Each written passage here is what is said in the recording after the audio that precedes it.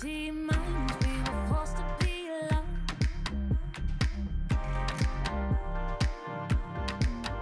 Unknowns and nowhere is the same.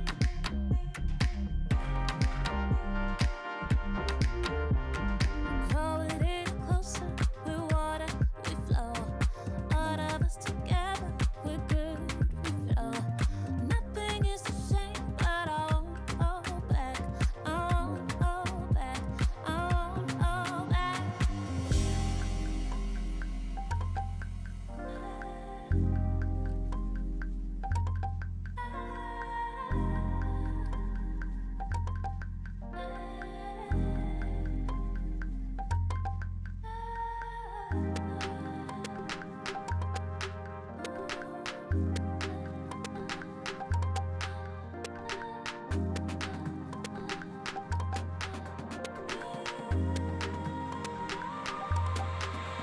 Cause we're better together. Better as one. Better together. Better as one. Better together. Better as one. Better together. Better as one.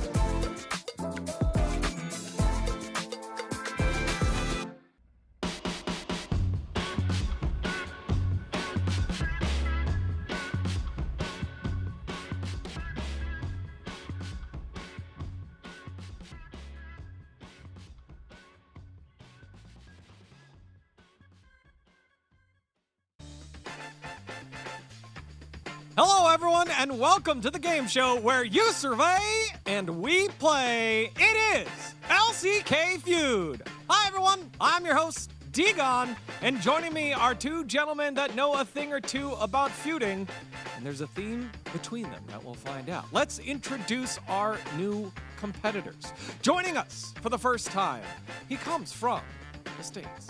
but does have a name that is quite global indeed. Please welcome Wolf Schroeder! Thank you, Dion. I'm honored to be on your fancy show. Wow. Wow. Wow. His opponent, coming from down under, but always ends up on top. Please welcome Max Atlas Anderson!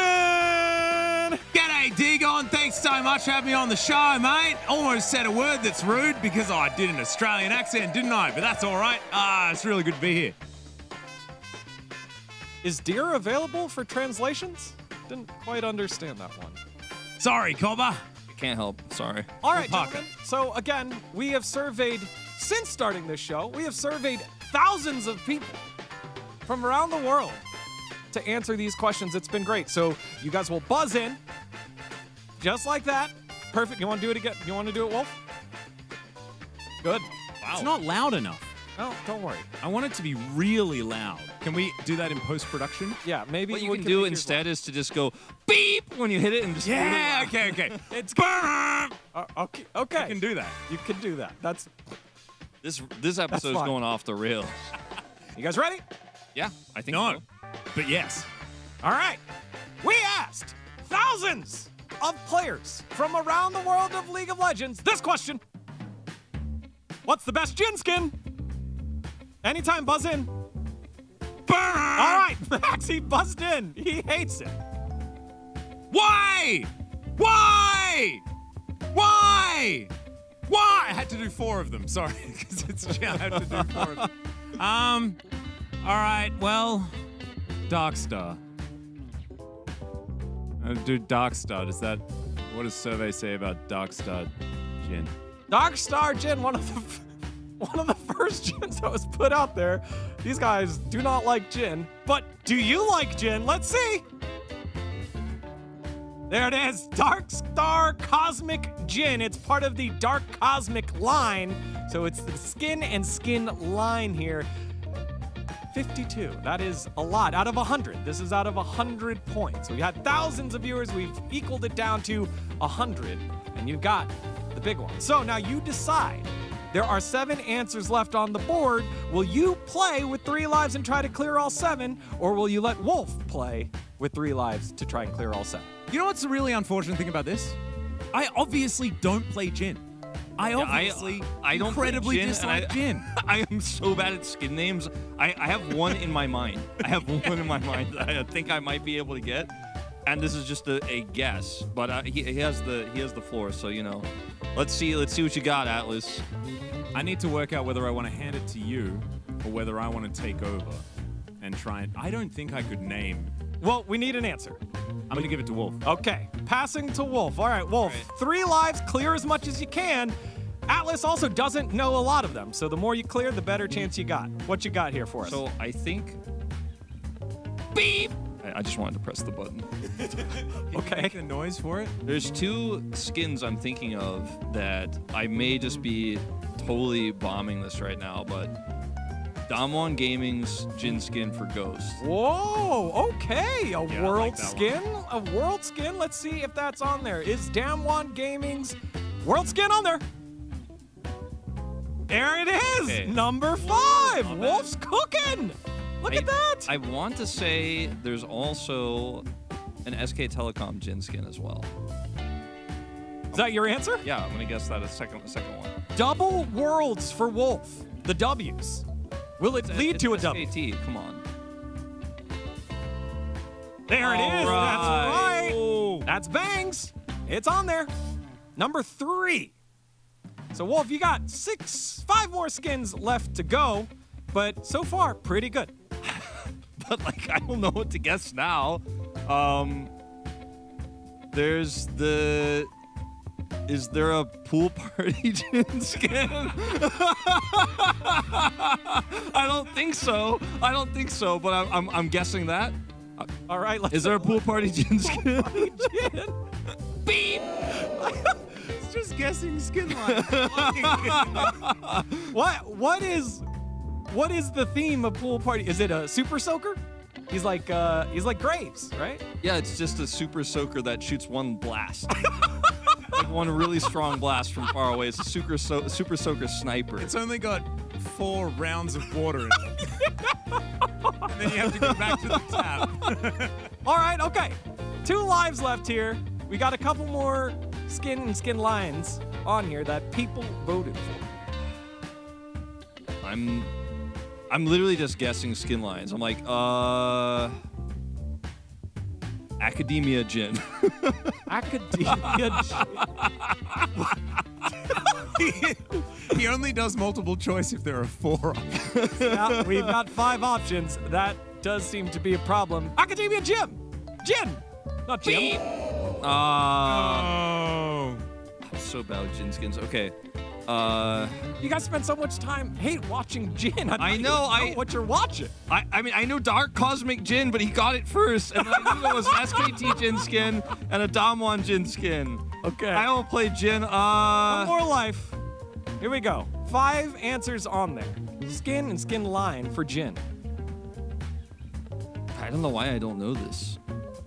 It's the one that I use with you. I know. I literally have played. I duoed we with you. duoed together, and I've used this line. It's okay. I'm so bad with skin names. Need an answer. Super flowery Jin.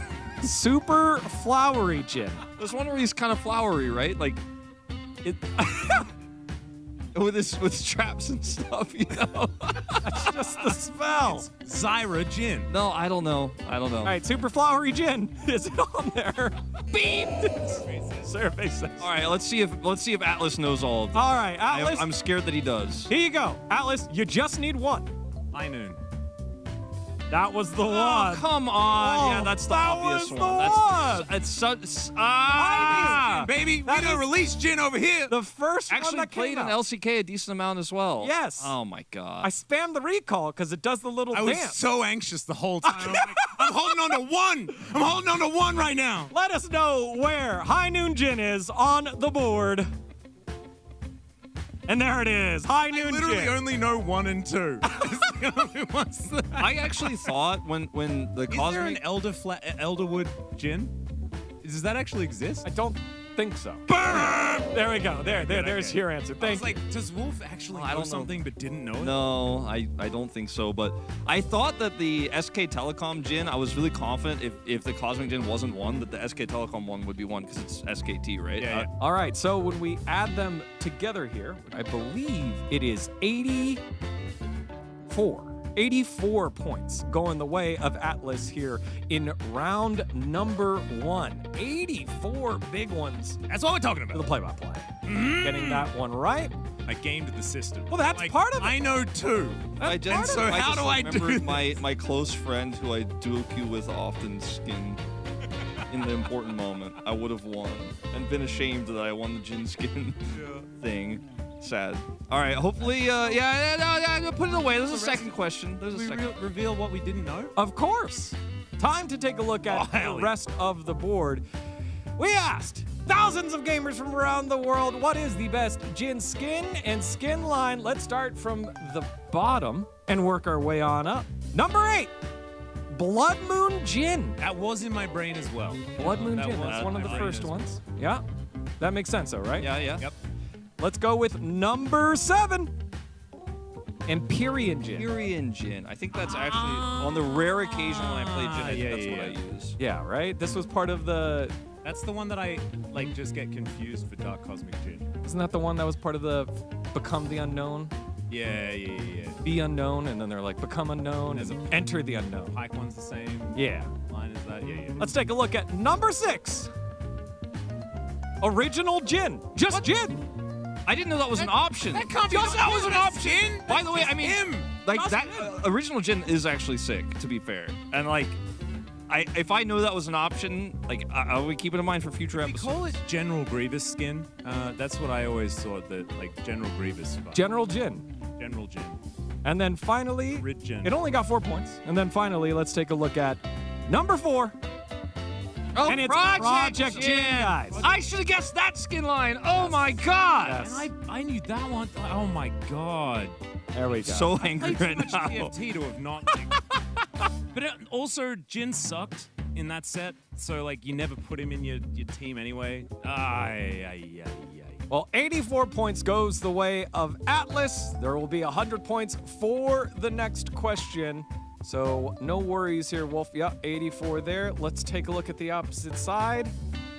And Wolf joining Wadid. There's a second question. Get it away. I'm sure I won't bomb as hard this time. All right, let's take a look now at our second question, which personally I think you guys are well equipped to answer much more It's than not the- a skin question, Dion. What are you We doing? asked thousands of gamers from around the world this question.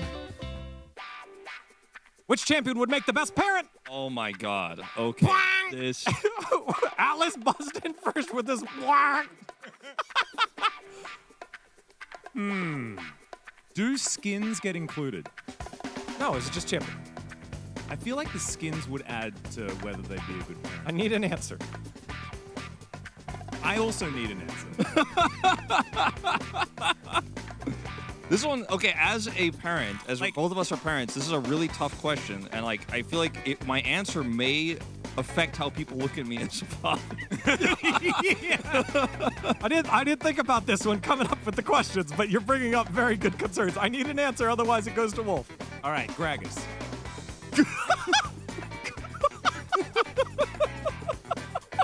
He's Santa Claus. He'd be so good at gift giving. This whole thing is about drinking out the barrel. Yeah, what do dads do? Let's take a I'm look. glad you went with that one first. Is Gragas on there?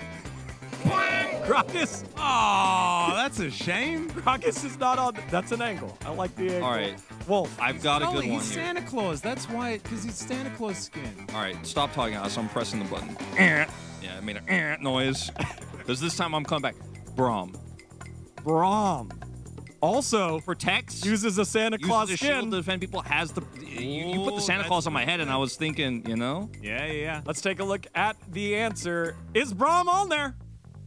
Braum is number 2. Number 2? So because Atlas got it wrong and you got it right, you now have the opportunity to decide to play or pass. And strategically, you should play because you have to clear the board, basically, to catch up. 84 points.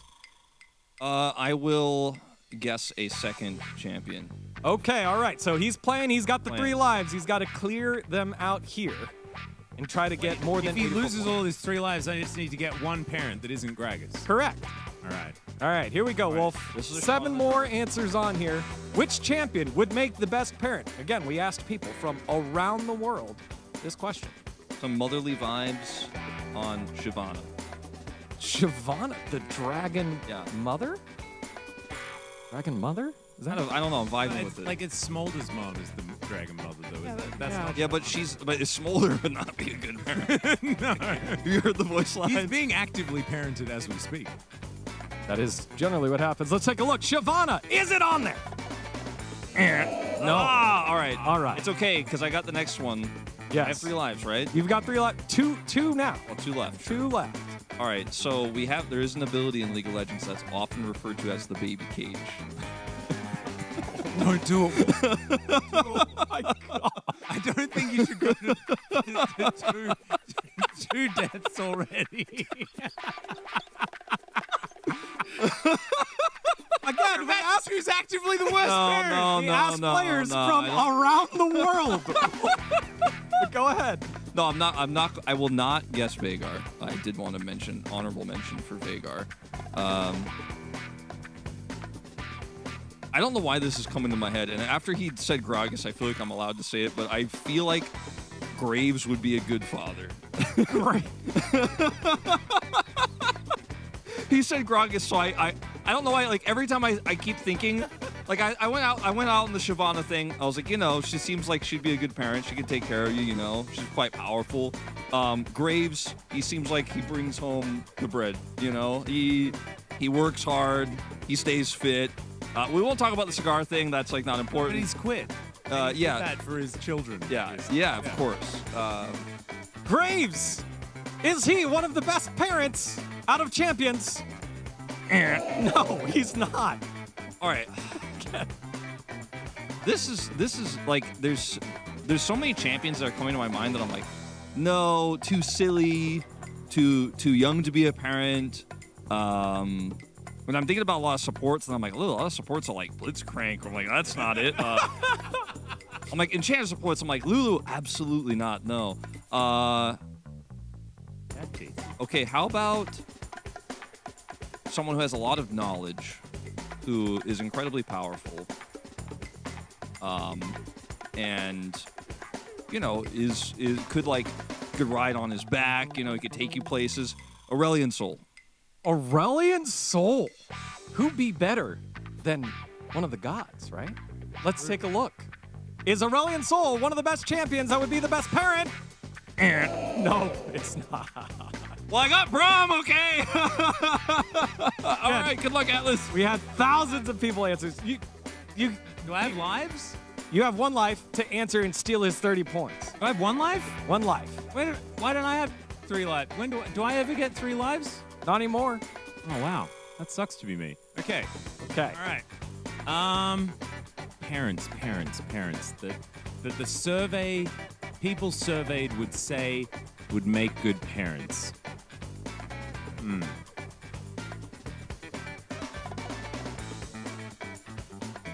Where did that come from? What did you talking just about? look at? Did you give him a cheat sheet? He got the number 1 Jin, I've got the answers and then on picked High Noon, and now he's got 84 points. I got this one right as well. I got 2 pro gamer skins right, and this guy's got cheat answers here. He's about to win by like 1,000,000 points. All right, Yeah, I'm just making sure that I just have it locked in. Morgana. Morgana. holds him in place? I mean, I guess so. Could put a if anyone's trying to fling spells at your kids, you just put the shield on it. Spell shield. Also, this is like, so Sinful Succulence Morgana was the first that I thought of because she bakes cookies Yeah. for the boys and girls. Yeah. The pool on the ground. I mean, you turn off the damage. It's a kiddie pool. See what Kiddie I'm pool. saying? All right. He's So that was cooking. the first thing that came into my Like mind. succulent That's why I Morgana. asked about skins. I'm just gonna go with my gut. All right. Is Atlas's gut correct? Is it on there as one of the best champions that would make one of the best parents? It is not, you guys. All right, look, Braum was a good one. Okay. Braum was a great one, but there was one greater. Tarek. No. Let's reveal these answers, Oh my and then God, we'll this get is to gonna totaling Wait, this can one. I do some real answers? Sure. Let's assume that I had some lives. Show me Lux. Okay. Show me Tarek. Okay. Show me Garen. All right. Show me not Darius. Swain is a parent. Scion's in the game. Says best parent. Pretty good parent. Scion's like really strong right now, like top of the meta. That's Okay? Swain. So Swain is obviously like really good. One more, Jace. and then we gotta start Jace. revealing. Okay. Can I get Jace as an honorable mention? And Victor had so many kids in Arcane. And then Wolf's got Jace. All right, we just started naming Arcane champions. Let's start with number 8. Which champion would make the best parent? I'm gonna get so mad at some of these. You are. Rakan. No. Why would Rakan be a good parent? Because, they're lovers already, and then he's supportive of his lover, right? He's going to be supportive of their children, too. Why isn't pregnant? That would be so irresponsible. Also, if they're in a Rakan- battlefield all the time. Yeah, Rakan. Let's be honest. He sometimes supports other AD carries. I don't know why I'm defending. Wow. Yeah, it doesn't actually sound He's very sometimes faithful. like when he gets locked in in LCK. Oh God! if So Zaya's Senna banned, he is still gonna gets be played. one. Lucian's gonna be one. It's just all the characters. Oh my! Let's find out. Number 7. Leona. I thought about Leona, but she's a little. Shield. I think it was along the lines of what you were thinking with Morgana. Leona Morgana, that Morgana is kind of a demon. So Yes. that does Yes. make sense. Let's go to number 6. Hail. Garen. Garen was on there, right? Garen is fair. Garen's He's a fair. great A little protector. mad, but Yeah, the picture he looks a little mad. Number 5. Ashe. Ash. The War Mother. Isn't that what she says? I mean, that's kind of the vibe. That's kind of the vibe of like what with Shyvana a little bit. That's a good vibe. Leads the tribe, all that stuff, I guess. Going with She what can the see a service lot is. with her hawk shot. Yeah. You I'd know. be really mad if Alawi's on this list because I did think about it. Well, number 4. It's Lux. Yeah, okay. Lux is on there as well. Again, going back to the. I don't know. What is the number 1? I wonder. Close. Let's go. Number 3. Sona.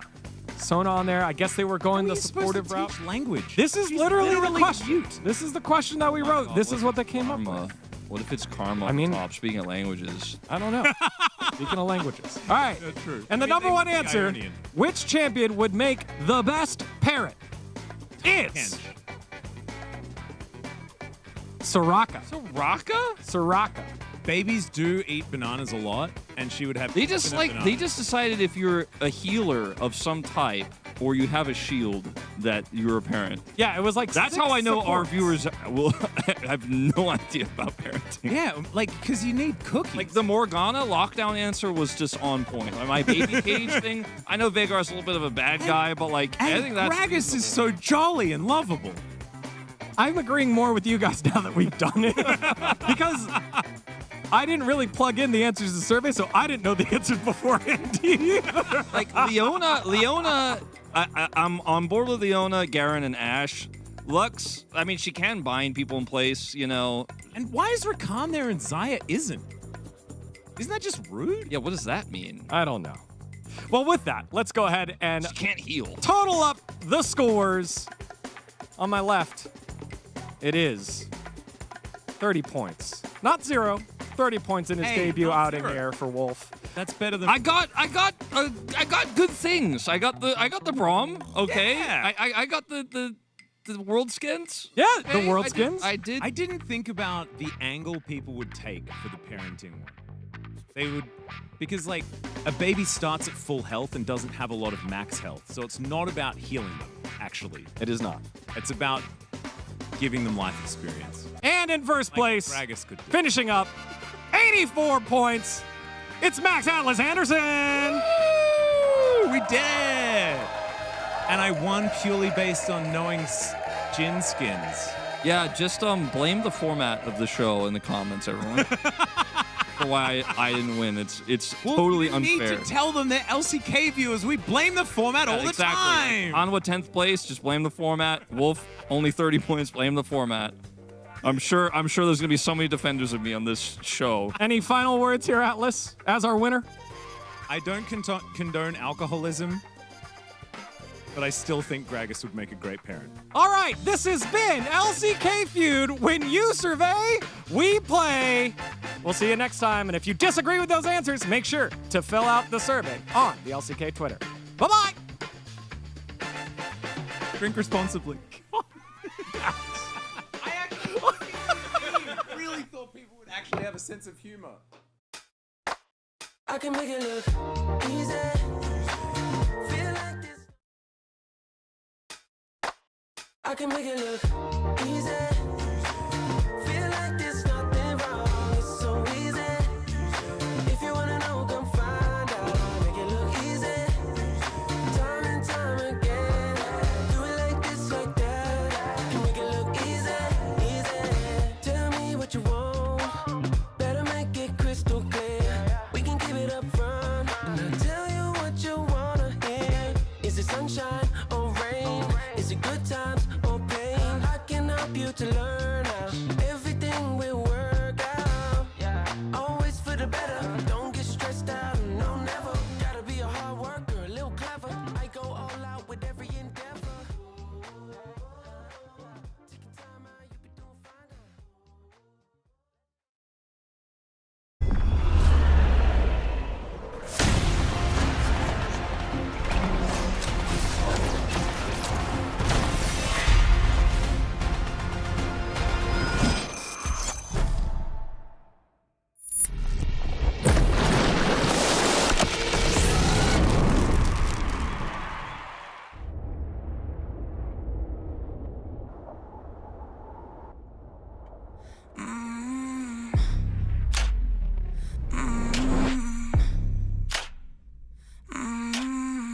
I walked where no one dared to go.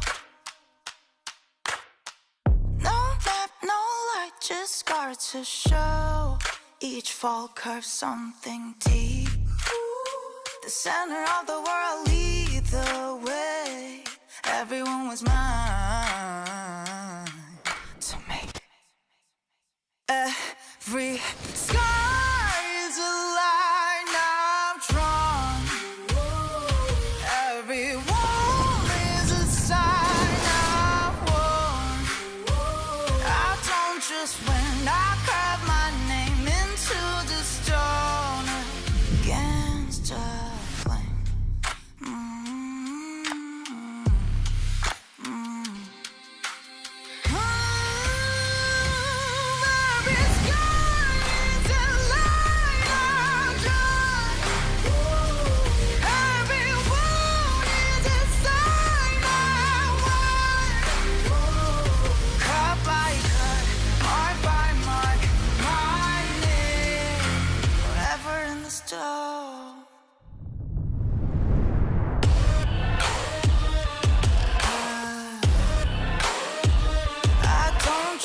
turn. I lift my mic into the storm.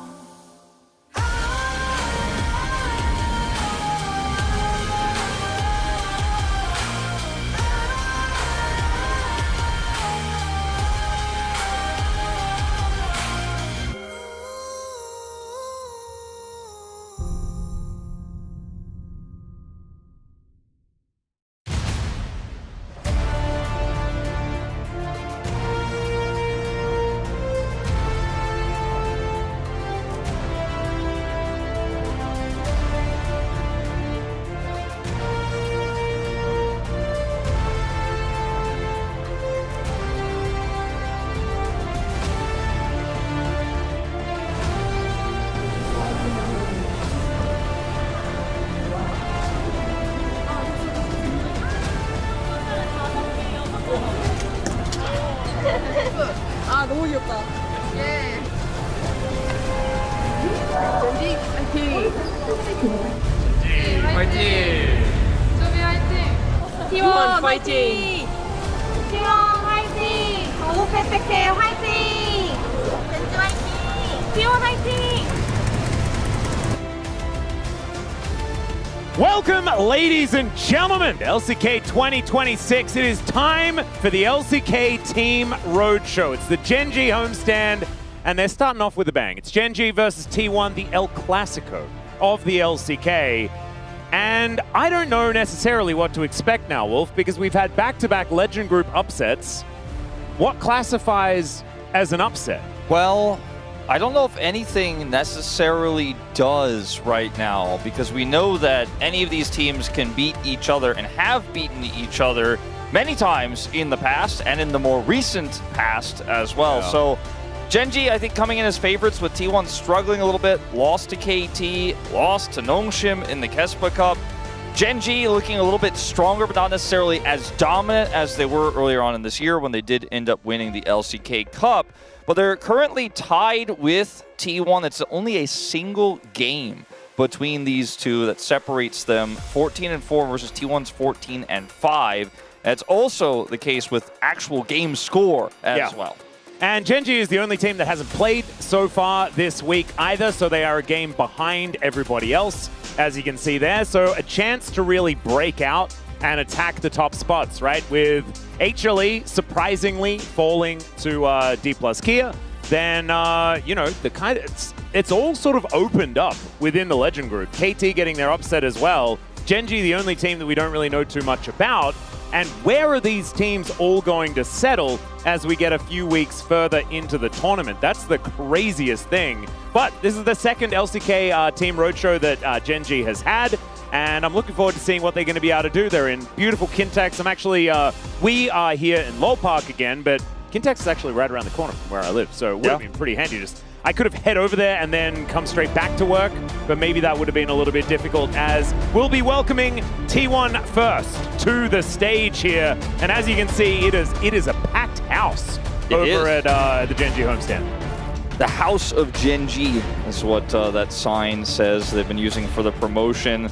And T1 is looking to wreck this house and take a win today. Losing to KT 0-2 in a very volatile meta is nothing that, you know, you should feel too down about, but the momentum is definitely not theirs right now. To win against Genji today, especially at their homestand at this LCK Team Roadshow, would be massive. And here comes the home team with Keen leading the charge. We're seeing, obviously, you can see on the Genji side so many of their, you know, they're wearing the merch, they're wearing the hats, they've got the headbands on. Yeah. And Jin Rangi, by the way, as Canyon walks out here, has multiplied. At first, he was just one character, and now there's multiple Jin Rangis. They're everywhere. Yeah, and they can all dance as well. It's kind of crazy. We learnt about this over in Paris. So pretty impressive stuff as the rest of the team are going to be making their way out. Ruler waving to the crowd. I imagine a lot of people there to see this man. And I'm also, like, I'm intrigued. Is Genji going to suffer from the same, you know, we're at the top and so now things are going to be going downhill? Or will they just hit the ground running? I think this meta is so volatile. That's why these results look so strange, right? It is a meta where it's hard to define what is the best. Stats-wise here in round 3 right now, 80 carries are on top. Mages are old news. We're seeing them played, but they are not winning. We're seeing Ezreal as our most successful bottom lane pick, 3-0 right now in LCK round 3, and see if T1 have a refreshed take on this meta, as drafting has definitely not been their strong suit over the last few weeks, including international play. Yeah, and there's also been a lot of tape, right? And these guys have been traveling all over the world for quite some time as well. HLE, another team that sort of suffered at the hands of that, having been at MSI the entire way, then moving over to Paris for EWC as well, and then only just making their way back in time for Kesper Cup, where they all played as well. Gen.G did also play at Kesper Cup. They were also at EWC, so there was a lot of traveling for them as well. Looked pretty cool, calm, and collected when they were at Kesper Cup themselves, and did need to save their team from disqualification. Disqualification is not really what it is, but failing to qualify. Elimination, yeah. Elimination, that's probably the one. It's not like they were otherwise going to get deleted from the tournament. But yes, so they came through, they won a couple of games, they looked pretty good while they did it. This stage, by the way, I mean, we've seen so many League of Legends finals, but just esports finals in general in Kintex. It is a classic, a huge venue, and it's a really cool stage here where we have the teams, instead of facing each other, they're off to the side of each other. This is how the LPL is often done at all of their different cities where they have their venues. And the way that they face the crowd directly, the crowd actually sees both teams directly, is kind of a departure from what we have a lot of the time in League of Legends. It feels like an international event, right? Like that's how it's often set up there. So just pointing that out, that the setup feels quite epic for this really important match. The biggest rivalry in League of Legends, Gen.G against T1 here in round 3. And here we are into Champion Select for game number 1. Gen.G will be on the blue side, T1 with first pick, and we'll see what they're going to be snagging for themselves. These bans going to be pretty important, though. The Vi, the Poppy, the Lock, the Orianna have been basically permabanned. We did see the Orianna get through, and that's a large reason why HLE lost to D+. So we'll see whether that is going to continue. The Bard going to be taken away from Carrier. I believe that will not be changing either. And there is the Camille taken off the board as well. I think we'll probably see a lock ban for Gen.G right here. Yeah, I think that's my expectation. We haven't seen Faker play it yet, but the Poppy as well has been very, very strong. So is the power of destroying the draft, which I believe what just happened. A lot of draft resets as of late. I don't know what's going on with that, but we had a few issues in the Kesper Cup, but that was a lot of user error. Yeah. Where a lot of people were just banning the wrong stuff. What was the champion? Was it locked in or was it banned and it was just weird? It was. And then we were really excited about it, and then it just wasn't happening. I want to say it was like a fizz or something. It wasn't, though. It was something like that, though. That was like on the edge of the meta, but not necessarily meta. I cannot remember off the top of my head. Maybe someone will let us know who was there like us, but has a better memory, as you and I have been commentating a lot recently. Yeah. We try not to remember the pauses as much as the real things. At the end of the day, though, luckily this happened before we got into anything too serious here. We're still in the bans before this draft was remade. Expectation, again, is probably it's a lock ban was the intent. Yep. Lock ban or a Poppy ban. I mean, they're the ones that have been pretty consistent throughout the LCK so far. And yeah, we'll just be hopping back into draft as soon as we possibly can. Yeah. Kintex 1 Exhibition Hall 5. Is that one of the ones that we've been to for a final before? I'm trying to remember. It may have been. So we had the Kintex finals, if I'm not remembering wrong, with D+ Kia and T1, where there was no audience, but we still had the finals in an offline venue and had a really cool opening ceremony and all that stuff. That might have been the one. That could have been it. There was also one that was like way back in like 2017, I think, or early 2018, perhaps. Trying to remember, but I can't quite. But still, we are back into the draft here. We've refired it up. Okay, let's see what that ban was supposed to be here for Gen.G. As Poppy, definitely one of the considerations you mentioned. Often it is a second pick team ban. But Okay, Jace is going to be taken away that first. makes sense because of Doran's recent proficiency, but also just how much Jace has been able to control the junglers.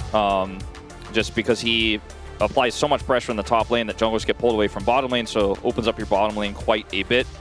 As the lock ban will actually be done by T1 themselves on first pick here, so surprising, but not unprecedented by any means. Starts to feel like maybe they're looking for a first pick Lee Sin or Cassiopeia in this draft. We'll see if Gen G decide to let Owner play Lee Sin. If they don't ban it and it's not picked, then Canyon gets his opportunity. So they'll ban the Nocturne as well. So if they go Cassiopeia, you get a strong Lee Sin synergy set up here for Gen G. The Orianna is up, though. Oh, God, yeah. So Orianna is up, but so is the Poppy, so is the Cassio, so is the Lee Sin.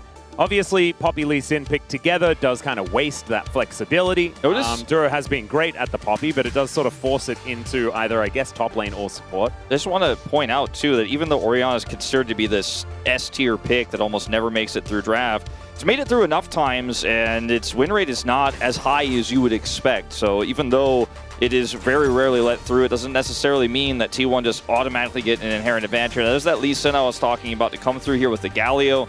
That's weird, though, because I feel like the Poppy we were talking about is phenomenal at stopping the Lee Sin from being able to do things. It might be an owner lock-in right here. Maybe he was expecting that and has the answer, and they can still flex it, as that is what they are going to do. Yeah, Carrier is a fantastic Poppy player. Or really good at it. This is a different take, though. Lucian going to be locked in for pays. I think you've got to go Milio here if you are going to play this. So no Poppy. It's going to get banned by Gen G now, so they won't have that response. This Lee Sin just got a lot more agency. Now the question becomes, do you want to have half of a bottom lane or a blind pick for Keen that you protect in the second phase? I mean, there's a lot of great picks here still available. I mean, the Ambessa, depending on what they want to play in the bottom lane, could absolutely fit the bill. Yeah. Gnar can be protected.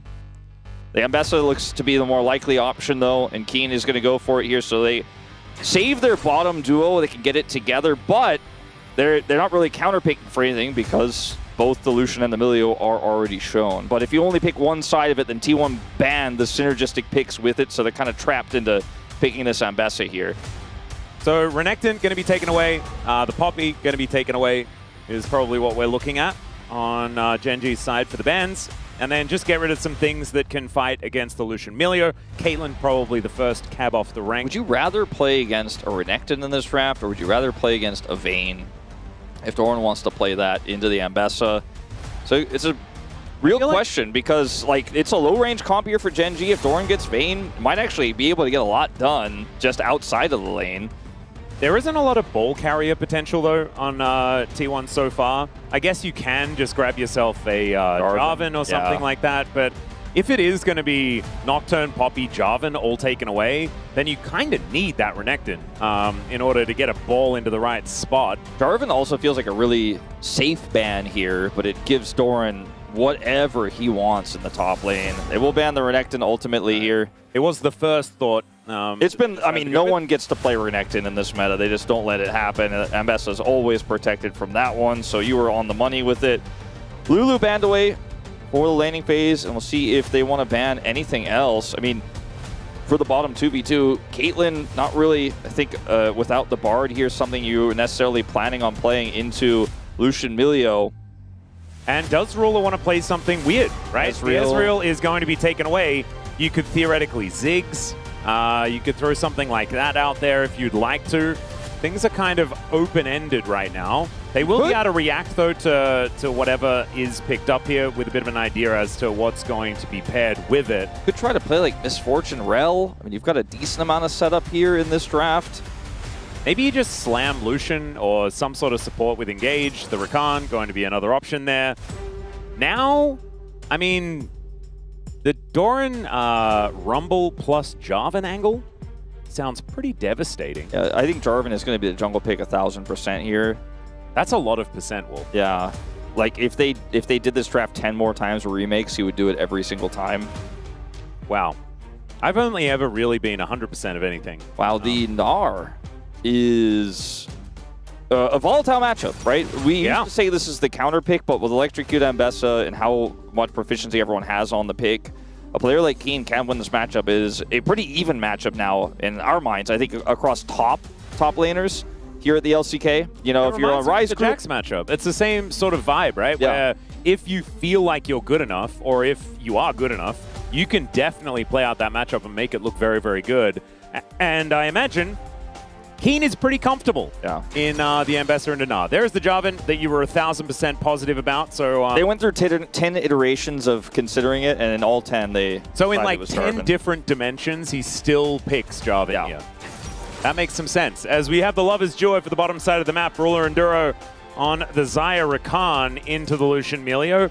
I don't like it. I think you just kind of get slapped around, but we have seen players really enjoy picking the Xayah into the Lucian lanes, and we'll see how Ruler is going to be able to play with this one. Obviously, Ruler does have a skin on this champ that he got like 9 years ago, so he is pretty proficient, but I just don't know whether I trust it because the Lucian Melio is so strong. The top side of the map here for T1 has a big responsibility, especially the Jarvan Orianna part of this. For T1, they really need to make sure that Faker and Owner can control these early objectives, and if they lose control over the map, the composition of Gen G is very bulky and can just eventually close the gap on you. It's not high range, but got the Ambessa set up. I like classically T1's composition more. I think it has more power and I think it has more potential, but it's all about that synergy between Faker and Owner, which has been great overall, but we've had a few games here or there where it's fallen a little bit flat.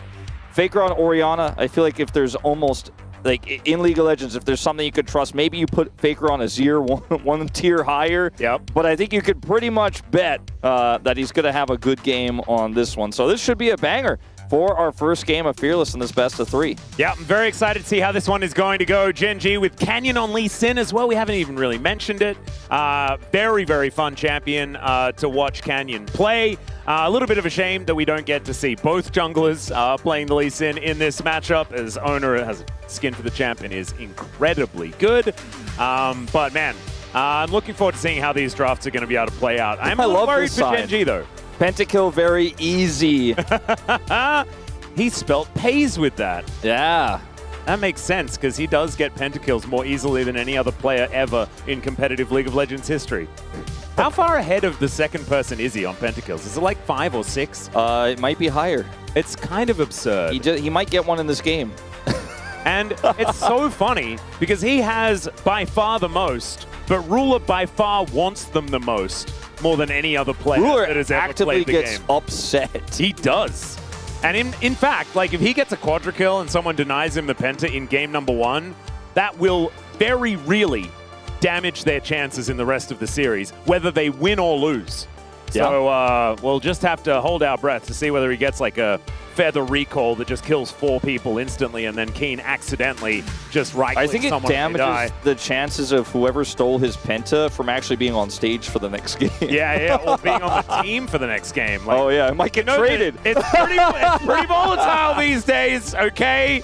You know, you put one foot wrong, and you can just find yourself waking up on KRX. Well, welcome to Genji Namkoon. This is more of a reference to our series that is going to be coming up after this one. But we will focus a little bit more on Gen G versus T1. But it is just very funny that even at the very beginning of the season, the drama has already begun to unfold. But it wouldn't be the LCK without a little bit of added spice, a little bit added drama. And man, look at this. It is well and truly full up. Reminds me actually very much of the setup in Daejeon as well for MSI. Kind of similar exhibition hall. Yeah, even like the way that the LEDs on the back are set up, like graphically feels like an MSI stage, right? It's obviously taken big inspiration, I'd say, from MSI. Man, even the T1 players have to wear House of Genji. They're really in Genji's house right now. Oh, yeah. The House of Legends. You remember that? That was one of our taglines from... Oh, yeah. There weren't enough houses in the opening. No. I didn't think. I thought They put a war museum in there for some reason. Yeah, I remember that one. It was Genji's house, though. That was pretty cool, though, when Home Life Esports were, like, outside and there were, like, tanks and it was, like, Peanut looking real cool. I remember that. That was a very, very cool intro. I take it back. There didn't need to be more houses. I liked the museum vibe. I've been to that museum relatively recently as well. It is still a whole lot of fun. I have heard so many good things, and I drive past it all the time. But You haven't actually been? I've never been inside. Wow, that is so weird. I know, it's You've been also so everywhere in Korea. It sounds so unlike me to have not gone to that Yeah. museum, but You're saving it for when Claire is a little bit older Yeah. and you get to be the amazed dad alongside. yeah, we get to experience it together. Yeah. Oh, man. I just went to the zoo, a small zoo, to be Uh-huh. fair, with Claire for the first time. It was Was it very like fun. a petting zoo? Did you, like, touch a goat? I tried to get a toucan to land on my arm. I tried to get her to Whoa. interact with a toucan. Instead, the closest we got was birds landed on my head. Like 3 small birds landed on my head, and it scared my daughter to death, and we left the exhibit immediately. And then we went home. And actually, don't go to the zoo. Sounds like a terrible experience. We're She going to go to really- the War Museum tomorrow. She really wanted to pet the capybaras, but that was against the zoo policy. Oh, that's But she got to see them really close. Capybaras are like the most petable looking animals on the planet. And it does make sense that you're not allowed to. Quokka is a very similar situation. You know, you're not supposed to be petting those either. As we are going to be making our way onto the Rift for game number 1 as soon as we possibly can, ladies and gentlemen. But, you know, we had to delay to talk about museums and scaring little girls with birds. It was unintentional by the birds. You know, they just really wanted to be friendly. Yep. And land on my head, which is very... At that time, with how my hair looked that day, it looked very Nest-like, to be fair. So I think... So it was your fault. The hairstyle was your fault. Yeah, it was my responsibility. Oh, we do have a little bit of time, and I forgot to tell you this beforehand, but Chester really liked your toy car that you bought him. Awesome. We really appreciate it. I'll show you the photos later. But now I can hear the music. We went all the way. The draft music looped. That's a long track. It's a longer wow. track than I expected. I got really interested and excited because we were like, the music changed, and I'm like, this means we're going into game. But actually, it just means that we're going into draft. But the draft is already concluded. So we're going to be going into Sorry, guys. game. I have a small update. Sure. T1 won the game in 32 seconds. We're going into game 2 right now. Oh, right. It's actually okay. the fastest game of League of Legends of all time. But because it's a homestand, Genji starts with a game advantage. And the cool thing about homestands is that you get the Genji homestand is that you get to play a best of 5. So T1 were awarded the game, but Genji already had a game. So now we're it's just playing a best of 3 from here. Okay. That's how it goes. I'm glad that you brought that up because otherwise we haven't actually announced that. You know, no one said anything about how that worked. Yeah. The format change. But yeah, that's official from me. And I've said it now, and therefore it's real. What do you think it means in that Genji backdrop shot where there's a star next to Duro and an arrow pointing next to Keen? Are they going to be the key players in this draft with the Rakan and Bessa setup? Is You there know some what? foreshadowing back there? I don't know. Were the arrows intentional, or do you think they looked sporadically placed? Honestly, see that? Well, there's a little squiggle over there as Oh, well. yeah. It kind of loops, but I think the one that's pointing towards Keen is a little bit, it's not straight, it's a little bit curved, but maybe it implies that he was going to pick a Bessa all along. You know, it's kind of like his ultimate that Keen's going to be employing. So maybe that's it. It's his birthday, and Happy he birthday. wants a victory for his birthday present. We'll see if Chovy will be so kind. I think, you know, Genji and himself are aligned. I don't think T1 are aligned for his birthday here today, but we'll see. Okay, Chovy is settling in. Hopefully this means that we're getting... He was talking, and that's generally a good sign. All right, yeah. Okay! Wow, these are the drafts. I'd kind of forgotten. Very cool thing is that Ruler and Duro are actually using the Samsung Galaxy skins, which sometimes doesn't happen when Ruler decides to load up into a game on Xayah, so I'm glad that that does actually happen here. As let's get onto the Rift. Game number 1! I think they already did the fan chants, so never mind.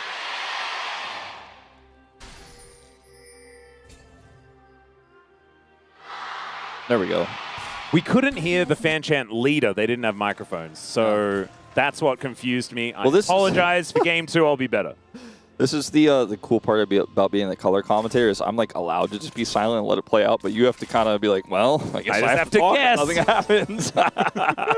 Otherwise, we could just be silent commentators. That trend never really picked up. Yeah. It's, you know, I feel like you wouldn't have much of a gig for very long, you know, when they realize that you're not actually useful at all. Well, there are some people who are better silent than others, so it's actually a skill set. Like, for example, I think it's actually not one of your strong points. You talk a lot. Yeah. You might actually not be good at it because you'd occasionally continue to talk.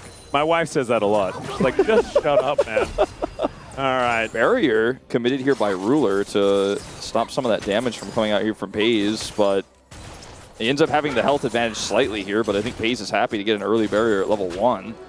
And Pays does have cleanse, so Ruler can actually do this, as Duro actually a bit of an aggressive move there. Throws out the Grand Entrance just to save Ruler some health bar. Does have to sacrifice a lot of his own. Yeah, it was a pretty nice position there from Duro to stop the pursuit there from Pays and get the punish, but like you said, we'll lose some of his health, but he'll be able to heal it back up. And this matchup is going to continue to be relatively even here. When it hits level 3 for Carrier and Pays, they can try to push the advantage a little bit further, but great job by Ruler and Duro so far. Yep, I feel like this one can be difficult for the Rakan if the Emilio is very, very good. The fire kick can be very frustrating if you are trying to W forward. But Gen.G right now, I mean, dealing with Pays, especially once he hits level 3, I feel like that's when you get extraordinarily dangerous on the Lucian, once you've got all of your buttons locked in. Yeah, exactly. That's the next moment for potential pressure. And you get double the value because of the passive. Yeah, Doran does not, or sorry, rather Keen does not proc another electrocute there. He almost was able to. That would have given him an opportunity to be more aggressive. He's doing the world tour. Yeah, a little bit of a justice punch by. And all right, they avoid the level 3 entirely, and we'll lose some farm as Ruler buys a cull, and a plate is damaged here, but nothing crazy in terms of the advantage gained from this. It is a pretty big lead, though. There are 6 minions here left for Ruler to pick up. He will be able to get all of them, but that will put him a wave behind. Does make some sense, though. I mean, the Zyra Khan was never going to be in a great position in the lane. At least they can both recall pretty quick together. Yep, get out of there fast and come back. So it's only really a wave in it here for Pays, which will likely even up. And it's Ruler's taking Conqueror as well. That's the first time I've seen that, I'm pretty sure. It's a brawly comp, you know, with the Galio and the Ambessa coming through. Yeah, you're going to be up in the thick of things, so you don't necessarily need lethal tempo. Yeah, a little bit more of a battle Xayah. Yeah. Which is just a different take. Lethal tempo is just so very good, and most people just do head towards it as Ruler. Oh, ruined it. The Zyra Rakan recall there, trying to get the back and then just zoom out of there. Yep. Oh. At least we did get to see Ruler's very silly signature, which I like every single time I see this skin. Well, you think it's silly? I mean, it's just all a bit different sizes and strange. No, I'm just kidding. That's that was what I was sort of. There are only 2 types of pro gamer signatures. There's the one that's trying to look like a professional athlete, which I consider pro gamers to be athletes, but you know what I mean, sports, traditional sports signature. And then there's the one that's basically some form of squigglies or smiley face or making a picture or you know, there's only 2 types. There is no like third type. I mean, I think you've covered all the ones that you really need, though. I guess you could. There's a bit of a branching path for bad handwriting signature, which is vague. Is it trying to be a professional athlete, or is it trying to be silly? We don't know. I think bad handwriting is just I haven't done the emoji, but I want to. You know? Yeah. That's all right. Ruler underneath his turret is now 11 CS behind. Pays is really rocketing forward. Has a cull for himself as well, and is on the road to cashing that one in even sooner, despite the fact that Ruler picked his one up a little bit earlier on. Canyon finishing off his jungler. Actually, is he on his Gromp again? As we haven't really seen too much of these junglers so far. Just trying to get towards that level 6 as soon as he can. Owner has also been a little bit quiet, but both of them find themselves at exactly the same spot on the Rift. Canyon just going to be taking down his Gromp before he heads over to try and contest for this Scuttle that has just spawned on Owner's side of the map. So I don't think the Lee Sin's going to get there. This is how I like my League of Legends, you know? Old school LCK, little bit of jokes, a little bit of talk about signatures, a little bit of a pause. You know, even though this is not actually happening in the LCK arena, it is a homestand.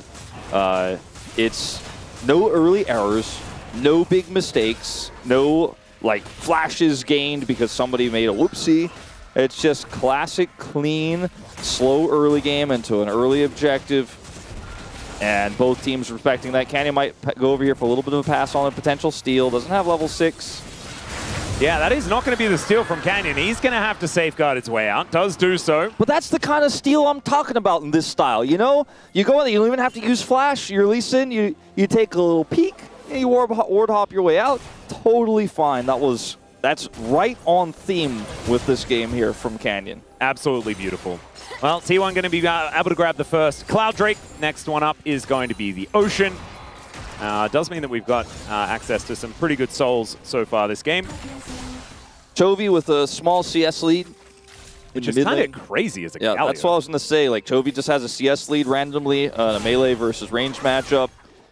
In this matchup, tough to generate that, but he's a whole wave ahead, even though he missed that punch earlier. Yep. And Chovy has always been very good at farming on the Galio. And having a look at this composition, it's not one of the greatest. Yes, Imperial Mandate will still be very good. The vulnerability applies to everything. But, you know, the Abyssal Mask that you would like to pick up doesn't have quite as much value because you're the only magic damage on the team. Probably still going to get it because of the tanky stats, but it doesn't feel as good. People think about Xayah as an anti-dive champion a lot of the time. You know, counterpicked into Kai'Sa, counterpicked into Vi, so to speak, not in the direct matchup in the jungle, obviously, but as a response to those types of aggressive comps. But the composition that Gen G have built here with Ambessa, Galio, Lee Sin, Rakan is actually a dive comp itself. With Xayah having the ability to follow up with feathers and make it really difficult to actually engage onto the Xayah. If she's a little bit far back, right, and the rest of the engage comes through for Gen G, she just follows up, and then her low range doesn't matter because everybody's in melee range, everybody's brawling. Yeah, there's not a lot of range on either side, really. Yeah, so the Xayah, in that sense, really works well, and because we haven't seen a massive lead for FaZe, right? He has 300 gold the advantage right now. It is a lead, but it's not like Ruler's out of the game. The Xayah pick doesn't necessarily have downsides outside of the matchup in the lane, which, again, has been effective by FaZe and Keria, but not the end of the world. So see how Ruler does when we get to some skirmishes coming up here, because that's when he's going to be able to get the shine. Yeah. Even in the mid game with this comp, you know, Xayah often you're like, okay, we're going to need to see some items, but with this one, you know, I think there's a lot of setup here for Ruler to find success. Yeah, I think if he grabs a couple of items, he'll be very, very happy. Obviously, you do want to get towards that Infinity Edge, and that feels the best on 3. But still, I think, you know, Navori and the Essence Reaver should be pretty happy.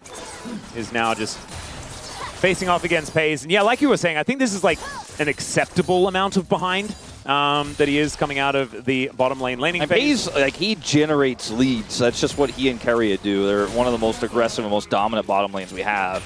Not only in Korea, but in the world. So you give FaZe Lucian, you walk out 300 Wait, gold. someone might die.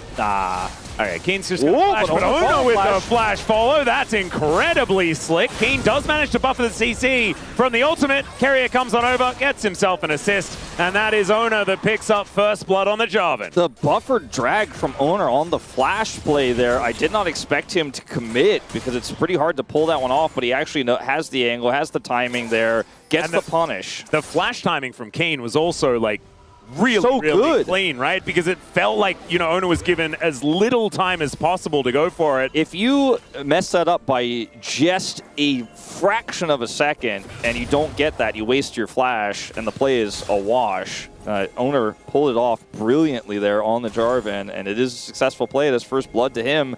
Now Canyon looking for cross map here on the FaZe. Bit risky to go in on that queue, though, between turrets. And this is giving Ruler a lot of extra time. Yeah, that gold lead is gone for FaZe practically here. So they do manage to punish Kane, but as soon as Ono shows topside, Gen G feel like they're unleashed on the other side of the map, able to get Ruler sort of a wave back in advantage. Canyon just hitting the Winds of War with his Q is not really the way to do it, as that's also not the way to do it. Ruler having to use his Feather Storm here in trade for the culling. That might be important if we were going to see a really big, 4v4, for example, on this upcoming Dragon. So keep an eye on that if he is going to commit to that fight. But otherwise, pretty big that he's forced out of the lane in general. Now, when you look at the commitment here, as it's a great play from Owner. Watch this. Flash is perfectly right on top of Keen to get the knock-up. That is very tricky. And again, great timing on the flash for Keen. But it is double flash employed on this play versus just one attempted there by Keen. So that's something to consider as well. Doran now flashless and could be a little bit more vulnerable. Also, Jarvan a little bit less engage range for a potential team fight we might have on this Dragon. Tough for Gen G because Ruler can't really get out of the lane to come over for a contest. Yeah, I do think that if T1 commit too much to this, though, they could lose a lot. There are 3 grubs on Gen G right now. And so if Doran is teleporting down Keen without his teleport, he will be able to get a lot of work done towards this turret. Is Double Dragon worth it? That is the question. Faker can't get access right now, so they also have a great ward. It's about to time out to spot his approach.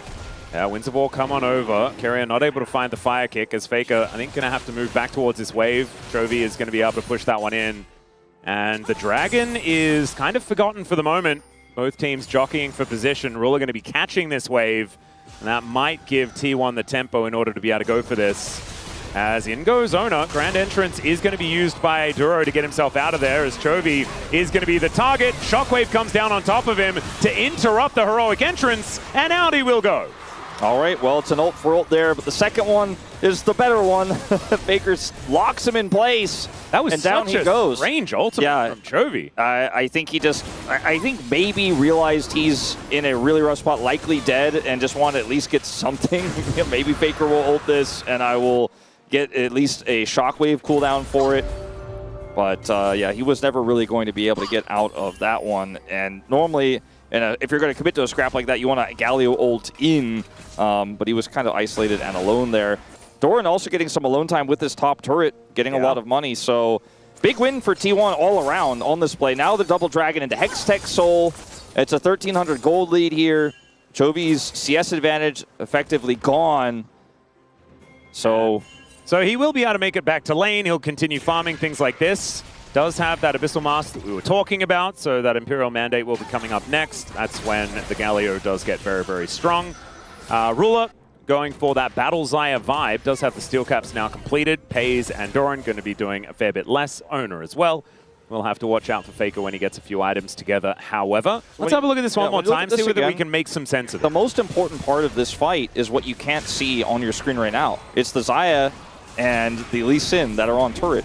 It's just a huge miscommunication between the Gen G members about what's going on here, and Chovy is trying to hold the line here and set something up, but also, the rest of his team was just not even committing at all. But Carrier hadn't pressed any buttons yet, and Faker was there with Shockwave, so you were never going to get that ultimate off. Yeah. It's just kind of crazy. Desperation, anyway, I suppose. Owner is going to be taking a bit of damage here as Duro gets Cataclysm. There's the kickback from Canyon. They're trying to get this turret here. I mean, Pays and Carrier wanted to join, but they can't really get access, so it's going to get a bunch of damage done. Now Doran is the target. All right. Doran taking a lot of damage here. Quickness comes down. There's the Charm Grand Entrance there as well. Good Q. He's going to connect there from Canyon, and Duro is tanking up the turret. They should be able to get out too. Pays and Carrier coming over. All right. Q going to land there from Canyon. Remember, doesn't have the kick. Grand Entrance comes down. It's a lot of damage, but onto Canyon first. They focus him down. Keen is here. Owner's flagging and dragging away, and will be able to help lock down the remaining kills here in this fight. Pays tanking up this turret a little bit too much as Keen very low. But this is not all that diveable, even with 3 people. No flash, no ult. I don't think he can get a punish here. Pays wants this. He will have a shield back up again, and he's dashing around, just knocks out Pays. We knew it, we saw it, and they went for it anyway. Yeah, I mean, I was watching this thinking, Keen is ready to punish anything that comes his way, but I think Pays and Carrier are just going to walk away, and he's not going to be able to do anything, but Pays greeted for it, so Keen gets a kill. Very wild scenario there on the bottom side. Pays had such a great flash outplay in the skirmish itself. Didn't have it here. Cleanse not required in this defense of the turret shot. Yeah, he got the heals from Carrier and I think thought he had enough health to survive. We'll now see Doran TP down to try to catch Keen, and Keen... He's going to try and teleport away, but it's not going to work. He just gets flash nard. This is a silly, down he will go. It's a silly set of plays. Yeah, there's been a fair few things where it's like, aha, they will not be able to cancel this, and then it just gets canceled, and then they die. That one makes a little bit more sense, was out of vision there, and sort of went for it. And the attempted teleport doesn't pay off, but it's worth a shot. Well, at the end of the day, as the dust settles, even though Pays died and for a fairly silly reason, they have so much control. They're pushing the mid turret. This Lucian has 2 items. They have Soul Point coming up here in 90 seconds. I don't think Gen G are anywhere near a position to contest. Whoa, 2-man Shockwave does come down here as Ruler. Pretty late on the Featherstorm, will eat the damage and then go up into the air, putting that on cooldown. Doran in the bottom lane also grabbing first turret blood. Yeah, they lose the race for first turret, and T1 are also getting a majority of these plates here. This is a cannon wave. Ruler so low on health, they almost get the mid turret. They will get it very easily if they're able to commit for another wave later on when they're grouped up. And it's 50 seconds until this dragon spawns. Herald is in the hands of Canyon. He got that top side before they tried to get the turret first. They failed. As we're going to go back to this. So Keria gets the campfire up onto Pays, who does not have barrier because he went for the cleanse. And yeah, I mean, Keen is just like, no, I don't think so. Yeah, I don't know how else to explain it, but I just don't think that was realistic. Had Eclipse, therefore get shield, Yeah, and VK. Shield is pretty good. Pays is like, I have a shield too, but yeah. All right, that was the replay we chose to show. I wanted to see Pays' flash outplay again, but ultimately we'll just have to go watch the VOD for that one. Is like I said, T1 have full control over this dragon. The only thing that can disrupt that is a potential combat herald here for Canyon. He's holding it right now. He's got his kick, but no flash. So it is going to be really tricky to deny the soul point to T1 with a 2-item Lucian. And there's no Featherstorm either. I think it's looking a little bit dire. Soul Point's such a huge deal, though. Going to trade it for mid-turret, I guess? Shelly, yeah, exactly. That's looking like what they want to go for here. As the dragon has now spawned the orb, they do have to be careful about it, as Faker is making sure that it's always in a dangerous position. Will Canyon connect the Q? He does. Not able to steal away the Drake, though. There is a public execution. They get on top of Ona, and there's a heroic entrance onto 3 for Chovy, who gets into this backline. Doran able to peel for Pays quite nicely, and down will go the Galio. It is a trade, but Ona for Chovy, I think you'll take it as T1, especially as they get Soul Point at the same time. And now they might even be able to claim more. King gonna have to try and dash away from this, but I don't know whether it's quite going to be enough. Tries to utilize these Raptors, but the relentless pursuing of this Lucian. And the thought process to take the kill here must have been for Gen G, like, this game is surely lost if we give Soul Point over. They have so much control, they have so much tempo. They got the turret in the mid lane, and that's really helpful for this composition that's got an Ambassador, that's got a Lee Sin, you know, to be able to look for flanks and stuff like that. But this fight was always going to be incredibly risky. Now, steal attempt, that's one thing. I can get behind that. It was incredibly low, 47 here. Canyon has to leave. I want to see the Ambessa ult. Okay, just not quite able to do anything with that because they just don't have any follow-up for Chovy going in. Chovy ends up getting a massive ult, but there's just no damage here. Ruler, like you said, didn't have his ultimate until just now, so cannot offer any damage. It's a 2-item Lucian. I don't know how many times we got to say it, but I think Gen G just really wanted to throw a spanner into the works. The attempted steal, if you get that and only Canyon dies, or even he gets away, as he actually did in the attempted steal there, then I'm behind it, but actually committing further into the fight is just a bridge too far, I think. Ruler is the only one with a gold lead in this game. And kind of crazy that it's him with one as well. The call, I think, is really the main part of that. I mean, didn't Pays, he cashed in a cull as well, right? Oh yeah, you're right, actually. Yeah, so on some cull parity, might have been able to hit that quest a little bit earlier, perhaps, for Ruler. But still, we'll see whether that silver lining is going to work out here, because 1.2 thousand gold is not exactly the end of the world. Hextech Soul is, especially when it's on a Lucian. He'll be able to just, electrocute people, and it's just going to not be a whole lot of fun. So T1, in 3 minutes' time, approximately, will be in a very, very good position in this game. There's the Imperial Mandate, though. Some item spikes are starting to come in for Gen G. When you have this composition for Gen G, you know, we talk about range a lot, especially when we talk about Hextech Soul. If you have any form of poke, it becomes so much easier to get value out of the Hextech Soul because you can proc the slow easily. But when you're trying to get into the thick of things with a low-range comp and you're kind of this brawly, relatively immobile, but is very like strong in a phalanx type set. But the initial part of the engage will be mobile, right, with Ambessa with the Lee Sin. But when you're in that big death ball, if you get slowed, it really hurts your ability to continue to fight. And so Hextech Soul will be so not strong necessarily for T1's comp, but strong into Genji's comp is what is so scary about it, and I think why they wanted to commit so hard to try to deny it. It's only 1,500 gold, the lead here for T1, and again, Ruler has a gold advantage right now and is getting closer to that IE, which is a big spike for him. But T1 hold a lot of the cards right now on the map, which is the bigger issue than the money. So yeah, all it takes is one big fight and maybe a catch on the Faker. Let's see. Faker often is caught in sides like this, but often they do get the cross-map plate. Nice two-man Shockwave is going to come in, and there is the Winds of War, so down will go the Orianna. I don't really see too much of an answering play here, though, for T1. Yeah, they don't have a cross-map this time. There isn't a way to save Faker, and he just dies in sides. And just like that, the gold lead of T1, as small as it was, is halved. And Chovy picks up a second gold lead here for Gen G. Yeah, pretty much shutdown as well, which is kind of crazy as he does pick up the wave at the same time. We'll just check this one out again. There's not only no vision here for Faker on the top side of his map to support this side lane play, there's no jungler to shadow him. He is just straight up alone. Wait. Greedy. Speaking of a lone wolf, Owner is a loner. He's Owen Wilsoning behind enemy lines. That movie is getting older and older every time I make that reference. And now I imagine there's people who are younger than that movie that are watching here. Okay, teleport comes in from Doran. The grand entrance will knock him up. Chain CC is decent, but the shockwave is fantastic as well. Public execution does nothing to get Keen out of that one. And Ruler's just going to have to run away. The kick to get Pays out of the fight as there's the flash from Canyon to try and keep him alive. 30 seconds until Hextech Soul and Gen G are melting at the hands of T1. Very easy cleanup here for T1. Gen G now on the back foot. Dragon spawns in 20 seconds. Chovy does not have teleport. Keen will have entrance, but like, and yeah, he does, but if T1 just goes straight to the Dragon and do it on spawn here, I mean, they might not even group for it. They could just have Owner solo it while they get more damage on this turret. There isn't a fight.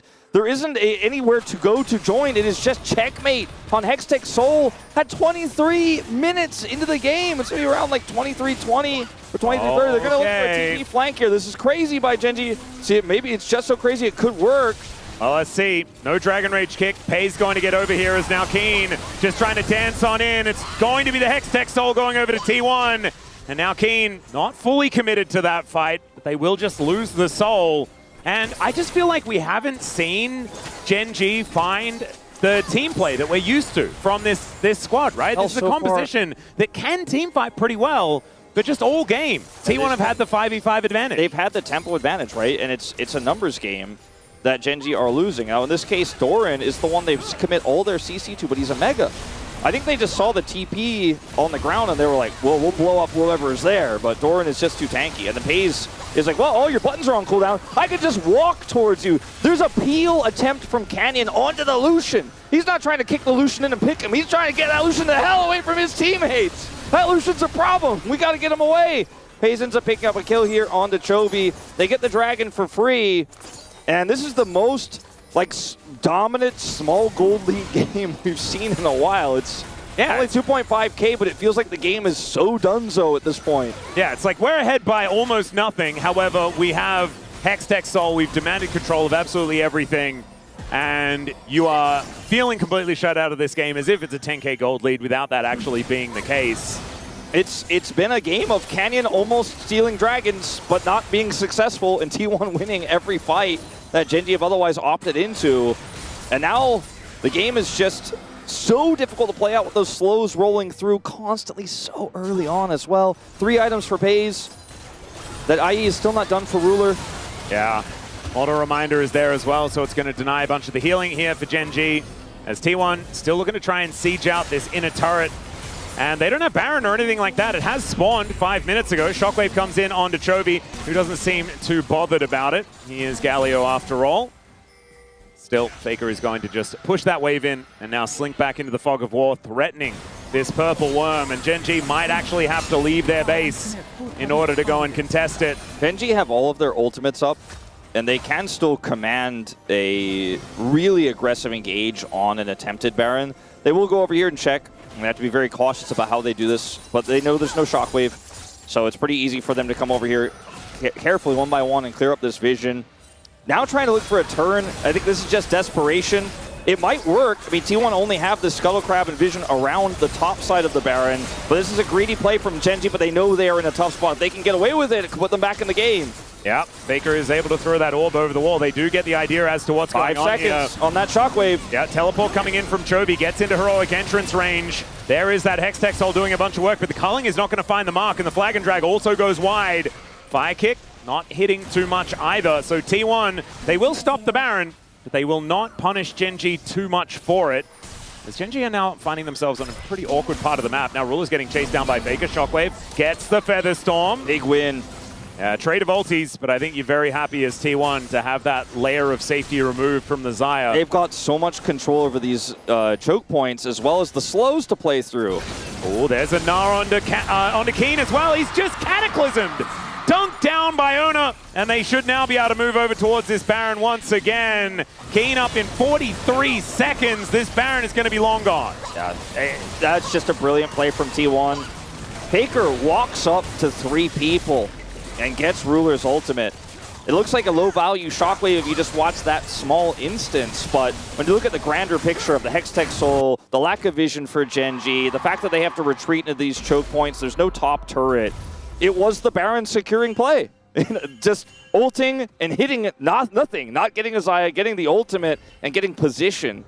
And like, T1 hold all the cards in this game. Faker is in in a gold deficit, and has a Blackfire Torch and a Rocket Bell. He's low damage Orianna, but he still made an incredibly impactful play because that's how much control T1 have here. That's why the gold matters so little in terms of how big the number is. It's a lot bigger now that they have the Baron, and this map that they already have controlled is really just, for them, a way to continue to control Prio on a very early Elder, pre-30 minutes here. They're not breaking open the base with this Baron right now, but the Elder was definitely going to be a different story. Yep. And the thing this is all making me think is, at the beginning of this game, I wanted to give Gen.G the benefit of the doubt, right? What I've been saying, and I even told this to Spawn when TL were going up against T1, I'm like, as long as you like ban Faker's Orianna, like you won't look silly, you know? Because that is the most important thing to do against T1. I thought that Gen.G might have a plan, and as it turns out, they didn't. Keen's gonna get shockwaved here. He went to try and find his ultimate, but Ambessa can't really do that very much anymore, as Canyon's going to get locked down. There's the kickback onto Ona, but it's only to get them out with relative safety. Justice Punch is a great answer here, but Chovy's response is death, as Pays is going to lock down that kill, and T1 should be just cruising towards the Nexus here to pick up their first win of this best of 3. Gen.G going for a last-ditch attempt here, but without Chovy, it's so difficult to defend against T1. A game that only really had that one blemish of Faker's getting picked in the top lane, otherwise just domination here. Yeah, and Ruler going to be taken down here. Featherstorm not even able to be used. Great chain CC out of T1. They shut Gen.G out of this from minute 1, it felt like. And with one Baron, they'll destroy the Gen.G Nexus and see whether they can pick up their first victory here on Gen.G home turf. T1, one of their biggest issues, especially in the loss against KC, right, which is the one everybody always brings up, is their haphazard control over objectives, their ability to think that they have control over a fight or that they can take any fight without positional control. There was not one dragon fight in this game where Gen.G had any ins. It was attempted steals from Canyon only, and that weird awkward play where Chovy was there by himself and got caught and punished. On the third dragon, they fully sent it, and T1 won the game in that moment. Again, on Baron, very decisive, safe build from Faker. He got caught in the side lane once, but his Rocket Belt saved him against that final engage there on the bottom lane. T1 left nothing to chance. Very defensive, very oppressive playstyle here in this first game. A big departure, I think, of what we've seen from a lot of T1, where they've been a little bit fast and a little bit loose, getting punished by teams that we expect them to beat. But against one of their toughest opponents, they hunker down and get it done in this first game. They really did, and Gen.G absolutely didn't. So we'll hope that they show up in Kintex here for game number 2, because in that game really did feel like things were very muted. We know after they got back from Paris, they had a dominant day in the Kesper Cup. We need to see more of that if we want this series to be competitive. It is time for us now to take a short break. When we get back, the Space gonna break down that game number 1, and then we'll be back for game number 2. We'll see you soon.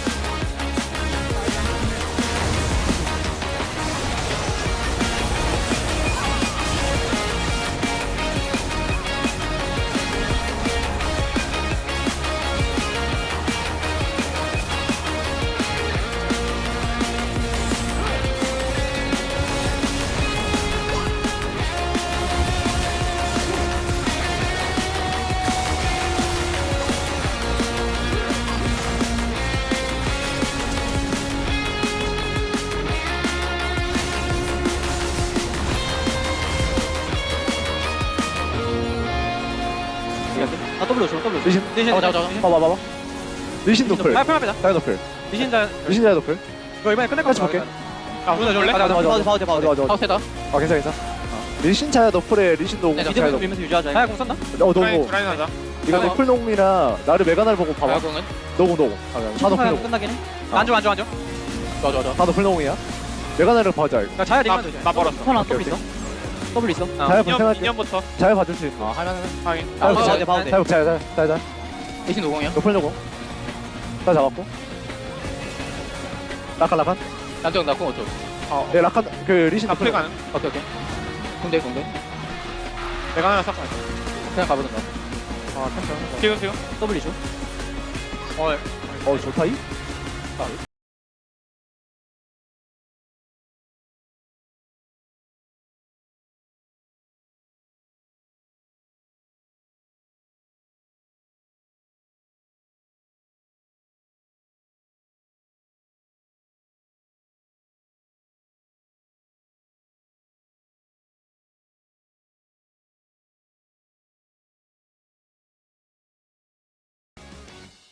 우리 틴틴 우리은행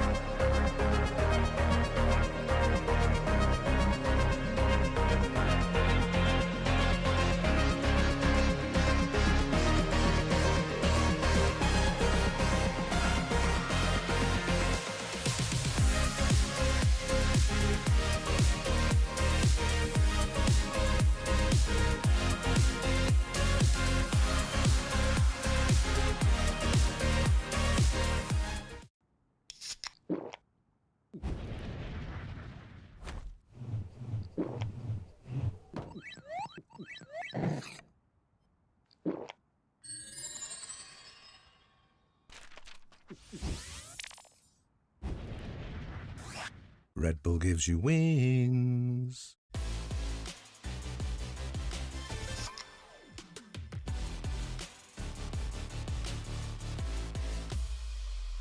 쓱싹 씻고 바르고 깎고 깎고 면도 쉽게 가자 부드럽게 쓱 매끈하게 싹 면도 쓱싹 해치웠다 질레트 랩 스팁 클렌징 바 쓱싹 씻고 바르고 깎고 깎고 면도 쉽게 가자 부드럽게 쓱 매끈하게 싹 면도 쓱싹 해치웠다 질레트 랩 스팁 클렌징 바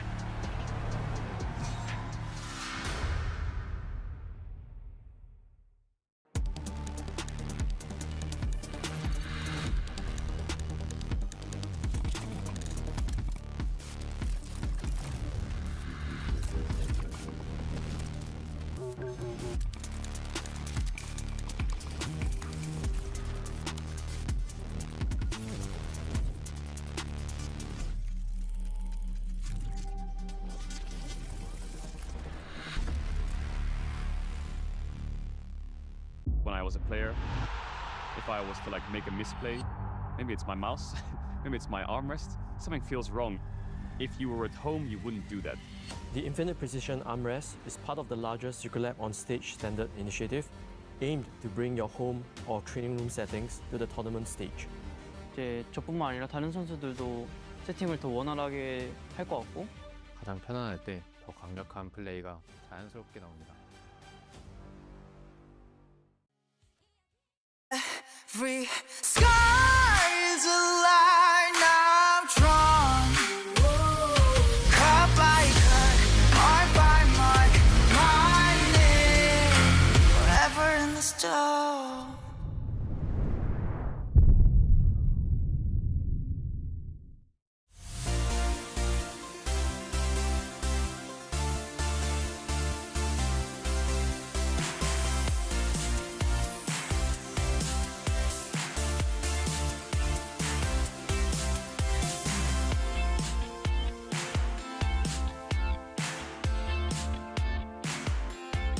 And the reigning world champions ruined the homecoming here in game number 1 for Gen G. It is 1-0 T1 over Gen G at the Gen G homestand. Welcome back to our home here in the space. Digon alongside Wadid and Huni to break down that last matchup for you.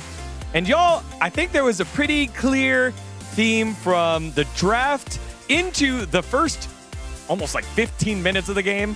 This was pretty standard, a standard draft. It was surprisingly slow enough. I mean, League Classic got released and all the draft is Classic now. Back to the Classic. No more epic AP bot lanes. I think... Definitely not. Definitely not. I mean, I think they just have the normal idea to have just do simple draft into the game, and then I think that can make the game plan so much easier. And I do believe that is a T1 goal right now, because they were having some so many random shenanigans back in the hand. So I think they really wanted to make it simple here. Yeah, I mean, it is for sure.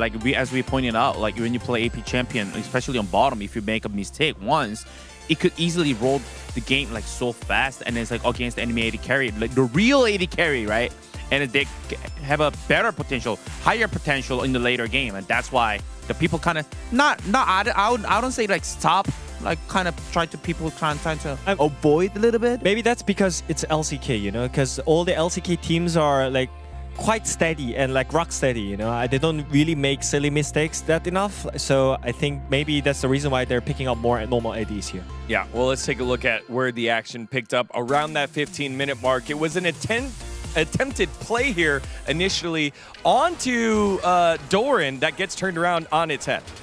Yeah, I thought it was a really great dive from Genji, but the reaction from T1 was great. They already got the mid priority, so Paze ran in here, tried to bait it out, the skill shot flash into the 3-man. And that was super clean, and he cleans up all the targets here. I mean, he could have played a little bit better, right? Like he could have probably used OT later, but the still thing, like I think the Gen.G did manage the Ollie play really well, but they have to recognize that they use a support to actually roam the bottom, like because they were at the mid. They actually overextended because they've just chunked the J4 before, so they can't be connected to between the AD carry because he was hard stuck on mid. So the play has to be really quick, but it was too slow. There are still places to grow here, though, for T1, as the dive afterwards, not as clean as we're used to seeing. Pays end up taking the tower shot there, with Keria not necessarily engaging. But then after that, the second big play happened at the Drake right next there, where Gen.G are just a little bit too far split. They get punished here. I mean, look at the setup. They're not even ready to take the fight here. I don't think Ruler can jump in and deal the damage. Chovy tried to deny the damage dealer, but that's not enough. You need Abessa, you need Rakan, you need Xayah to jump in together, but they're split. They're split. So this is such an easy fight for T1.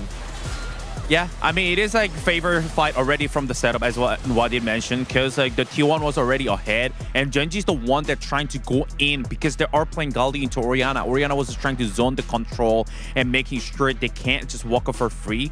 T1 did actually a really great job today. Like, if you see the team right now, it's like how they playing, how they manage the setup around the playing objective. I think T1 is playing for sure better, and I feel like they're more connected. They're more same pages, I'll say. Yeah, I think the Orion and the Jarvan knew what their job was. It was after the smite, we're going to make the space for the rest of the team, able to do that, followed up with the punish. And then another opportunity here for Gen.G to get a pick, and they bite off more than they could chew. TP in the mid lane, they're like, all right, we're just gonna jump on this dude. It's probably Faker, right? No, it's Doran, and then they get punished. Yeah, this is the opportunity that Keen found. Maybe they TP too aggressive, but it was really great defensive shockwave from Faker, and that's the follow-up from T1. So basically, I thought this is the mistake where T1 normally makes it when they are playing bad, and when we say T1 circus, but it was Gen.G who was making those kind of silly mistakes, and there's no purpose for those fights. They're not setting up for the objective. They're just playing for kills, and that's not gonna work because T1 now, they neutralized the situation where they were kind of struggling to find the clear game plan, right? I think now the game feels more simple and clean from T1. Yeah, I mean, at that moment, I think that since there's no AP burst damage from the Gen.G, it was even though it was a Mininar, maybe they could have burned the Mininar if they have a real AP carries. It's kind of close. Yeah, well, Gen.G will need to bounce back here if they want to make that home crowd growing all gold, but it is the red that take first blood. T1 1-0 over Gen.G. Let's send it back on over to Atlas and Wolf for game number 2. Thank you so much, gentlemen, for that breakdown of game number 1. And hopefully we get Gen.G waking up here for game number 2. It did kind of feel like T1 just played their game plan and rolled over the top in that first one. I want to see a little bit more explosive style, perhaps, out of Gen.G. Maybe some more action in the earlier stages of the game, Wolf. Yeah. So we can get into this one. I think my biggest takeaway from that game, and we did see both Wadid and Huni touch on this. We talked about it in the game itself. Is just how controlled this game was by T1, and that's what's been missing, I think, in a lot of their recent failures. And in this first game that we just watched, there were almost no margins for Gen.G to play through. There was almost no errors, right? We had Pays doing a little silly overextension to try to kill Keen, and then Faker was overextending the top lane. But besides those two minor things in the grand scheme of the game, Gen.G just didn't have any ends. T1 were super good on the objective setup. Okay, I was going to say, I might need a 5D glasses to see the draft or something. I think it was one of those games we were playing. Nope. We are just into the regular draft, Wolf. It's fine. If you do need the 5D glasses, we will have them prepared for you for game number 3. But I didn't think that our LCK Team Roadshow was going to be that intense. I thought it was just going to be one of those things where LCK is doing a big push where they make me buy an accessory to cast the game. Like the NSO Virtual Boy. What's going on with that? I'm I'm sorry, you're going to need the LCK Meebo in order to make this one work. Part of your membership scan that one in. is to buy another thing. What? Yeah. Don't do that to me, Ninty. Yeah, also just give me a subscription as well for that one. All right, the Bard and the Jace both going to be taken away. There is that Poppy ban that we missed out on in the first game. And the Casio will be banned away as well. T1, I think, angling towards a Rise pickup, perhaps. But we haven't seen the Blue Man find all that much success. He has really, I think he's 0-3. He is really not having a good time. No. Not to mention Locke is still available as well here at this moment in time. That's a good point. Locke was banned 3rd on red side last time, but it's Nocturne this time. If they ban Locke, could be a potential just Victor angle here for Gen G. I know it doesn't really suit the theme of what you were hoping for when you were talking about more aggressive early game, but could be a flex pick still. Ruler has been one of the best Victors in the bottom lane, even though people hate it. Whoa, okay. All right, Locke is available. So who's going to play it? Is it going to be Ruler, Chovy, or Keen? There's also a small chance in this Game 2 draft with what's available, they don't play it. No, I'm writing it in. I'm writing it in right now. Baker, a bit of an unknown on the Locke. Same with Chovy. I don't think either of them have played a professional game on it just yet. So Vi will be prioritized instead here.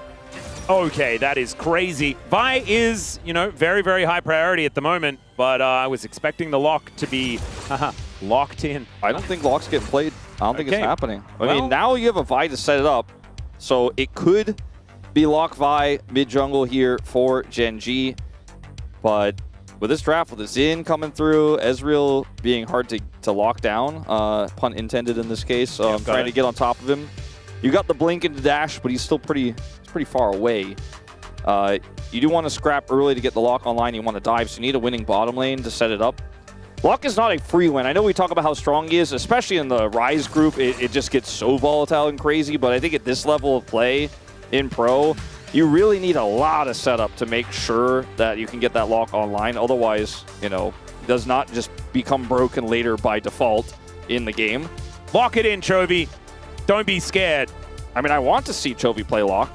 Yeah, and he has a Vi for setup, so it is playable, but you need a winning bottom lane too into this Ezreal. There is the opportunity for Faker to answer it if it does come on through, but instead, that's not happening. Just be the Ziggs. Oh, man. Thought we were going to be locking it up. Locking and loading. Lock, stock, and through smoke and barrels. Part of the problem here is that the Jarvan and the Lee Sin are gone. Vi works pretty well with it, but, Lee Sin gives so much dive potential if you have a winning lane and you can approach from so many different angles. Locke gets mid-prio. Karma says there's no way this lane is winning. This is way less fun than Locke. Oh, fake. Okay, that's Rise. I mean, that's more fun than Karma. I'll give you that. But it is not exactly finding the most success at this point in time. I think also Zig's going to be very happy to be playing into a Rise whose range is far lower than that of the bouncing Bomber. So T1, they can choose to ban away the Locke now if they would like to, as it's not likely to be played by T1 anymore, given the fact that they've taken away their bottom lane champion as well as their mid lane. Yone going to be taken away here from Chovy. See what comes through here on the Gen G side of things. Karma, I think, is on the first part of the list. Yep. So luckily for you, I don't think we'll be seeing that one in this game. Bard's already banned, so best pushing support here with the Ezreal would be the Karma. Strong synergy. Pyke also can be a problem for Ziggs lanes, so they take that away first. Keria has been a madman on this pick, so a lot of respect. I don't know if you ban this against every support, but against Keria, it does feel like a safe choice. Yeah, he is definitely the best Pyke that we have. We talk about it all the time, but his it was a loss, but that Pyke game where he had like 15 plays in the Mad Movie or something like that was one of the longest Mad Movie clips that we've ever had. Because that game was just a clinic. Really impressive stuff. I think the Alistar is also a decent one for T1. Not a huge fan of the Ezreal Alistar as there is the lock ban. They just take it away just to be safe. Yep. And I still think Karma is a strong ban here. There's not a ton of engage here for T1 though, if they go for the Karma. So maybe Gen G just don't think it's worth it. Maybe they're saying, well, Karma shields would be a little bit of an annoyance to us, but having a squishy support into our Vi comp is not a problem. We could just weather the storm in the lane and be totally okay with it. Leona is still available here too for Gen G, which is quite scary. Maybe T1 just take that away, because Yep. I mean, Shen is likely the support. Oh, right, you're right. But could be played top lane. It can be, depending on the matchup. We don't know what the matchup is yet, so I was getting ahead of myself a little bit there. Yeah, should be counter pick for Doran, you'd expect, but Carrier might want to hold on to that. Seraphine. Instead, Seraphine is coming out, and that will be locked in here. So Ezreal Seraphine is a lot of poke and a lot of lane control, but they're already showing a Ziggs. Does kind of feel like they've indexed into a lot of lane control when Gen G have opted out of laning at all. Yeah. It's not the most amazing Seraphine angle either. That's a Varus. Yeah, that's a Varus. You know, it could also be Ziggs mid for Chovy, something we haven't really talked about too much or touched on, but a very flexible Varus pick until this final pick gets locked in. Find out what that support is going to be. There are a lot of weird things that you could do with this, right? Like, where is the Shen going? Where is the Ziggs going? Where is the Varus going? And where's the Anivia going? Yeah, see? The Anivia could be top lane. The Varus could be top lane. The Anivia could be mid. So they're saying could be mid. Who knows? They're saying, Doran, you have counter pick. Can you counter pick all, all 4? Or all 3, I suppose, in this case for top lane. Jax to be the option here for Doran into whatever it may be. It doesn't sound fun for most of them. It feels pretty good for Varus. Yeah, and okay, so I think it would also feel really good for Shen to play into the Jax. I'm not entirely sure. Of course, Shen does like to auto-attack as well, so it's sort of like Twilight Refuge versus Counter-Strike, which is going to find the most value. It's going to be Varus top, Anivia mid, and this I don't know how I feel about it. It's really... I think it's eclectic. I think that's a good word for it. I just feel like it's trying to do too many things. It's not a scaling draft. It's not a dive draft. It's not a Ziggs Vi Ambessa, you know, kind of draft where you have more CC to layer. You have the Chains of Corruption. The top lane Varus is definitely quite volatile, as we have Arnold and a lot of the Gen G staff here, supporting staff and leadership at this matchup here. They're watching this homestand, trying and praying and hoping that this eclectic draft where the flexes are immaculate, but end up being kind of predictable, could bring them to a game 3 here against T1. But T1 have a draft that we didn't like the Ryze part of it, but we know what this draft does. It side lanes really well with a Ryze and a Jax, and it has a really good front line and Seraphine extension. Yeah, and it's also got Owner on his Xin Zhao. It's the second Demacian boy that he's playing so far today. He was phenomenal in the Jarvan. See how he goes on the Xin as we get onto the Rift for game 2.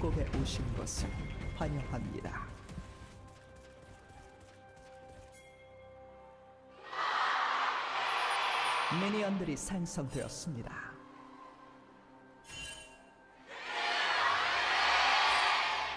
All right, nailed it. There was a big delay because you could barely hear the leader of the fan chants, but then it happened, and I didn't speak over it this time. There you go. Not fired. So Doran can't play level 1 without help because Shen doesn't go to lane. He goes to the top lane to empower the Varus at level 1 because Ziggs is just going to be self-sufficient, like you said, in the bottom lane. So we just have this kind of glob of T1 trying to get something done for Doran here as Keria finally comes up here. Geen is in melee range, so he doesn't like that too much. Yeah, so it's a little bit dangerous. Duro is now moving up, see whether he can defend, as Leap Strike does bring Doran closer. Keen, a little bit worried about how this one's working, but there is the taunt onto Ona, and the Hail of Blades actually working out very nicely here for Duro to get that extra damage. Canyon's moving over, and Ona might have to give this one up. Has already taken the Raptors, so it's already a successful invade, but if they die, that is not what success looks like. That's a pretty cute little Wind Becomes Lightning flash there from Ona to get himself out, but he still has to expend the Summoner spell. Yeah, the biggest win for T1 is that the red buff resets. Gen G are going to get their hands on this. Will be a big delay here from Owner. He's now flashless. Keen also didn't get an impressive level 1 start that he was hoping for. Ended up taking a little bit of damage there from Doran, but it's going to be very comfortable with this wave state right now, especially with Canyon right there, kind of hanging out at his side door. So just go back to a fairly normal game from here. Yep. Duro is going to the, okay, I was going to say going to the mid lane. He's hovering in the mid lane right now at level 1 to try to potentially get a punish here onto this Rise that's very far up. He has flash still, so Faker needs to be careful. Yeah, Duro actually just going to go and get in here. No Ghost available for Faker. Had used that one previously. Chovy 5-1 on the Anivia thus far. Also Keen undefeated on this Varus that hasn't played it all too much, as now Ona could be in a little bit of trouble here. Steals away the Wolf Camp, and Duro's going to make his way in. Ona without flash is just going to get taunted up and destroyed, and that is the proactivity that we've been looking for from Gen G. But Faker is also going to get on in here, seeing whether he can push them away. Carrier taking a lot of damage as Ruler throwing the bombs around. And now Pays should be able to execute him. Picks up the kill. All baited there beautifully. And Duro went for the play here. Puts the flash on cooldown. Keen is able to get himself out. But still looking good here for Doran in the top lane. Yeah, the wave towards Doran here as well. So much time was spent by Duro to try to make this play happen that he's obviously very far behind in experience, but that does mean that he'll be able to catch up. Ruler's got some additional ones, but he died. If Ruler was alive there and actually had farm, he'd be in a much better spot. Pays is behind him right now, trying to make another play.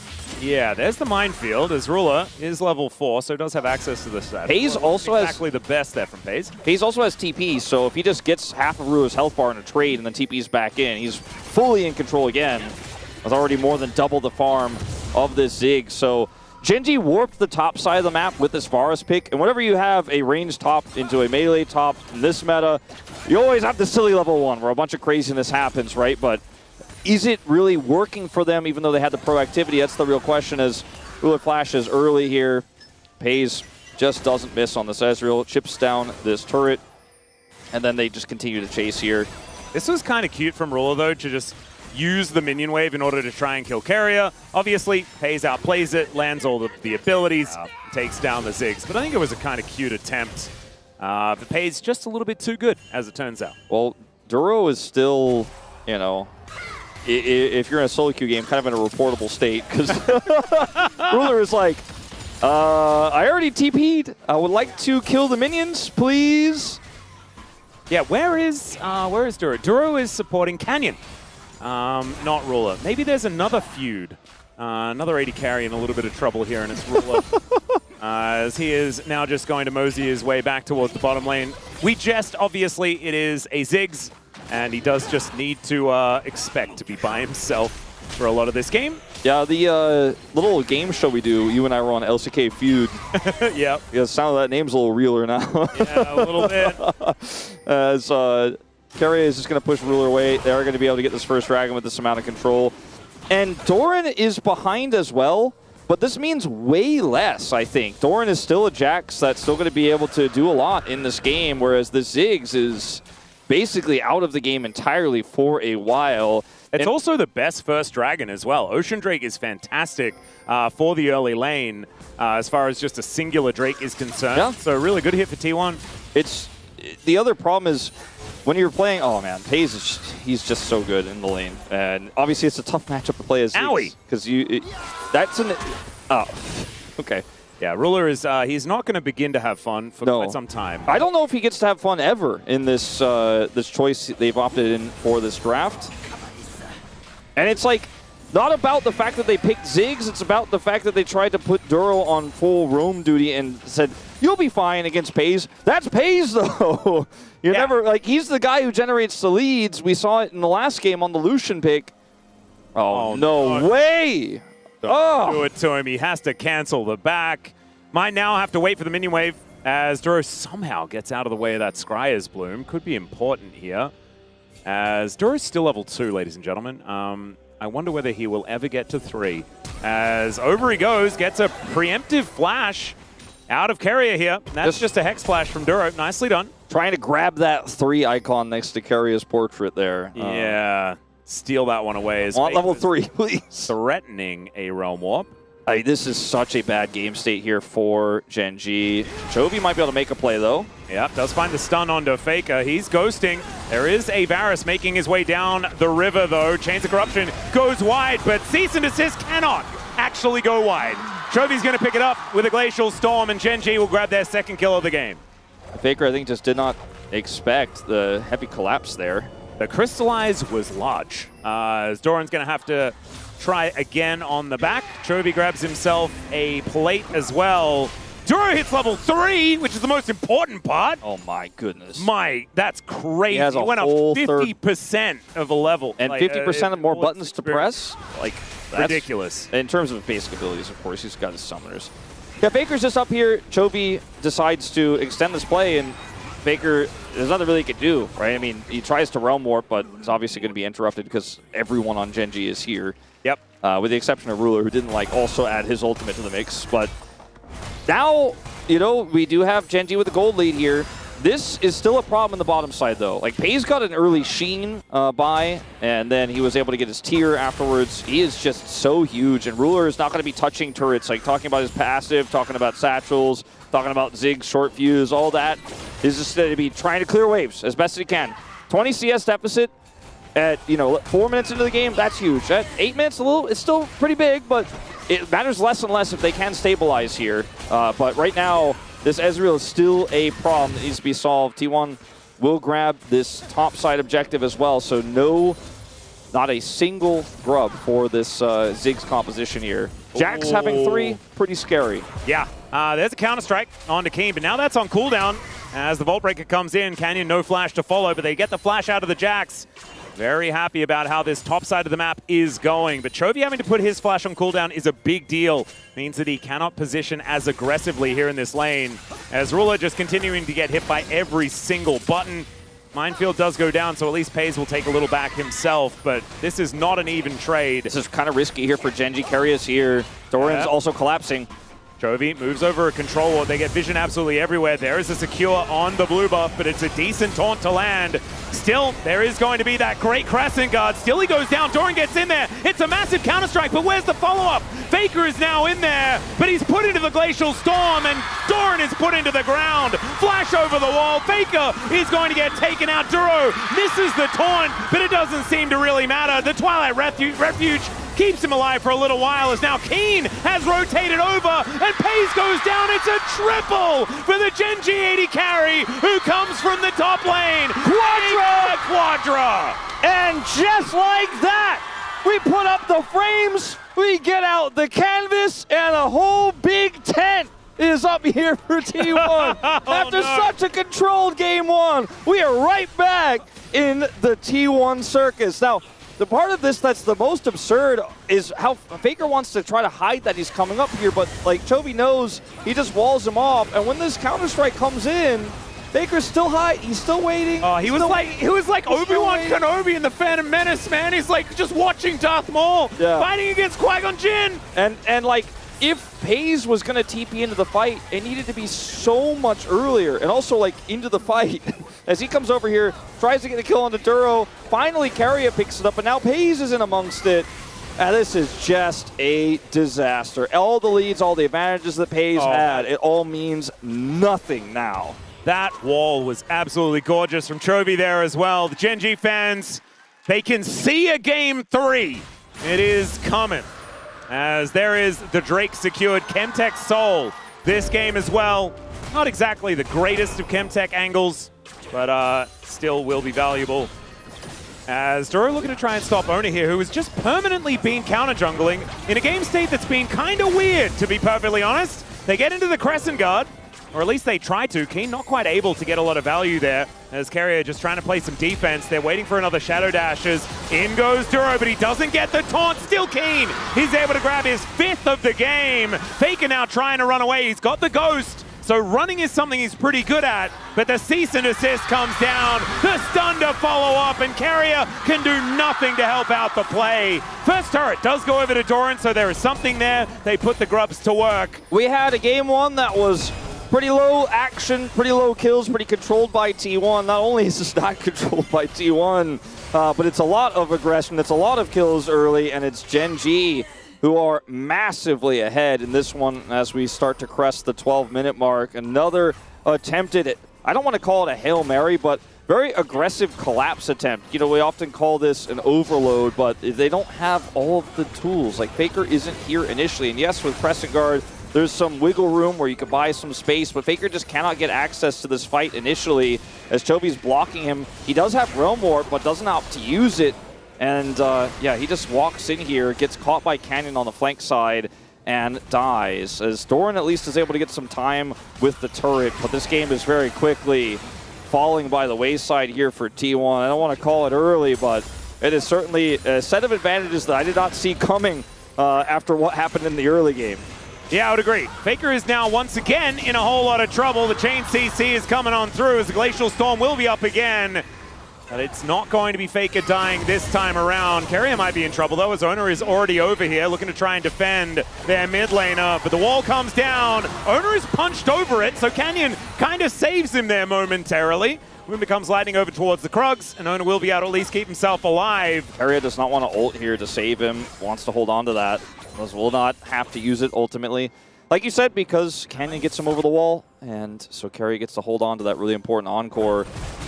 Doran is trying to do a thing with Paze. Yeah, Paze is going to show up here. Faker is there as well. Kane is extremely dead. Mega dead, some would say. And so he is just going to have to wait with the gray screen for a little while. Chovy should be able to get the cross-map play, though, as this wave is also going to get wiped out. So not a whole lot extra that can be got, but Keen, that was a big shutdown that they managed to claim. Yeah, they grabbed it to Paze as well. So, you know, he has been the one who's the big lead here for T1. Now he is an even larger one over his counterpart of Ruler in the bottom lane, but that alone is not necessarily going to be enough here for T1. And they need to get a little bit of extra time inside. So the fact that they were able to pick up an early dragon is really important.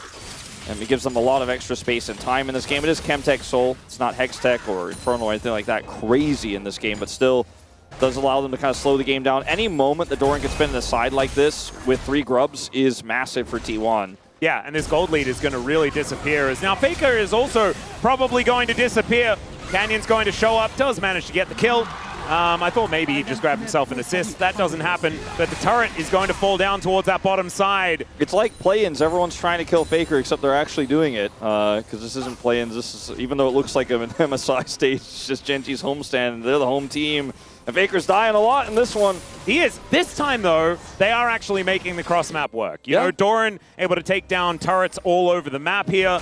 And so T1 keeping themselves somewhat competitive when it comes to the gold, despite the 10-to-4 kill ratio, which is not fantastic. I mean, it's Vi and Varus that have the money for the most part. I mean, Chovy has a lot of farm money, right? Because he has the lead over a Faker who has not really spent much time outside of the Death Chamber in this game. Yeah. So his lead is over Faker, but it's not like he's sitting on piles of money. He is pretty fed in this game. But I think the core for T1 is trying to get some punishes, get some of these shutdowns if you can, and especially if you get onto Faker, because this actualizer feels like it's never going to be built this game if something doesn't change. Oh, yeah. That is going to be a teleport to the mid lane here from Chovy as well. He was shadowing to make sure that Kane could get that turret. It was actually a very cute play. True Shot Barrage is not going to connect onto too much here as it sails towards the top side of the map, and the Rift Herald should be claimed here by Gen.G. We do have 10 seconds on this next dragon, but it's not soul point for anyone just yet as we've traded the first couple of Drakes. Does put it in a kind of awkward spot. See exactly how highly it's going to be prioritized on either side as the Rift Herald does go over to Gen.G. And T1 moves straight into this dragon pit. Now not wasting any time at all to make sure that they can grab the answering objective, and there it is, secured here by Ono. I don't think they can defend this mid turret at all. They were rushing back towards it after taking the dragon down, but instead they're just going to send Doran to the sides and let this turret go. Just too much pressure here by Gen.G, especially with Canyon here. He's even going to get an additional charge. Gen.G were able to maximize value, knowing that a contest for T1 would have been an opportunity for an engage from Canyon. And Doran, because his bottom turret was already gone, he's going to get a big push here. I don't know how much damage he can actually get done to this turret itself. Keen opts not to TP, so he actually will get to wail on it a little bit here and take out 2 plates. So it is a significant cross map, but it is definitely not equivalent to what Gen.G got. And that second dragon for T1 is a win, but it's not a massive one. And Gen.G right now just need to get to a point where Ruler could just farm up waves and otherwise just drop a bomb on any team fight that Canyon sets up and continue to control the map, similarly to how T1 did in the last game. And they should be in a pretty smooth position in this game because they just want to make sure Paige doesn't get to pop off. His 2 items came through quickly. At second, not transformed here because of the lead he has, but he will have it soon. And then T1 can try to set up some tricky plays. Like, they have a lot of flashes here. Yep. Ruler, though, has gone for the Blackfire Torch. I'm not a huge fan of this. I kind of like the bursty zigs with the Ludens. Tough from behind to make that choice, but I do agree with you just in general. Yeah, I mean, I guess there's a lot of champions that are going to be diving in towards you, right? You can get a fair bit of consistent damage on the front line with Chovy's amount of control. I mean, there's I guess, an argument for it, but I'm still a little bit less of a fan. Maybe it's just Orcs' influence, as Chovy only kind of likes that build. Is 7 Rod of Ages, or over 7, really. Stacks ahead of Faker. That is a lot. Now. He's also like 90% kill contribution as well with 108 in this game, which is kind of insane with how scrappy this game was going in the early stages. Has moved to a 3,000 gold lead for Gen G. And there's the Crystallize coming on down. Doran not exactly happy about facing off against this Anivia as Canyon dives on forward. They're looking for the last remaining outer turret. They might be able to grab it here. Let's see if T1 kind of commit here. This feels like a bait by Gen G. They want to force the fight using the turret as a pressure point. Duro's on the wraparound. I think they should just give this up. I think, you know, early game T1 might have been looking for a fight there, but I think in this game state, you just have to be sad and walk away as that turret goes down, as it's more about the pressure it implies that needs to be respected here from Gen G. Keria. Oh, he sensed the play. Yeah, the flash taunt was ready there, and he just was not going to opt into any of that shenaniganry. Yep, I like it. Would have like it kind of looks silly, right? But it's so hard to react to a taunt flash that it's respectful. It's respectful. Yeah. You just have to like see the potential and get the heck out of there. And if you are the Seraphine, it can be very dangerous. As now Dur just going to be able to get himself out. It is going to be the flash over from Ona, who does find the wind becomes lightning onto Chovy. True Shot Barrage connects as well. And there's the Rune Prison taken down to the egg. Let's see whether the damage can come on through. The Encore, fantastic. They take out the egg, but at what cost? As Ona and Doran both fall in the pit. Keen is going to break his arm guard. That might actually keep him alive, as Ruler is controlling space in this river. A 2-for-1 in the end. I mean, Faker is basically healing people with his items right now. He's not really able to do a whole lot there. He was set up. He was right in the place where he needed to be. He's healthy enough to offer some damage, but the damage just doesn't hurt. Keen just kind of ignores him there. And so initial play there from Owner was quite aggressive. It looked like the T1 numbers advantage was there, but Chovy's able to buy time with the wall. So watch this again. Dur gets over the wall. Owner wants to flash here, but then finds himself on the wrong side of this wall, is getting slowed by Chovy, who's out of mana. And because Chovy has his passive here, Gen G could just kind of regroup and then look for the turn here. As the Seraphine ultimate is decent, catches Keen, but he just doesn't really take that much damage from the carries here. Also gets to go golden to avoid some of the damage from Paige, who's pushing on to Ruler. And the target selection is kind of all over the place in the aftermath for T1. Yeah, just got a little bit split up towards the end there. Not a whole lot of safe spaces to do battle. But killing Chovy, definitely a big deal. He had a gigantic lead, as we were just explaining before. But he kind of continues to do so. Yeah, it's a little smaller, but it's also going to be more difficult to kill him now. I mean, I know he doesn't have the egg at this point in time, but the Seraphs is now done. He's building towards his Chovy cannon. Yeah, Faker's next item in soon. Was a mana crystal, so that doesn't do damage either. Oh, okay, now he's got. He's found the chapter. Chapter, all right. It's in there. Also, there's a gigantic lead in the jungle as well. Canyon, as we can see on our screen right now, 6-0 and 4 on the bye. And he is representing a lot of shutdown gold. If T1 can ever actually get a kill onto the bye, who will be in a dangerous position, you could imagine, in a lot of instances, but looks like the Dragons are going to be equalized. Honestly, this is kind of a favorable game state in this moment here for T1, because they're letting Gen G have the Dragon. Faker's getting money. I mean, he needs it desperately. They just need to stall this game out. That's really their best bet here. And so Canyon gets Dragon, but they're not opting in for a fight. They're not going to give Gen G the team fight they want right now, while Gen G are giga ahead. And so Faker gets some extra time in a side. Takes 200 of the gold lead away from Chovy. There you go. I mean, I'm really reaching for silver linings here, but I think T1 played the situation correctly. I think that was the best they could have done with Gen G, with having that much control. The fact that Faker was able to push that far up and get those waves in itself is, I think, as big of a win as you could hope for right now. Well, I do want to take a brief moment Sure. to say that Owner and Carrier's skins looks really, really cool. Sure, yeah. Haven't I seen that agree. Seraphine skin all that often. And Owner with his cape looking absolutely phenomenal. That's another silver lining here. Yeah. Is they look stylish in this moment. One of the negatives is we could have had, 6 T1 skins in the game. Yeah. Because I think there's a Jax one.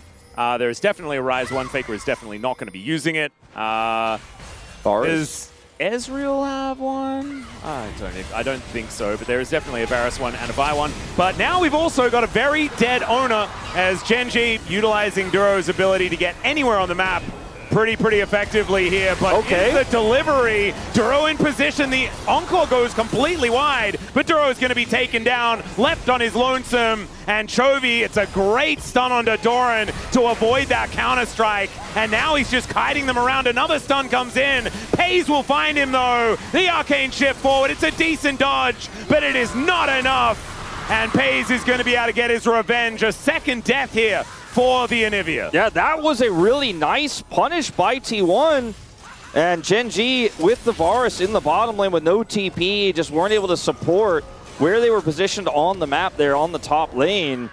And T1 do get a nice punish here. Some money, again, over to these carries. The Faker not picking up any of the kills. He's still super far behind, but he's part of how they set this up because he kind of baits Canyon in here. And this play is pretty disrespectful, right? The bomb comes through, Owner dies, but now there's enough time bought here for T1 to come over. The Realm Warp allows the chase. Even though the Seraphine ultimate leaves a little bit to be desired here, allows Canyon to get away, it's still going to be a huge win for T1 because there's no way to peel here for Chovy. Chovy plays as best he can, repeatedly putting his ultimate down, gets the stun here on the Doran's approach, but Pays is just going to keep E-ing forward. Will take Chovy out, even true shots, because he is... He knows Chovy is really ahead and maybe didn't even trust his own damage there. All right, cease and desist does come down here. Mega Inferno Bomb is going to push back the Jax, and he just blows up. Chovy able to grab himself an assist, which I wasn't actually assuming was going to happen. Very nicely done. Not too impactful here. Duro is going to be able to get away just fine. Doesn't need to flash. T1's bottom side are doing really well, Wolf. Yes. Having a look at this game, it's very lopsided. As the 3 members of Gen.G on the top side feeling fantastic and asking what the hell happened on the bottom side of the map. Well, it goes back to the very early game, right, where we were like, okay, Doran's deficit means less. Yeah, and I mean, it was a full sacrifice. Yeah, the rest of the game became a little bit wonky, and Keen got a quadra kill, and so the lead is way bigger for Keen than it was when we were having that conversation earlier. But the same sort of top versus bottom rules do apply here with the 4 kills that Pays has picked up in total, the control of the lane he had early. Which one is going to matter more is the question. I think you could make an argument that the Jax is still very relevant 2,000 gold down because he could, he could look for a leap into a flash, into a prio target. But Chovy has his passive, right? Like, it's very difficult to burst him down. The Vi is good for peel. It's hard for Jax to actually close the gap here. And one of the biggest problems, we're talking about top versus bottom, is you forget to talk about mid.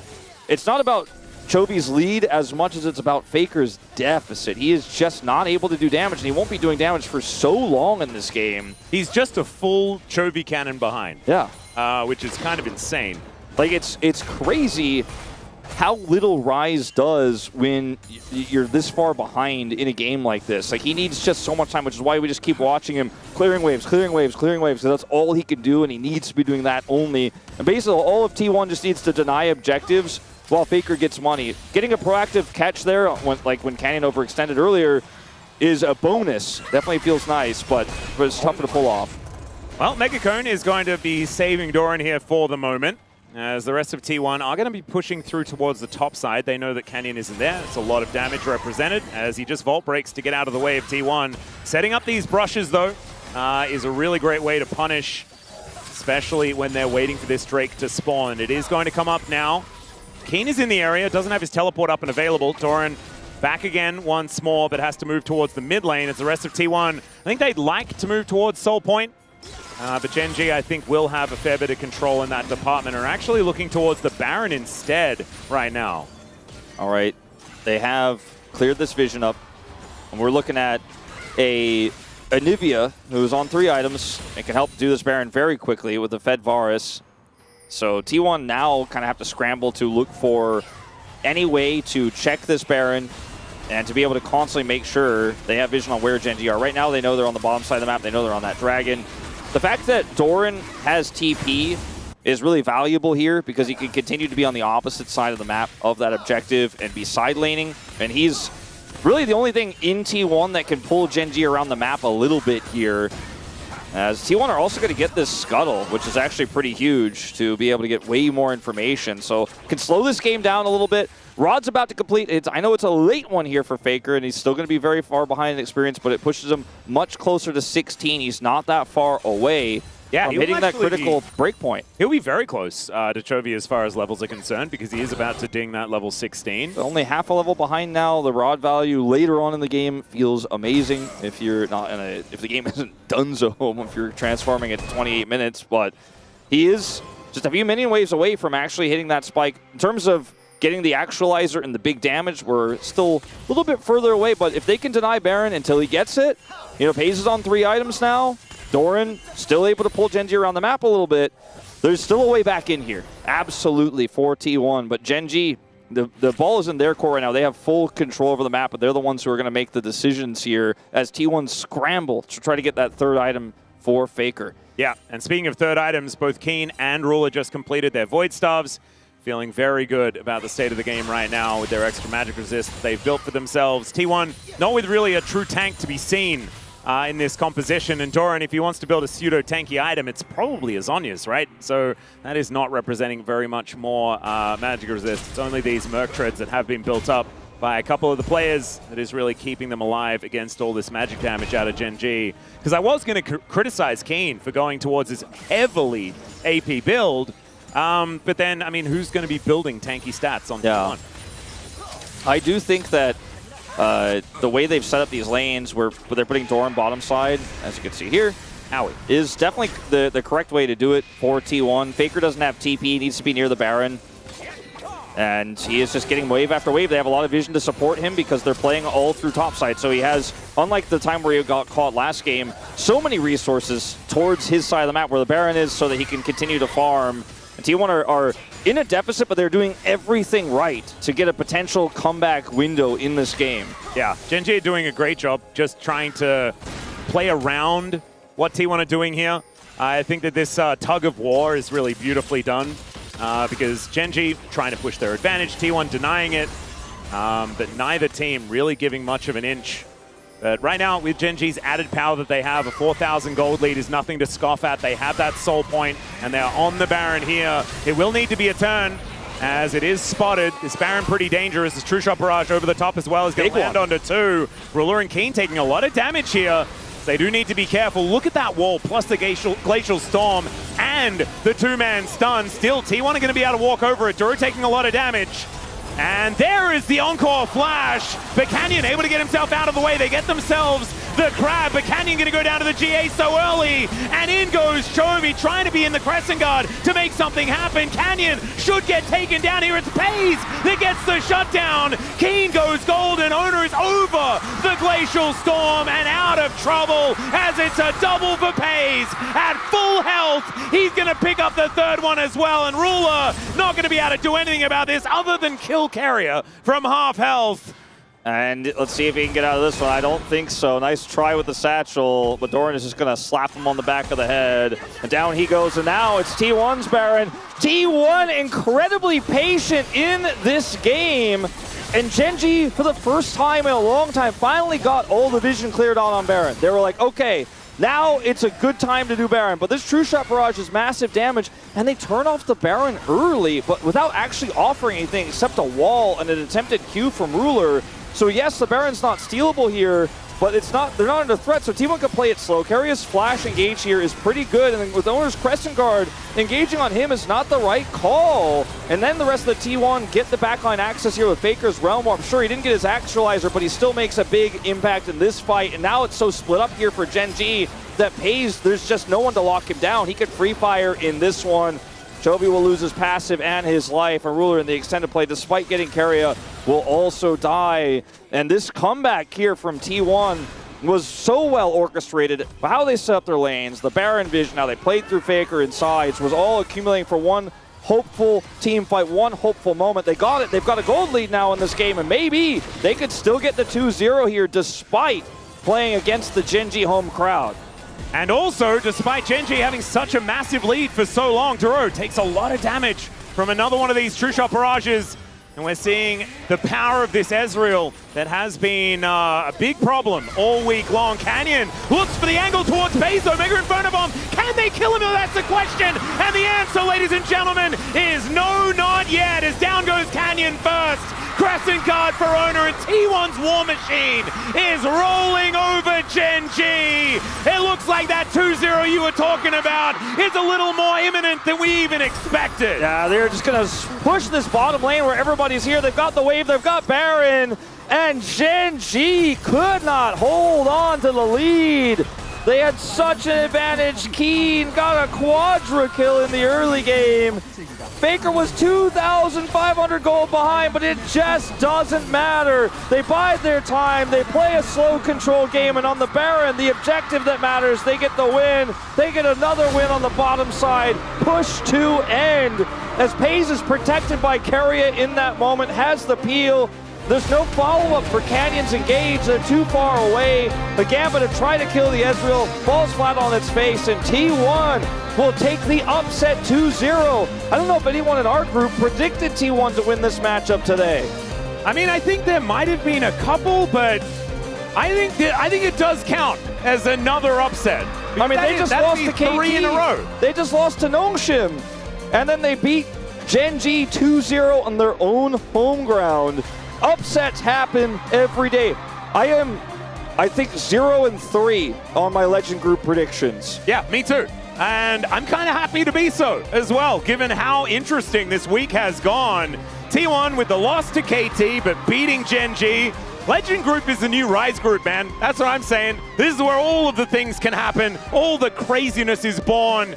And Gen G on home soil are just going to get demolished. Bopped by T1. Those last couple of team fights, in fact, team fights throughout this whole series have been all T1, and that was their problem against KT. That was a large portion of what was some of the issues against Nongshim as well. And they've come together here in this particular match. I think there's been some camaraderie built up over the last couple of days. The turn off T1 looked so good. The turn off the Baron from Gen G wasn't played well enough, and T1 just capitalized on it. I mean, with the owner Crescent Guard, Keria looking for the flash charm there, was actually able to buy a little bit of space, even though it wasn't some of the Seraphine ults we've seen from Keria around Baron, where he just ends the game, as he's got quite a few famous ones there. But Gen G, I don't want to call this a throw, because the way I see this game, yes, in some ways it is, right? In some ways they could have played that Baron better, and they could have gotten more, solid leads and controlled the map a little bit better, but the way T1 set up their lanes with Doran bottom side with TP, Faker with 3 members shadowing him as he just farmed wave after wave after wave while they maintained Baron vision and said, you can have those Chemtech Dragons. We don't care about those. Those aren't going to be what wins you the game.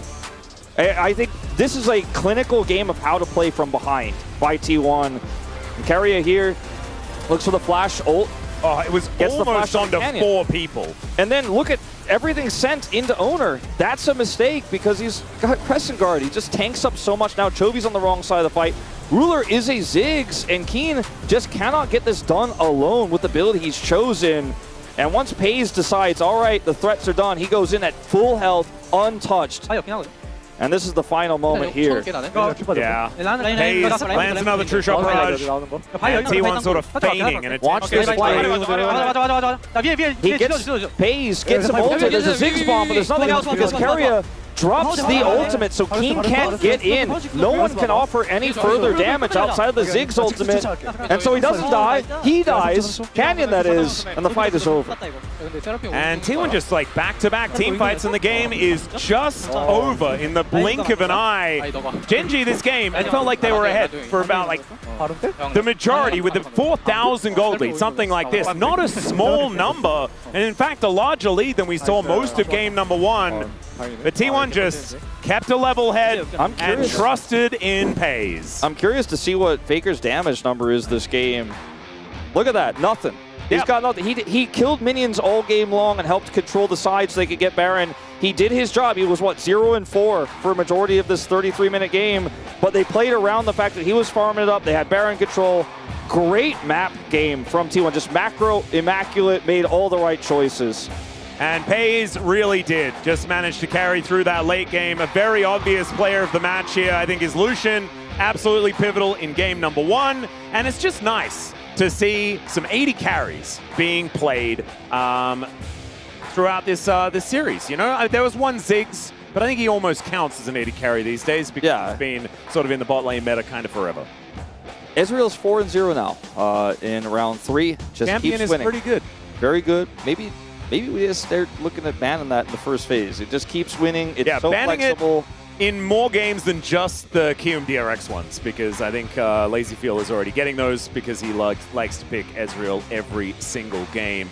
But I guess maybe it's going to be Aiming's Ezreal that's going to be banned from now on. Weird things have happened here in the LCK as, stunned crowd here at the homestand. But let's throw it over to the interview translation from Dia. Thank you very much, guys. This is Sierra for the POM interview translation, joined by Pays on the side of T1, who just took a 2-0 over Genji at the homestand. Congratulations! In the team roadshow against Genji,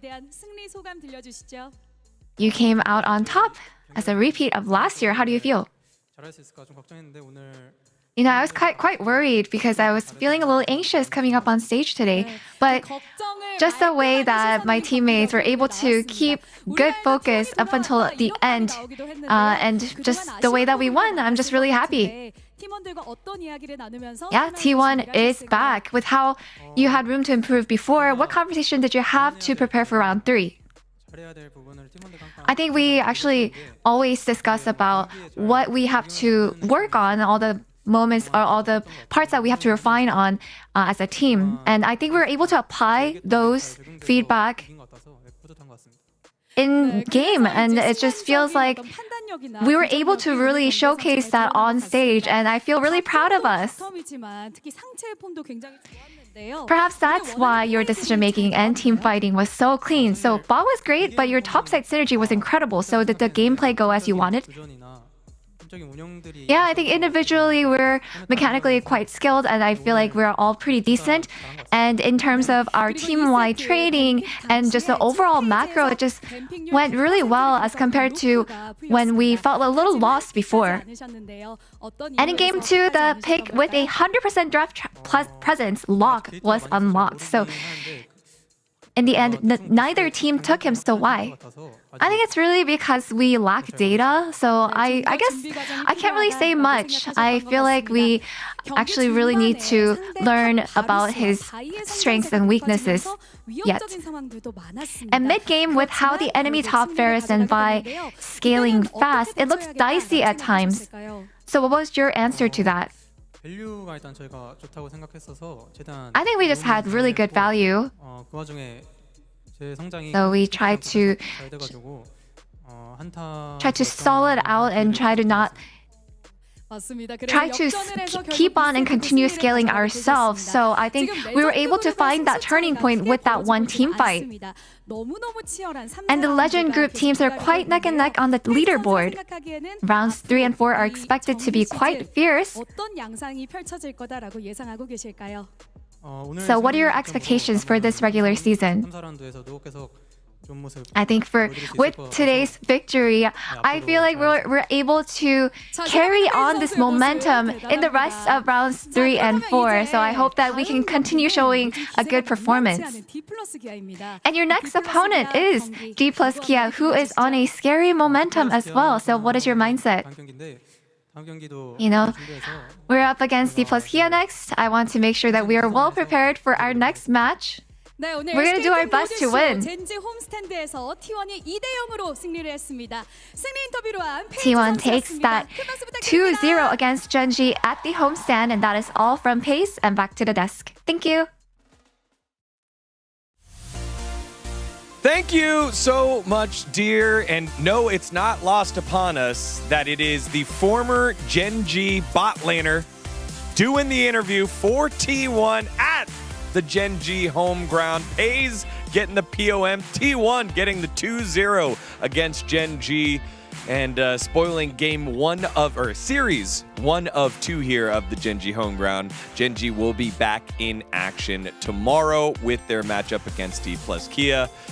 So again, a lot of answers for them that they're going to need to find because T1 came with all of them to their questions in today's match, guys. I mean, before the match, we were talking about either like T1 wins or lose. It's gonna be crazy, right? If they lose, they're in a really bad momentum. But if they win, it's kind of surprising because we all saw how T1 played the last series. But yeah, today it was surprising 2-0 by T1. Especially they were really behind the game too, right? Oh yeah. I mean, not to me because I'm the knower, and then Digon, you're the knower too. All right. Yeah. So can we show the knowers of here? Who were the knowers? Oh my That's God. right. You see that there's the 3 people. No, and then there's one here. But chat, can you tell me who that one is? Who's that one? Yeah. No. I don't know, man. Who's that one? But did you guys really predicted this 2-0 scenario? It was pretty easy, honestly. What? I'm just Nor. Oh my God. It's just League Nor. I mean, I've been playing League like for how many years? I've been playing League like 13 years, 14 years. Like, I knew this is coming. But can you show me the highlights then?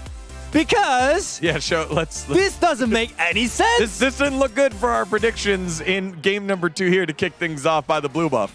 This is the same game, by the way. This is the game 2 that Genji lost. So they fought for the blue buff, and Genji can synchronize their CC really well. So they just won the fight so easily. I think the invade plan, the draft, they had the lane priority all over the map because they win top, they win bot, they win mid. So yeah, it was really clean gameplay by Genji. And Varus got 4 kills. Quadra kills in 9 minutes, by the way. But I mean the game, I think... Wait, hold on, wait. Let's wait till he gets the Quadra to really hammer it home. Like boom! Boom. Okay, Yeah. Go ahead, Huni. I mean, they did get the Quadra kill. But, I mean, the game wasn't the cleanest. What are they doing? Why are they keep hitting Nasher? Go back! Why are you doing Scuttle? Go back! You're already so low in HP! But you're playing against Carrier. But what do you mean? They're playing with Scuttles! Not Carrier! It doesn't make any sense. They tried the Nasher. Okay, cool, but you got hit by Two-Shot Mirage. That signals you to go back and reset. But they didn't for some reason, and they tried to finish the Nasher Scuttle, which is unnecessary, and they lost the fight. They lost all the advantage. They lost all the early game leads. And this is not the Genji we all know. They were known to be good at early game snowballing, classic gameplay. Maybe someone called it boring, but that was the most one that I liked the most. But they're completely lost. I think I've seen so many interviews from Genji players, even though they won the 3rd place match by Ruler. He mentioned that we argued so much about our playstyle nowadays. So we're not sure if we're in a good direction, but it doesn't seem like they're in a good direction right now. It's a bummer. Yeah.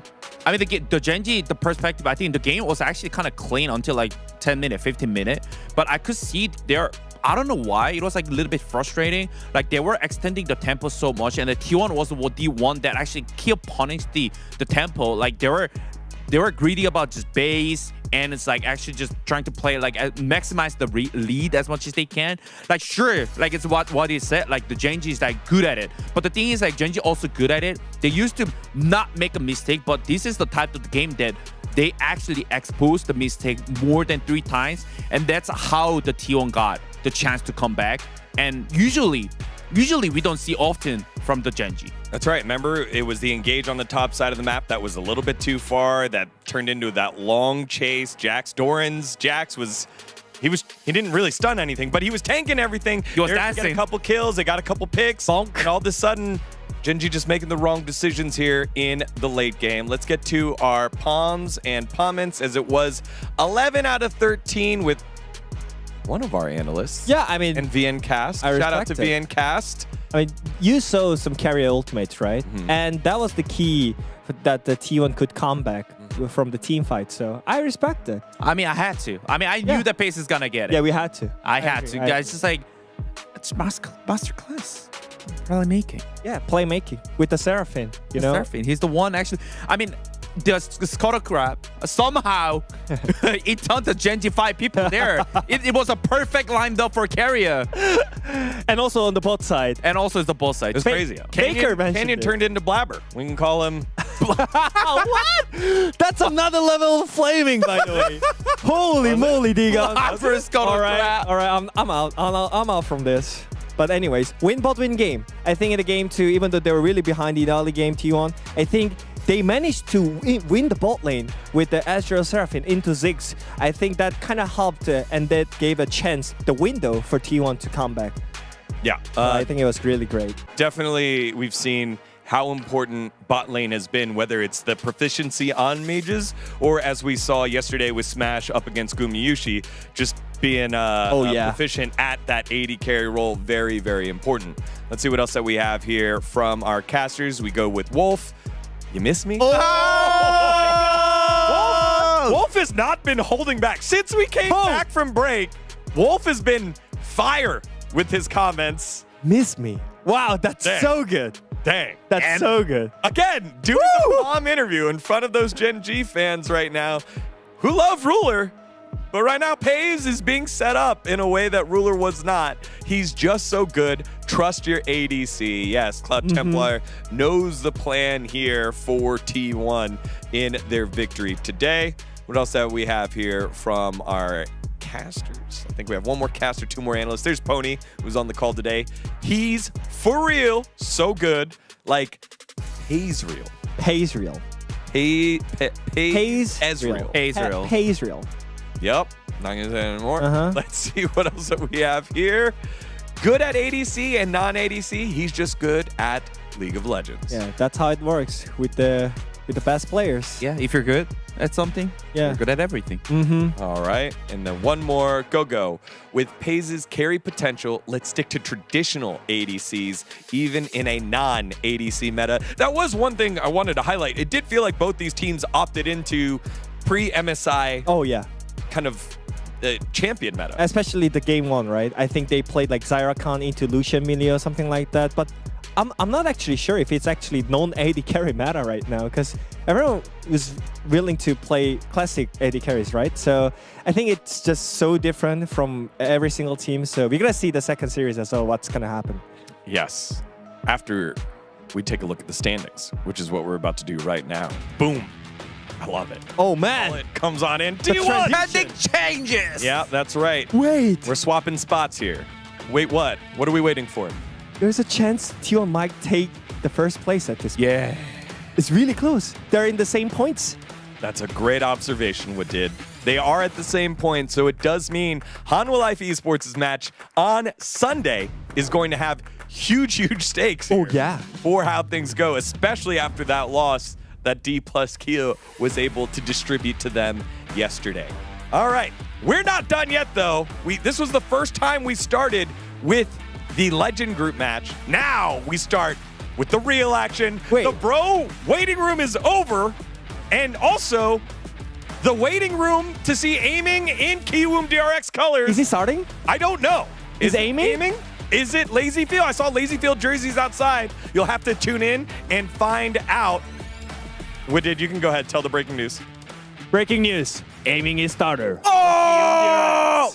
Golly, it's like what Wolf said. You just woke up and you're on Kiwoom DRX starting. It'll be here right after this.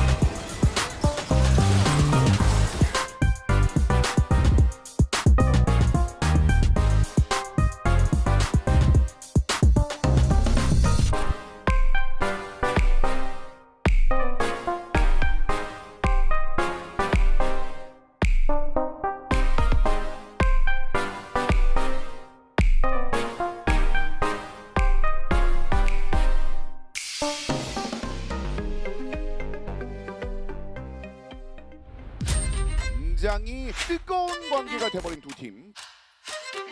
안 되겠다 이거 유니폼 보는데 못 참겠다. 이겨야겠다. 야! 아니 스타 어떻게 하면 좋아요? 상대가 상대인지라 너네가 누굴 버리는지 알려줄게 라는 마인드라고.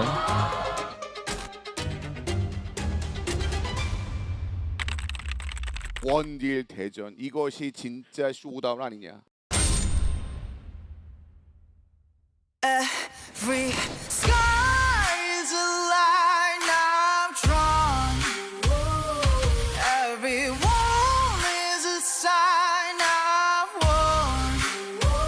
I don't just win, I carve my name into the stone against a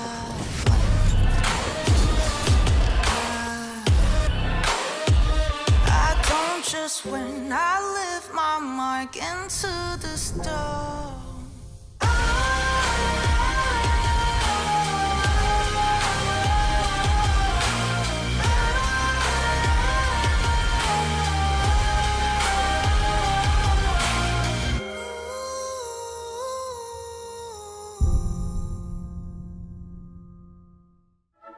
우와 역시 지인이. 우리네? 아 이게 뭐야?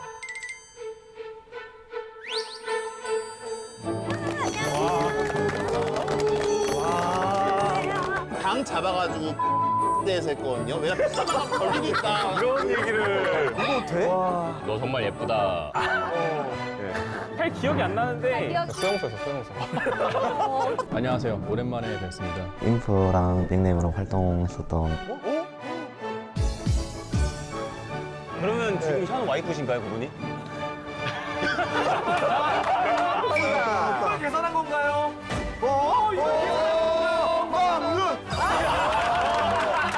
와 대단하다. 너 한국어 배워. 야 능력이야. 영어랑 영어랑. Hello everyone and welcome to the League of Legends Classic show match. Yeah, these guys are feeling pretty old, so I feel pretty confident. I think I'm going to on everyone, including Pawn, but we'll see. I'm going Bane. 더블리프트 선수 진짜 오랜만에 보는데 너무 반가웠고, 하지만 반가운 건 반대로 경기장에서는 적진이기 때문에 저의 추격을 많이 열심히 피해 보시도록 하면 좋을 것 같습니다. Kill double. Yeah, kill double F2. I mean, now that Pawn talked to me, I'm probably going to target him. Fighting. You know, we'll see what happens. I'm pretty confident we're going to win. No matter what, we win, boys. Hello everyone and welcome to the League of Legends Classic show match and legendary players playing a legendary game. Let's go. Team Dragon fighting. No matter what, we win, boys. Peter, you must trust me. Trust. We gonna win.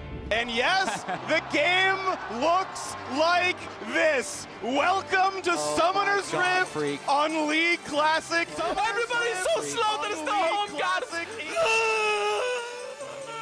Okay, look for going after blue buff. Levi is ganking bot already. I'm up behind him. Wei Xiao gonna do his best. He's getting slowed down. Second Q means perma-slow, and that is first blood to the Skarner. Levi, probably the best player in this match. Levi's on it, man. Levi's on for two.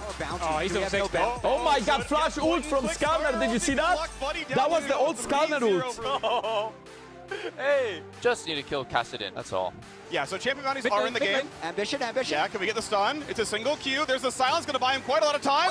Gets over the ult. Oh, it's a heartbreak. Wait, look, Angel is watching this. I want to fight. The later you go into the game, right? Yeah, so big stun. The polymorph at a good time as well, so enough to kill Captain Jack. That Valkyrie. Nice. W should kill. Just a punch, but next spell, down he goes. I'm ulting. Slow, yeah. TP. Did they kill Captain Jack? Skara has revived TP, but can he kill backline? They're going to try, and they'll get him with help. Ambition on 1 health. Levi cannot stay in range. Double it with a 700 gold shutdown. Oh my god, Double Lift just got so much gold. Double lift will carry. I go chase him. Sunfire capes, they are unique. Want to make sure you're aware of that one before you get any ideas. Oh, wait, Tom. Jump around. Goes actually for the flight. Nicely played by Zatai. Yeah, he said it's crazy. Maybe because me, not Lee Sin. True. true! Can we fight there? Can we fight? Yeah, we go. I do so much damage. Just fight. Oh, they're going to pop the Shirelles, do what they can to kill Levi, pulling him around, but they can't. Ambition with the flash ulti. The zone is for Pawn, keeps him alive for now. Wei Xiao wants to live. Big knock for the backhand side. Pawn knocks down one. Can they get the rest? Yellow Star going to fall. Double still around. Looking for Captain Jack. I think he felt freed forward. That's not going to go well for you. So as in Pawn, though, still alive. Q's going to land. Zatai takes him down. Nice. So easy. Let's go. But those are long death timers, and they got 3 people trying to push mid with the Baron buff. Is that GG, guys? Is Double just too good? Look at that base. What a beautiful place. 3v1 jumps in, some damage, locked up, kicked, active Shirelias, gonna dodge the first Q, but he needs to heal, and there's no home guard regen, buddy, you gotta sit there on the fountain. Nexus taking the damage, interrupted by the Janna, but it's not enough! GG. Bye. Let's go punch! GG. It's okay, good game. First international title for Double Lift. Closes it out here for Team Baron. Dude, that was fun. That was really fun. Guys, can we just say that I just won my first international title? Is that a deal? It was fantastic to be back on stage, to play in front of the crowd. Which was fun. We made some fun top plays as well with Karner and Alistar, so honestly a great game to play. Also, like, we didn't use all those strategies, you know, like we could have lane swap, and I could have played like Blitzcrank maybe. Like we had like so many strategies, but luckily it was only a best of 1 for them, you know. Like, you're blaming the format. Yeah, okay, I see what like you're doing. best of 5, it would have been like a free 1, you know. Like. These guys are back into it. Look at how much fun they had getting to play on stage again. They're right now discussing starting a new org.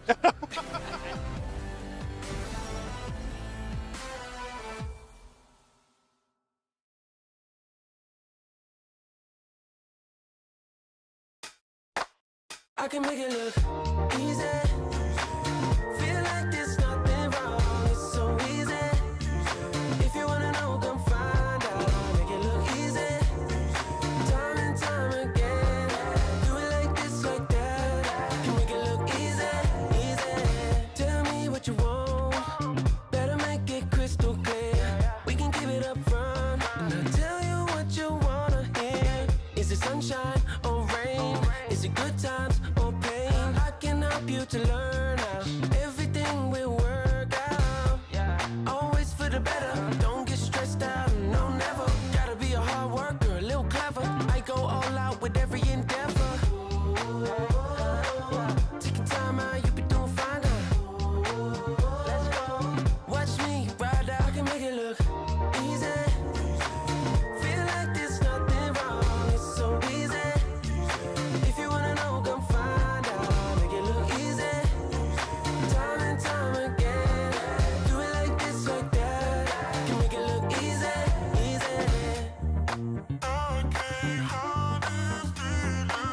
Gon' get it, yeah.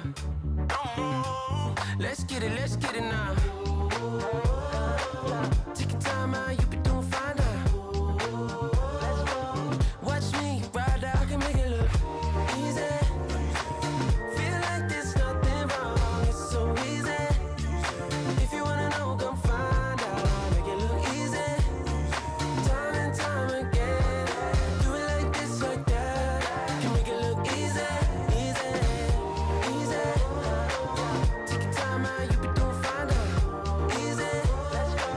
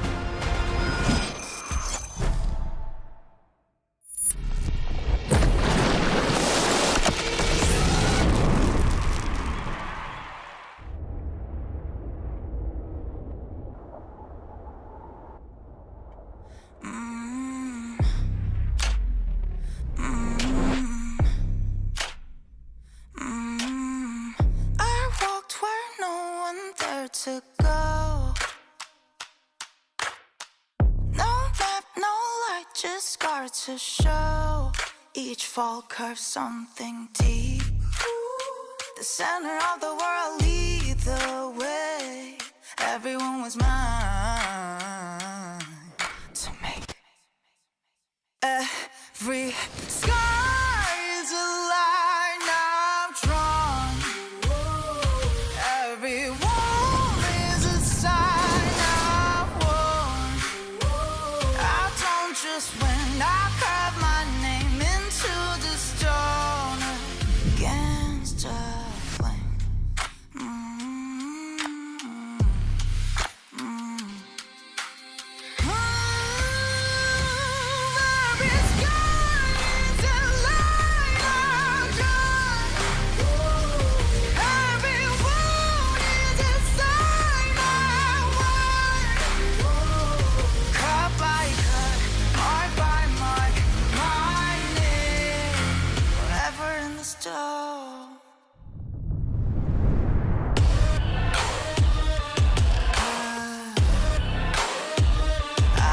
Just when I lift my mic into the stone.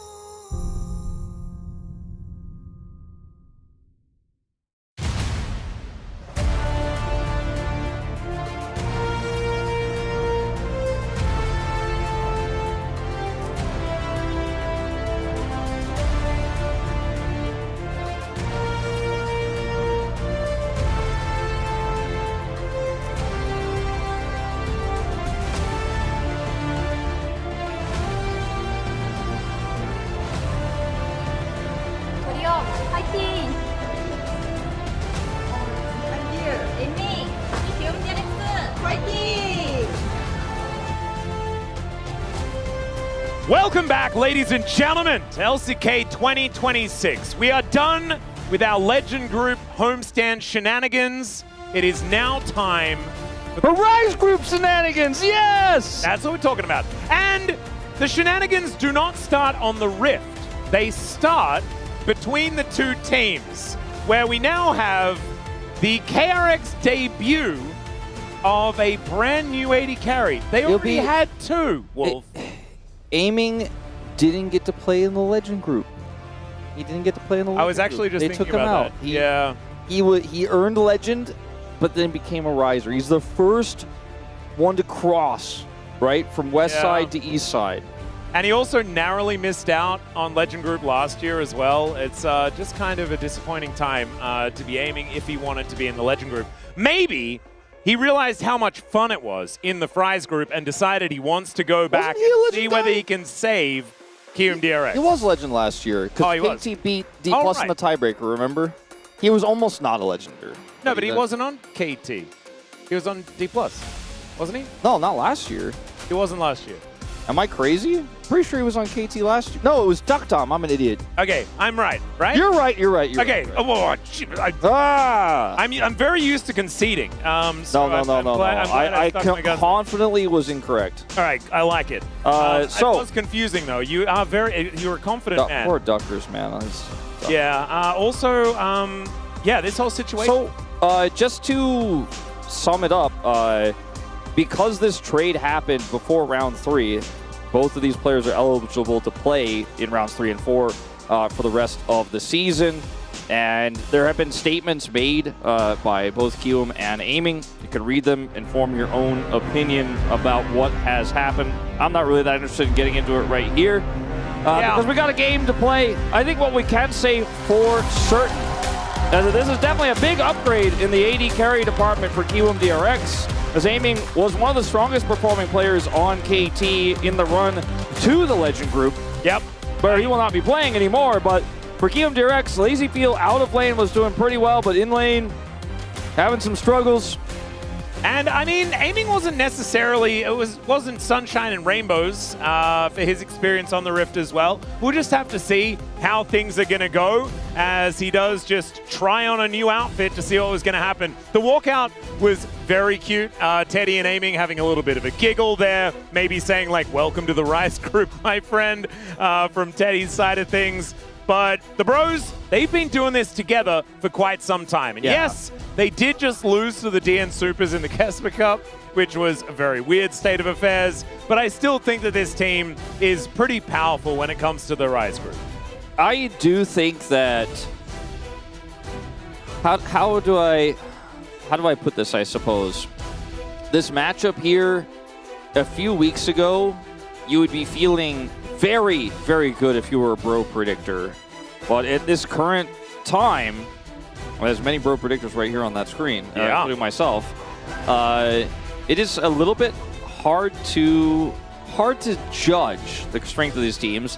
Frog playing as well, so a lot of changes here for QMDRX at the same time, as we're not going to go into the name thing. At least I don't hope not. It is Bro versus QMDRX, so it could be some downtime in the game. There's the man himself. Yeah, and Frog did play the last time they hit the Rift. It didn't look great, unfortunately. There were a lot of other issues, but I do agree. I want to set the stakes for the standings because we've talked a lot about DNS and their position, and they are almost just out super early. They might not see the end of next week before they are just out. They have one more match to play this week, right? They could be eliminated. They could just be eliminated. That's correct, based on what happens today as well. If QMDRX also win this, they'll move up to 6. But that's what I wanted to talk about because DNS, they're not really in the conversation, unfortunately, for getting into play-ins. But the standings otherwise, 7 wins for BNK, Bro and Nongshim at 6, and QMDRX at 5. So we're all very close together. And that means that any single win you can get as any team makes such a difference. There's 8 games to play per team.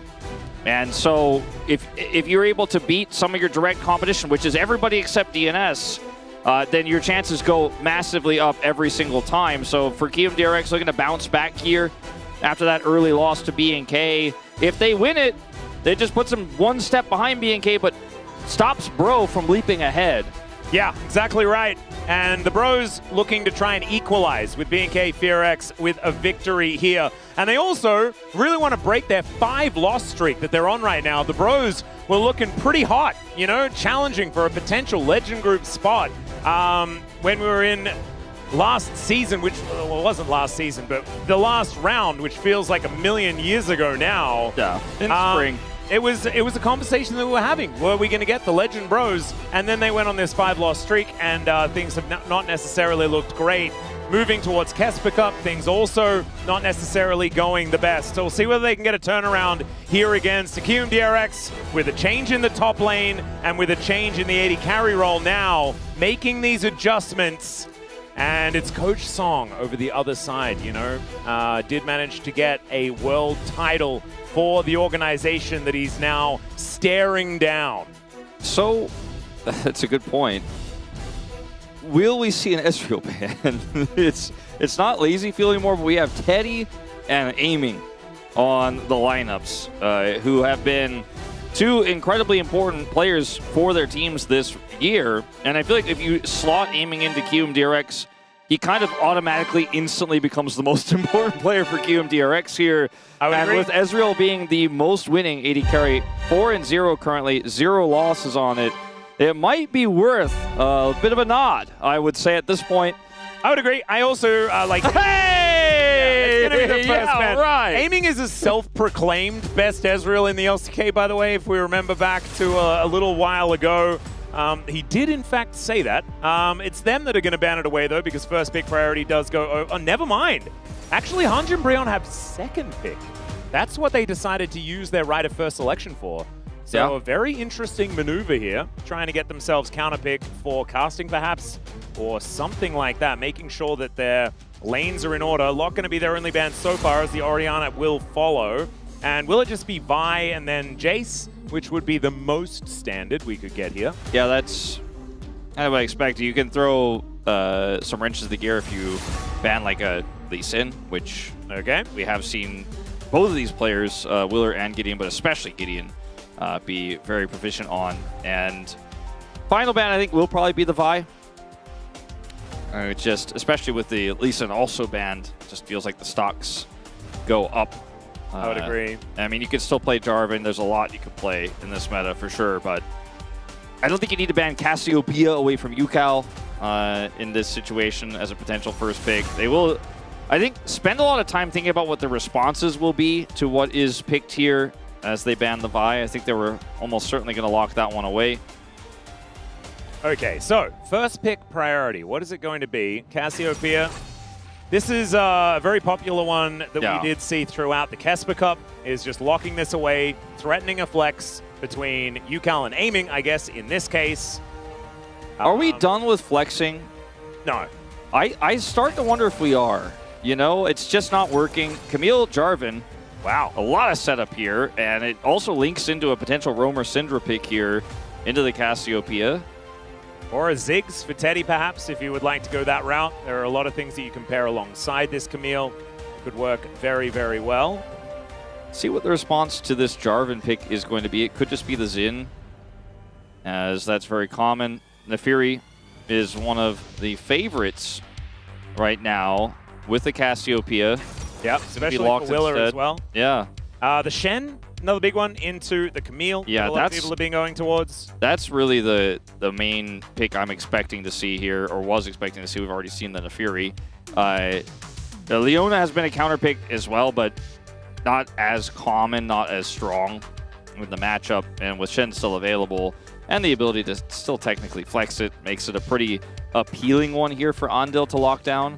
Bard and Nautilus are also up. Those are the two other picks that you could consider. They do go for the Nautilus, so with the Nefiri Nautilus, you have a lot of single target blow up, a really punishing draft into a Camille engage that goes wrong, you know, where she's not linked with the rest of the team. Very easy to blow her up. Yeah, I'm a little bit perplexed though, because now it's a very free Syndra pickup, and you've already shown your support. Counter pick for support has been pretty popular here, and I guess, I mean, Hunj and Breon will be able to answer this Nautilus when they come out of this next ban phase, but they can ban a couple of things away to try and shore up this Nautilus pick for Andal. I just don't know whether it was necessarily under that much threat of being banned, whether it feels like a checkmate as far as the answer to the Camille is concerned. And I say counter-picked away, I mean, the Camille's already locked in, so that's a little bit silly. Still looking towards the top side of the map, as the Cassante is going to be banned here by the Bros. All right. See what the next response is going to be here, because it's tough to know 100% that this Syndra is going to the mid lane. I think it will. Teddy's been a bit of a Syndra bot lane enjoyer in the past as well, actually, even in metas that weren't like this. Yep. He's one of the players who's played Cassiopeia bot lane this year, so it's tough to judge. So instead of putting the focus on the top lane makes a lot of sense here. And for the Cassante ban, I think a Jace response also makes sense. See what the last ban will be here. Ambessa is incredibly good with Hanjit's comp. I think you've got to ban that if you're QM here, as they just have so, like, it can go Ambessa Jhin and be like, I have the greatest Jhin comp that is ever Jhin. Yeah, very true. And I actually think the Ambessa will be able to help shore up some of the lack of damage a Jhin would provide for the team. The Zig's going to be taken away from Teddy, would have been another decent option. As we mentioned before, Cataclysm plus Hextech Ultimatum. I think you go Ambessa, Blind, and then you get Renekton. Jhin. The Renekton makes it a little bit more difficult. And this will mean that Teddy needs to play Jhin, because otherwise there's way too much magic damage coming out of this squad. Yeah, unless Roamer's going to play like Tristana mid or something like that. They want the Rumble here, Blind. I feel like it's a pick that maybe kind of punishable. Yes, Renekton's good into the Ambessa, but it's not a hard punish. We'll see what the answer is going to be here to this Rumble now. They'll take the Jhin themselves. And I think it's a really smart idea, because like you said, the Jhin fit the Breon composition so well, you can just pick that one away. They're like, we got Ambassador Jhin. Joke's on you, bro. Hey, I get it, because it's bro and then it's also bro. Makes sense. The Ambassador will round out the composition. Frog did play this in their previous series. It looked all right. as wow. Kalista This would Camille be would be so cool. fun. It is very fun, and I think it's very strong. But Corki, a little bit more safe. It's less fun. It is going to be the opt-in. Yeah, I've been thinking about the old Kalista-Camille combo with Camille coming into the meta just because she does feel a whole lot safer when you can be Fates called away, but not going to be happening this time. It's kind of awkward into Miasma, into Nautilus. You know, very difficult to necessarily follow up the way you want to. Corki's going to be able to operate a little bit further back, follow up a little bit easier than the Kalista. Obviously, Camille can change the equation for Kalista quite a bit, whereas those defensive tools won't necessarily get to be used because the Camille's flying through at light speed, but I like the draft here of both teams. I think when you look at Ambessa Jhin with any sort of setup, the Nautilus being the case for KRX, it's incredibly powerful. Even though Ambessa's win rate was down at like 24%, that's for LCK on the year. Definitely looking a lot better post-MSI right now. On the other side of things, though, you know, this Corki composition with a lot of Syndra setup feels really good as well for the side of Hanjin Brionne. I think this is a pretty even draft, all things considered. It's going to come down to form on the day. Says, I brought my mom. And fighting to Teddy. Yeah. I like how they were getting in on the hide behind the sign meta as well. Really acclimatizing. It's absolutely beautiful. Both of these drafts, if you guys were watching the previous series, which I assume you were, I think this is going to be a lot more explosive out of our two Rise Group teams. I'm expecting more shenanigans. Let's get onto the Rift and see what it's going to be.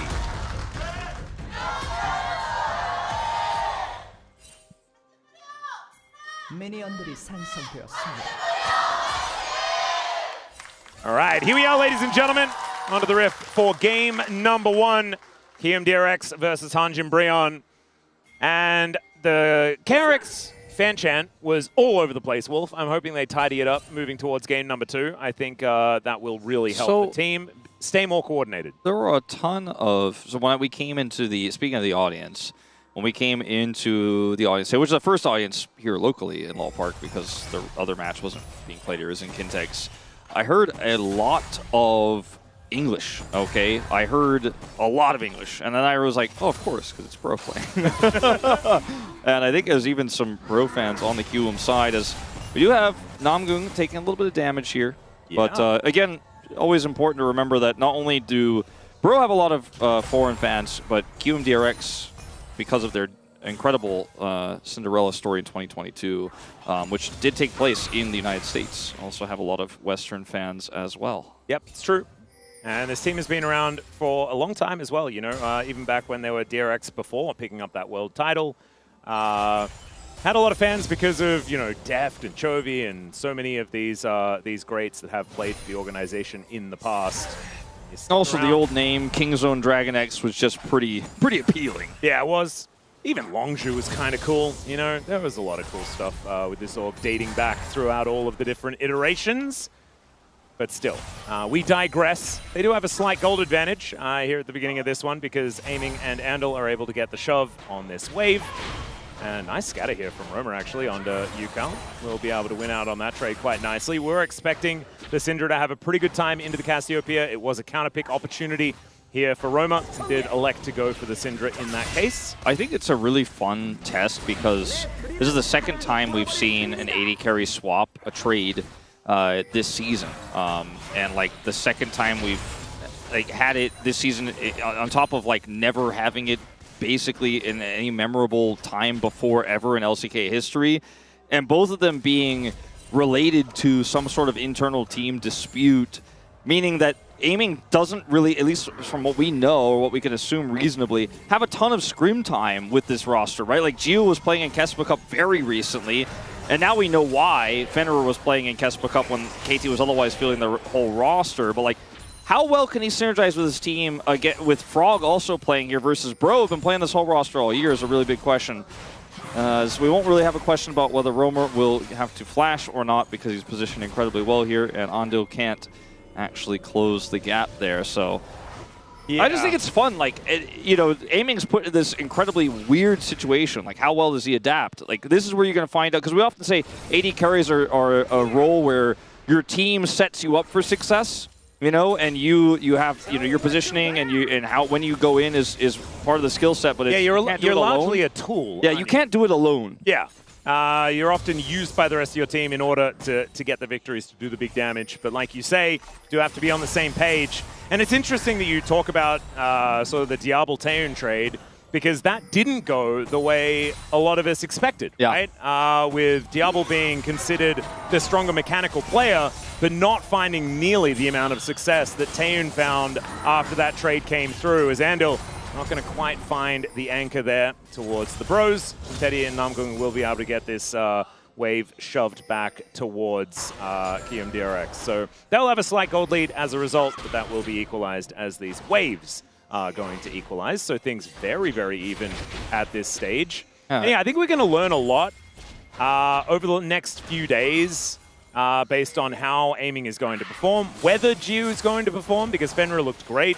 Yeah, that's the other thing. Earlier on. It's a trade between, the other trade was between 2 star players, and this was between a substitute player, effectively, and KT's star players. So, well, one of them. Obviously, I have quite a few on that roster. BD, was Player of the Year last year, so not quite the same level of stardom, but obviously AD carry, very important role, and aiming was arguably one of the best performers in round 2 as KT were struggling. And I just bring up all this narrative because it's a pretty quiet early game here.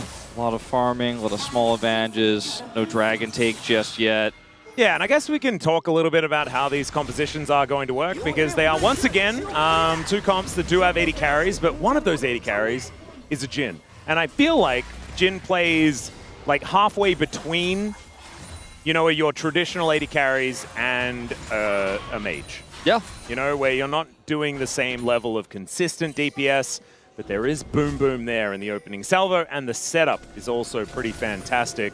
But you do require the rest of the team to set up for you and to give you those opportunities to get those snipes. It's so interesting in the deeper narrative of aiming playing on this roster, because playing Jhin where your agency level is quite low. There's a high skill ceiling, as Yukal is going to find out about as well here with this matchup into the Syndra. Yeah, Gideon comes on over as Willa will be able to deny Namgung's wall dive, and that will be the end of that.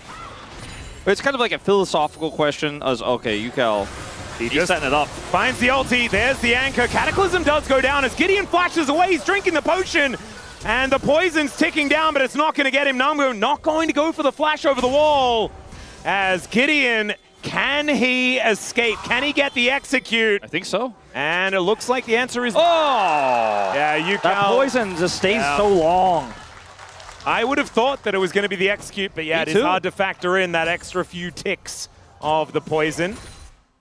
And so Yukal kind of getting bailed out here as he was suffering in this lane. Yeah, that's a lot of money going over to him. All right, well, that was a bit of a end to our short little discussion that we were having in a quiet early game.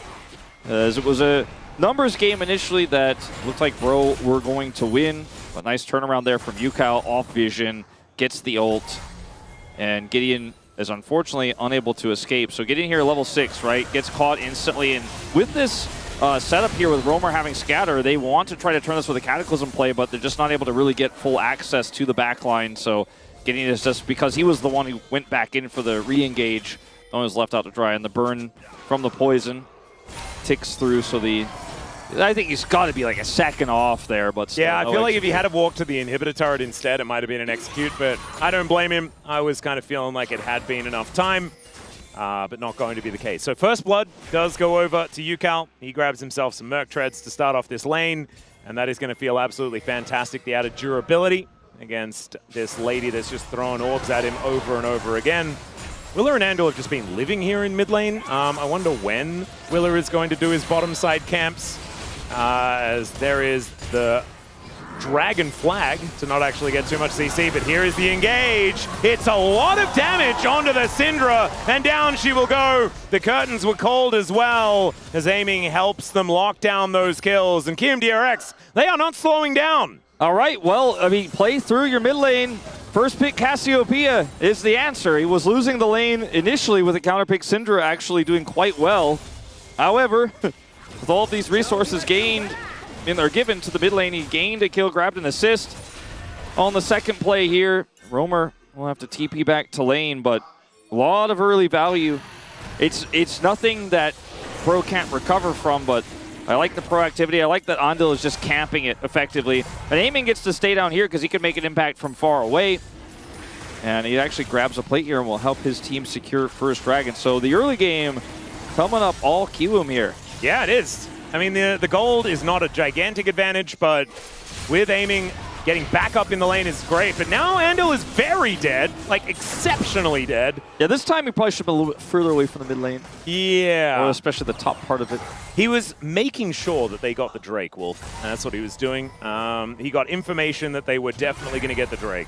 He was doing a Talia Wall cosplay. Yeah! It was pretty good cosplay. Similar colors. Well, Namgung gets information as to where Willer is. He's going to use the smite in order to secure that red buff, so he'll be absolutely fine. Teddy still with a bit of a deficit here, given the couple of plates that Aiming was able to claim. But there's a Crystalline Overgrowth build-up here for Teddy to pop if he would like to grab a little bit of extra money for himself. Casting also pretty big lead right now. As you can see, Frog kind of suffering in this lane, and there's a teleport advantage about to come up here for Casting as well. The Harpoon's not going to connect. Yes, he knows exactly how wide Ambessa is now. Yeah. Calculated. Casting likes frog legs, so he doesn't want to get roasted. Aha, that's a joke based on where we just traveled to, Wolf. I like that. Yeah, yep. Fun and stuff. Also the name of the player. I didn't have the frog's legs, though. I did try snails. Pretty good. Delicious. I think Casting is a knower. Yep. That's why he picked Rumble. Oh, Teddy going to be out of Valkyrie, out of the way of that one. This bottom lane, we keep trying to see if it's going to be interesting. It just hasn't been, you know? Yeah. It's when Camille's in the bottom lane, you're like, oh, something will always happen. No, not necessarily in this matchup, especially when the supports are actually supports for the mid lane, as most of this game has been. But they were all four down there for a second. Yep, did you see that, by the way? Roma was roaming. Yeah. That was pretty cool. He does tend to do that occasionally. You know what's really sad? The fact that the caster bot lane meta hasn't stretched to Annie bot lane yet. And so we can't have Teddy as Teddy. No. Because he could play reverse Annie, and then he's actually just a Teddy. Yeah. Which would be so good. Or Volleybit bot lane, that's another opportunity. As now Namgung's going to fly in. Didn't have the flash, so wasn't actually able to close the gap towards Frog, but it is still a good trade and a flash gained here for the Bros on the top side of the map. Casting is just kind of blowing this this top lane out of the water. They're going for another one, and I think maybe this time Frog does clear the wave, but he still might croak if they fully commit. See what he did there. Because he can't leave, even though the wave was cleared. A second wave's going to come through. Well, Namgung, will he find the hook shot? The answer is no, because there is that the ulti to come through from Frog. Still going to get knocked up by Gideon, though. And tick, tick, tick, tick. And the Ignite goes down. Namgung holds onto the turret aggro for such a long time. Finally, he gets flagged, but the 1-for-1 comes in. And Namgung is going to die. I think suffering for the sins of his other players. Not to mention all the extra time spent here. Teddy swaps topside, and this is going to force the TP bottom. Aiming got 700 gold, the advantage from just sitting down there and slowly picking away at those plates. Now he's going to Ghost Blade back to the top lane, try to match Teddy up there, but ends up getting a lot of damage done. So that was such a weird passage of play. Top laner of Kiwoom DRX definitely lasting a bit longer than they really wanted him to here. As turret's charging, gets away, and then watch this. Ignite drops, and he just doesn't hit. Oh, no. And he walked back in. He's like, I got him, I got him, I got him. I think maybe like Gideon would have just died instead if Namgung had have dropped turret aggro, but unfortunate there. And so Kiwoom DRX going to retain the kill lead, but Bro with a 1,000 gold advantage at the moment. Largely because, as you can see here, Casting is almost 30 CS up, which is kind of insane. Yeah, it's quite a substantial advantage. You could say he's leaps and bounds ahead of the top laner for Kiwoom DRX. I think I know how well he's going to get across the road. Yeah. We're about to have a first item completion for this Rumble as well. I've not yet seen a big straight-up team fight. I wouldn't really call what happened to Gideon in the early game that. It was kind of a disjointed situation. Good punish from UCal. Also very close to an execute as well. Yeah. At that instance. So, you know, these compositions are going to scale very differently, right? The Cassiopeia scales incredibly well. The Jhin has a lot of setup from ahead. The Zambessa is behind, but that doesn't necessarily mean that with the setup they have in this draft that can't just turn around very quickly. Aiming is a bit far forward. Yes, he is going to be put into the ultimatum as the flash out of the way of the anchor comes through. Gideon just skewers the new AD carry of KRX. And now the rest of them have to get away, but it's so difficult. Flag and drag locks down Andal. Gideon standing in the way of any attempted anchor play. And down they will go. The Bros now erupt into a 2,000 gold lead. Yeah, that's all it takes is just a big overextension to give the opportunity. I mean, it's the Syndra setup, easy follow-up to the Jarvan. Oh, Jarvan, God. 4 kills, by the way. Yeah, and it's also so much worse than that. There's so many plates raining towards Teddy right now. Teddy he was very far behind aiming because of the pressure that aiming was able to get in the alone time onto the turret bottom side. And now just like that, he's killed. And Teddy's right back into the... I mean, this is like illegal levels of being way too far off. Like, Ghostblade was kind of cute.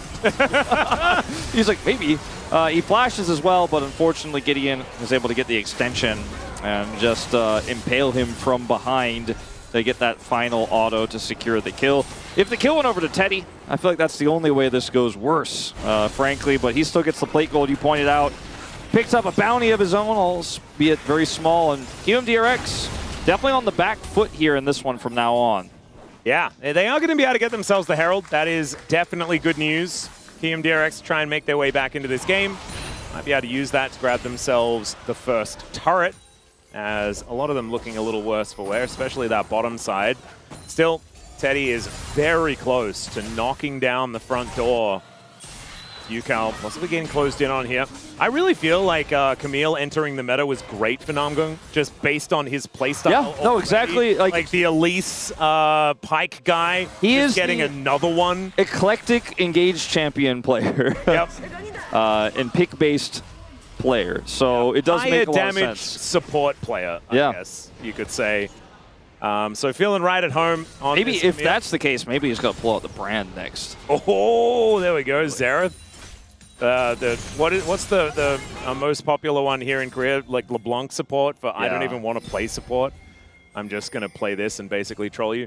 Or Teemo. Yeah, that's a good one too. I like Yuumi with Cleanse Ghost. Or even worse, Yuumi with Flash Ghost. True. Yeah, that's a dodge for me, dog. Yeah. Cat. Yeah, there you go. Yeah. Keeping the animal theme rolling. Indeed. Well, Teddy is going to have to help his squad defend this drop of the Herald. Like, they were able to pick this Herald up earlier, and they're just going to drop it with no objective up and just try to put it in. Gideon could try to stop this from charging. Yeah, there's the Cataclysm forward. They're looking for aiming. Who doesn't have flash? He's just dead. And yes, Shelly gets the charge, but the Bros get their target, and there is no way that this turret is falling down. Casting just putting the pressure onto Frog here towards the bottom side, and UCal, yes, he gets a crash in the top lane, but Roma is barely even going to miss out on a few of these creeps. As the Bros move to a 2.7k gold advantage, they'll be able to get first turret here as well. That should be over a 3k, and it is. Yeah, I mean, it's a very simple equation. You have Rift Herald charging, and that's going to get a lot of our turret, but I'm going to get your AD carry and the whole turret, and now looking like a potential second turret here as UCal tries to defend. Yeah. I think AD carry plus first turret, it does not equal small charge and some plates. Yeah. It's rough, too. I mean, considering the Rumble had a lead, and that's like where the rest, like, we haven't seen any more attention towards Rumble at all this game, right? Like, it's just been playing through the picks in the mid lane, getting that turret down. We did see, you know, the attempt, right, to kill Frog, and he traded a kill back, and etc. But that was a lead that was already there. The rest of the leads have just kind of been set up by Bro looking for good punishes. And if nothing's given over this Zambessa, Frog's just still going to be in the tadpole stage for the foreseeable future.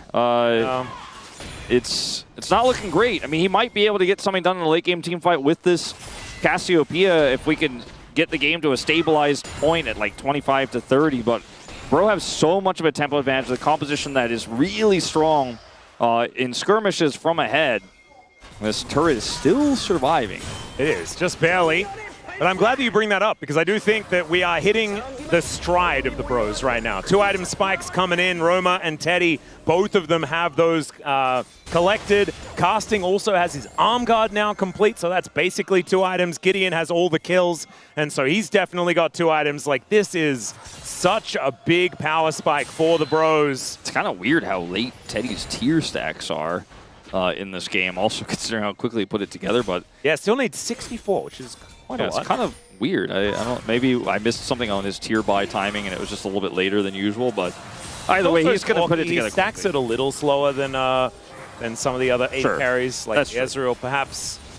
Now that he throws rockets around forever, after hitting level 6, it is a little bit quicker. But before that, cooldowns are a little bit worse, as the Anchor is not going to even hit the wall there. As the Scat of the Week comes down, the Flash and the depth charge come out, as Namgung is just able to wall dive his way out of there. So a lot of buttons going wide. A teleport is going to be committed as Casting looks for some harpoons. He's running real quick and has that extra shield for the durability. And there's no ult for Andil anymore. They don't have control over the space here.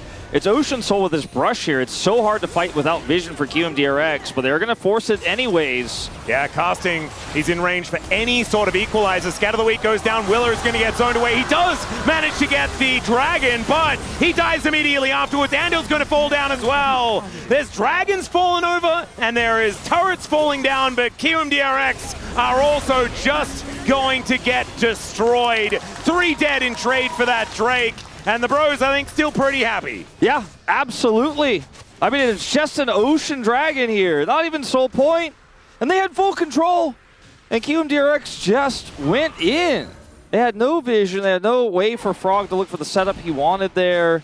They didn't have the Andil ultimate because he used it in the exchange where it was just traded for Camille escaping. Yeah, I want everyone to notice that also Namgung didn't even have to ult in the fight. He didn't even need it. I mean, that's the main thing, right? Is that the Bros just played this so patiently. And then, like, Frog's going back in. He thinks he's an amphibious player. He's both a KRX player. I mean, he's in the tadpole stage. He's not even amphibious yet. He can only go in the water. Yeah, no, he can't. He's not supposed to get out yet. But he wanted to go back in. After. It was crazy how Bro opted into that. And then as soon as it looked really bad after Willer got the steal and he died, they were like, let's opt in again. You mean KRX? Yeah, sorry, excuse me. Yes. The Bros definitely didn't opt in either. No, they would just waited and said, thank you for the free setup. Yeah, and they didn't get the Drake, but that wasn't necessarily the point, as they've now moved to a 5.6k gold advantage, make that 5.7. And yeah, you can have your Ocean Dragon. We are now going to set up around the Baron. Teddy gets that transformation that we were talking about. Cataclysm and that equalizer placement. Just gorgeous, meaning the KRX are unable to defend their support.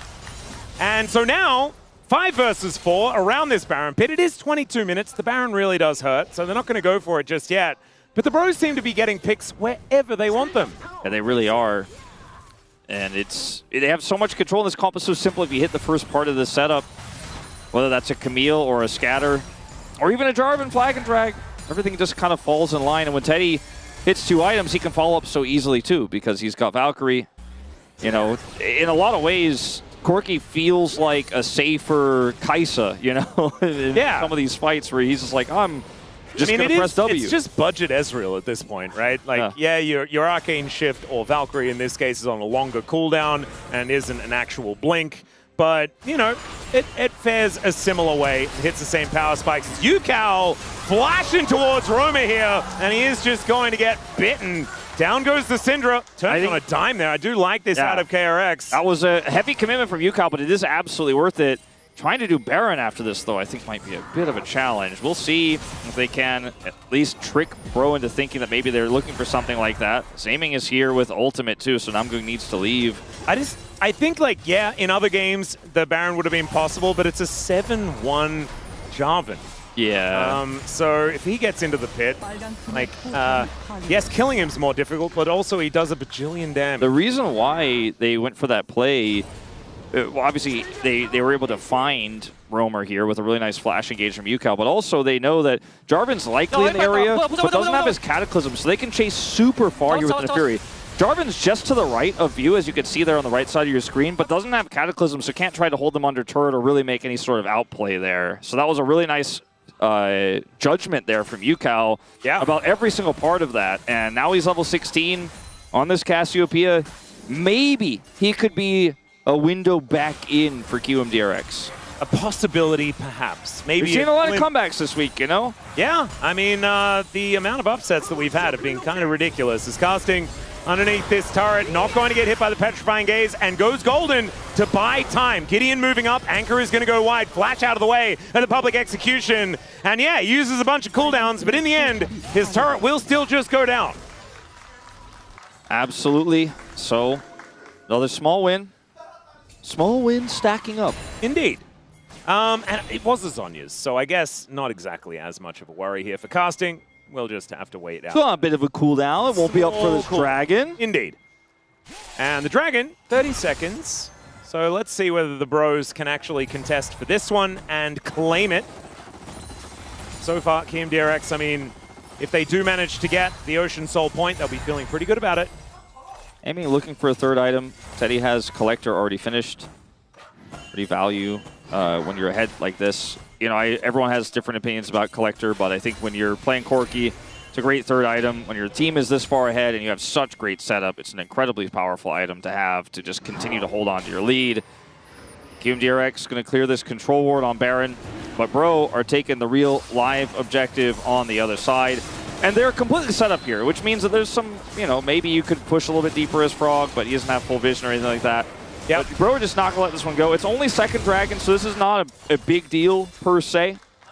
It does mean that QMDRX are able to park themselves around this Baron and get full control of this topside river. There's a teleport in though. The bros know what's going on. They're going to put aiming in the Cataclysm. The Equalizer follows him. Andal is burning down and Teddy will finish him off. And now UCal getting pushed away. The scatter as Roma tries to find the revenge, but that Petrifying Gaze was outstanding. The stopwatch even better out of Roma, and the bros are immortal, invincible in the team fight, and they'll take the Baron. Just too far ahead at this point. UCal's ultimate was phenomenal, but it doesn't matter if there's no follow-up. He's still alive here with aiming. They're going to try to stop this Baron, but it is going to be a tall ask. Yeah, Roma is going to take so much damage here. Oh, he starts off these captive audiences from aiming. UCal moves in. It is going to be the Baron secured. And there's the flash from Gideon. UCal will be taken out. Aiming spotted there by the scrying orb, and there is vision over here. Andal moving down. Teddy blocks. And Gideon is just going to try and kill Andal here as well. Aiming, just kind of watching all of his new teammates die, one after the other, kind of put into the crucible here in his first game. Down he goes. And this one, definitely his third death of the game, definitely more about the whole situation. Don't think you can blame Team Synergy on his first two in the mid lane, though. In this one, as in this fight, it's a double TP into the back line, but Gideon's right where he wants to be. Aiming's forced to flash because of the setup there and the equalizer. Ando gets taken out, and now QMDRX are split because of this wall here, and UCal is the target. Now his ultimate here is phenomenal. Four-man! But there's just no fall. Frog is so weak, and Aiming is a Jhin who's out of bullets, and it's unfortunately for UCal and his heroism not enough. Now Aiming does do a lot of work here, but all they have to do is make sure that Jarvan isn't taken out. And even though these are 2 kills going over, the Smite secure is going to be there. They make it close. He actually doesn't have Smite. In fact, I forgot about that in this replay. But they get it anyways, and they're able to get the turn kill here as well. Yep. Teddy used the Smite in the fight, I believe. Yeah, Teddy actually killed the Baron on 140 health. So it was basically a 50-50 at that stage. Kind of insane. We're having a look at some craziness in live as well. As Gideon's getting hunted down, they will be able to grab that kill. As now Frog gets into the backline. Roma taking a lot of damage. Teddy is able to snipe him down though, and this Corki is so fed. 7-0-6 right now, looking to be legendary with just one more kill, and just needs a rocket towards Andal. That's not it. That is going to miss, and will be denied a legendary Teddy for the next little few moments. Yeah, UCal being here makes it hard for Teddy to flash for that one. I think he probably definitely gave it a long consideration, even will give it a blue trinket, but not going to happen. Is this too much map control? There's no information here, right? It's like, yeah, Gideon's here. Maybe we can get him. He's got, what, 8 kills on this game, though? Yeah, pretty ridiculous. Got him. Kills. Mission accomplished, right? Right? Yeah. Yeah, no. So deep on this one, and it's really easy for Bro to just rotate over. They do get a Baron off the Rift, though, right? And yes, KRX did need to send everyone back home. Willa limping away, Andal limping away. But going 1-for-1 into a Baron doesn't feel too bad. Still, 8,000 gold is the advantage. 1 minute until Soul Point here for the Bros. 10 seconds left on this Baron. The Rebel Baron power play cresting the 3,000 mark as it ticks away. You'd say that's definitely worth it. Infinity Edge done for Teddy. Yeah, there's a lot of good items here on the Bros. Yeah, I'm looking at the other side, and LDR is done. Rylai's... God, that's such a sad Jhin build. Yeah, it is really just doing not a lot right now. But all of this is, these are small things, right? Like the Jhin build, the Rylai's that isn't that high value as a, 4th item with the Zonia's coming through just now completed, I should say. But it's just a matter of lack of map control. Like, they can't actually take any fights on their terms. UCal keeps trying, right? Like, he made the play topside here, looking for Teddy here, gets his Valkyrie out, but cannot deny the Valkyrie. He's just walking up. He's trying to make something happen. There's the curtain call. The Bro's going to have to try and defend Teddy. He gets another Valkyrie as he flashes away. They'll take the blast cone to get away from Aiming's bullets. And now casting, oh, the footwork from this man. Holds onto his Banshee's Veil, ladies and gentlemen. Like, it didn't even matter if that had hit him, it would have done nothing, but he still holds onto the shield. Yeah, he wants to keep it. Yeah, as it turns out, he likes that bubble. Yeah. All right, well, it's like the boy with the bubble. You remember playing Sonic back in the day, you got that bubble on, you're not going to lose any ring. Oh, absolutely you not. Keep it. Yeah. That's always how I feel about Banshee's Veil, is Frog.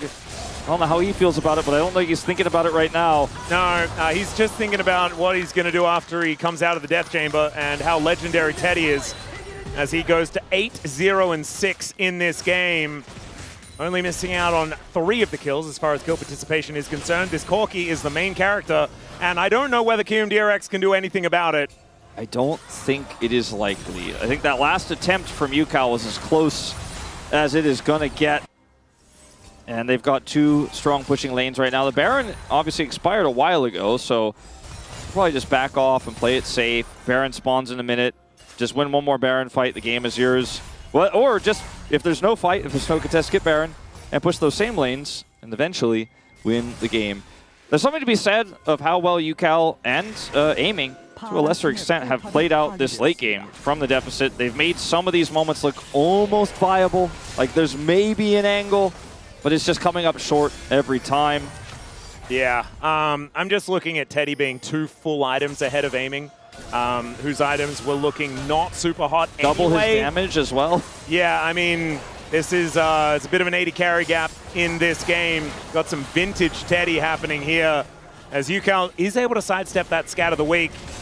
Really is the last hope for KRX is this Cassiopeia. But with the Baron spawning in 5 seconds time, I just don't know whether Kium can actually get over here.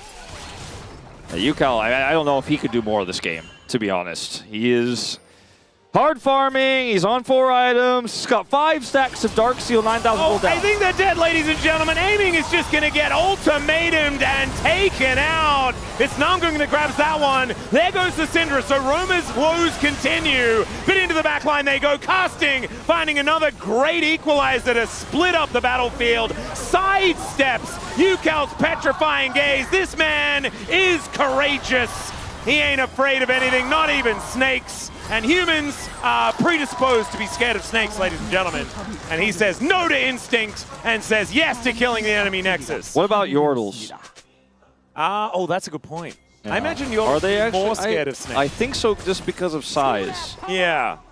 Because they're, smaller. But if you've got a Banshee's Veil on, how scared are you really? well, you shouldn't be scared, but instinct sometimes has nothing to do with reason. Yeah, just like how I'm always scared of any spider I see regardless of size anywhere near me. Even though I can definitely crush it. Yep. I don't want to. I mean, Achilles is even worse, man. I went away, and so I couldn't be there to take a spider away from his house. He hired someone to do it. Wow. I didn't even know there were people you could hire like that. I'm gonna have to. Yeah, neither did I. He told me that, like, yeah, apparently you could just find someone on Dungan to do it for you, which is like the secondhand marketplace. As the Baron is going to go over to Hunjin Brion here. Yeah, I mean, KRX are trying to find a cross map. There, unfortunately, isn't one. As we might have a bit of a frog horizon here for casting in a little bit if he gets just a few more waves of extra minions. It's a frog horizon, and it's also actually a flame horizon as well because he's playing Rumble. I just wanted to make a frog attachment. As aiming, caught here by Namgung. Burst damage is there. Tries to flash and kite away, but killed by Gideon. Buys some time for Yukal to come in, and without Yukal being here, the fight just looks like a complete wash. When Yukal does show up, you're like, wow, is there a real chance here? But Banshee's Veil is pretty good. Yeah, casting with the sidestep as well, absolutely gorgeous. And yeah, 6.6 thousand gold, the lead for Teddy.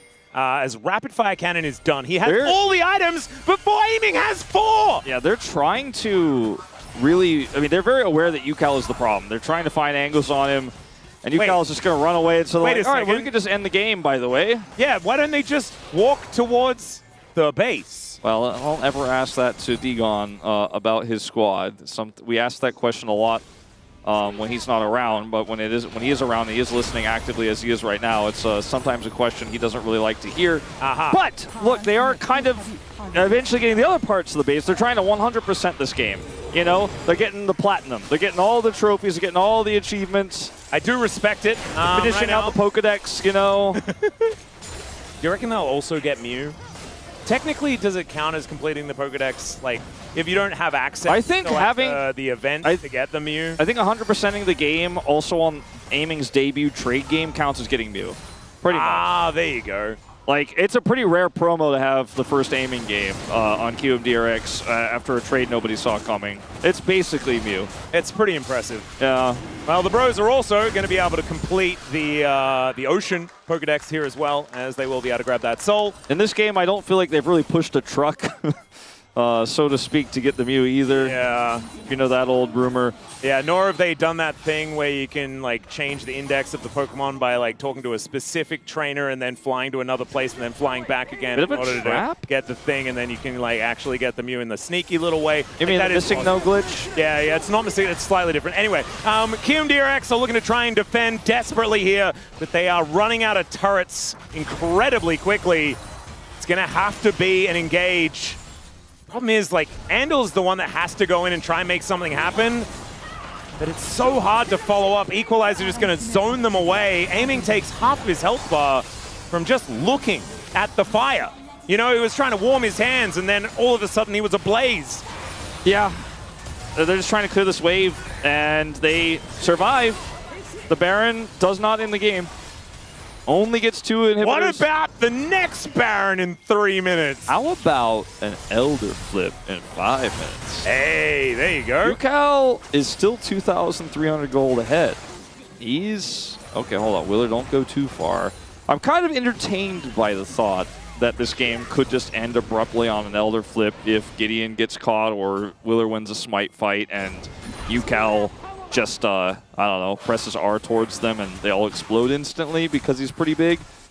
I mean, is Yukal big or is Roamer small? It's kind of a question of both. I'm feeling that Roamer is small at this stage. Looking at the items, I'm like, well, he's getting there. He is the biggest lead. He is the biggest problem, and he is a lot of consistent damage, whereas Roamer is not. The problem for the bros is that Teddy is not getting any stronger, right? Like, he's maxed out. He's capped. He's got all of the items. Yeah, you don't sell the boots on the extra slot in this one. Yeah, I mean, you could sell maybe like a collector for a Bloodthirster or something weird. He could change his boots, I suppose, right, to a different set of boots. True. But even then, I don't even know whether you want to do that. Like, what boots would make him stronger? It's probably best to be safe with all the armor you have from the GA as well. maybe upgraded boots, which you can't do anymore. Would have been the optimal one, but you can see these big ones are starting to hurt. This isn't even a crazy wave clear game for QMDRX. Like, they are just holding on. I mean, UCal has a decent amount, but there's just not a lot of siege here for Bros, right? They have siege in terms of hard engage if QMDRX step up to them, but if they don't, it's a little bit tougher. This mid inhibitor has respawn. It's going to be 3 full minutes before that bottom one does, and it's 3 stacked super minions coming over, but UCal has already got it on lock. He's going to get all that extra money. He's looking to build a death cap here, and he might actually get to have one before we go to this Baron fight. Which would be absolutely insane. It's crazy. Resets coming in, and yeah, UCal is just farming. Roma completes Azonia's. I would have loved it if he had just kept his arm guard and tried to build a death cap. We normally do the bro and brew like in the mid game, somewhere between 10 to 25 minutes. Recently, they've been a little bit more aggressive in the early game, then they slow it down. This is the latest brew we have ever seen. Yeah. Teddy also sold his rapid fire cannon for a Lord Doms. Okay. So that's a cute move. Did need some armor penetration because we are this late into the game. Everyone's level 18s and things like this. And so that is going to get you more value. Won't have quite as much poke. It's okay. Aiming, throws down the ultimate to see whether they can find an angle. That hookshot was just gorgeous out of Namgung. Andal immediately punished for the play, and Casting will show up to roast them. Dives onto Aiming. He finds the harpoon just beautifully. That was perfect rumble play. That is a petrifying gaze that kind of works, but in the end, KMDRX will just be dispatched by the Bros. Yeah, it took them a while to get that Pokedex together, but once they did, that little robotic voice said that they had a nice completion, and then they went and spoke to that guy, and they got that Game Freak award. Here are the Nexus turrets going down, and the Bros will take game number 1 over KMDRX, welcoming Aiming to his new team. 40 minutes it takes to take UCal out and end the game, but this is more about the picks on to Aiming. You know, there was some skirmishes that went the way of Hanjin Brion early, but those 2 pivotal kills onto Aiming will really open the game up, and then every subsequent fight it was almost as if Hanjin were like, we're not going to take a fight unless we can kill Aiming. Yeah. And they also had the thought process of, we're not going to take a fight unless we can kill UCal. They just never really could catch that guy because he was positioned really well the whole time. But almost every replay you'll watch of this game will be Aiming getting caught, unfortunately. Some of those in the late game, you can break it down to the fact they had no vision, no control over the game. It's tough to play out. But the first 2 deaths were really just on him, especially that one where he was walking up to turret in the mid lane. But that gave so much tempo over to Bro. Teddy exploded after that moment. See if you can find it in the gold graph at home. You can play along. See the moment where he got picked the first time, and see the moment where he got picked the second time in those big bumps of gold that Bro got. And I have to say, Teddy had a phenomenal game. Undying on the Corki, he was amazing. But Casting probably played one of his best games I have seen him play in his entire career. Absolutely beautiful rumble play. Navigated the lane so well. That last play was perfect. Wonderful stuff. We're going to go to a short break. When we get back, the Space going to break down that game. Then we're going to go to game number 2. We'll see you there.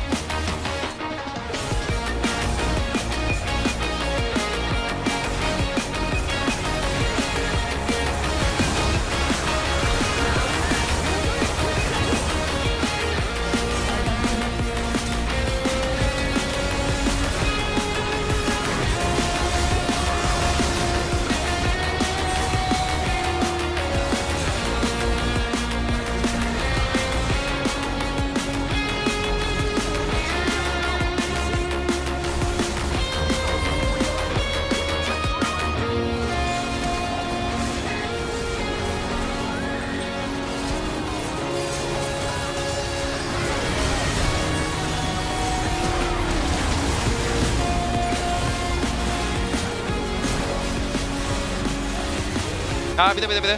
다음에 다. 괜찮아. 나 피랑. 야 맞아. 아 노텔부터. 노플이야. 아 노텔부터. 노플. 이틀 잡고 도와주라. 이겼어. 오케이. 아 24초야. 하자. 이번에 안 뺏어. 오케이. 이해 봐. 야 집 볼게. 막자. 끝내자. 가지. 다시 봐줘 얘들아. 다시 봐줘. 끝났어. 야. 나이스. 아깝다. 아까 탑 갔어야 됐을 것 같긴 해 얘들아 근데. 내자. 그죠? 아 잠깐 한판 하자. 굿. 형님들.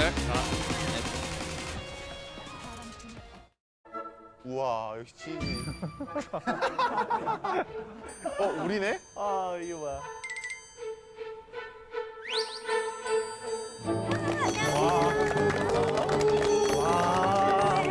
당 잡아가지고 대에서 했거든요. 왜냐면 걸리니까 그런 얘기를. 이거 돼? 너 정말 예쁘다. 할 기억이 안 나는데. 수영소에서. 안녕하세요. 오랜만에 뵙습니다. 인프랑 닉네임으로 활동했었던 그러면 지금 샤는 와이프신가요, 그분이?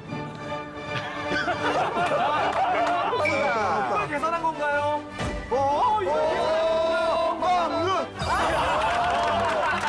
와 대단하다. 너 한국어 배워. 야 능력이 배워요.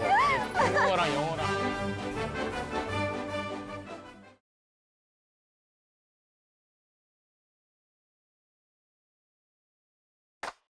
I can make it look easy.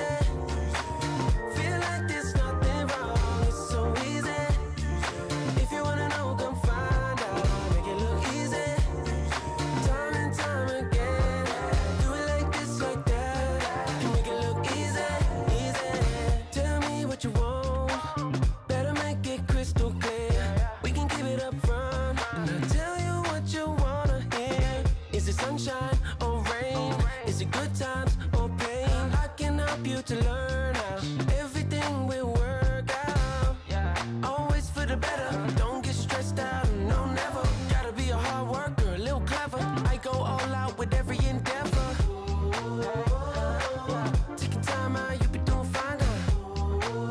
Let's go. Watch me ride out. I can make it look easy. Feel like there's nothing wrong. It's so easy. If you wanna know, come find out. Make it look easy.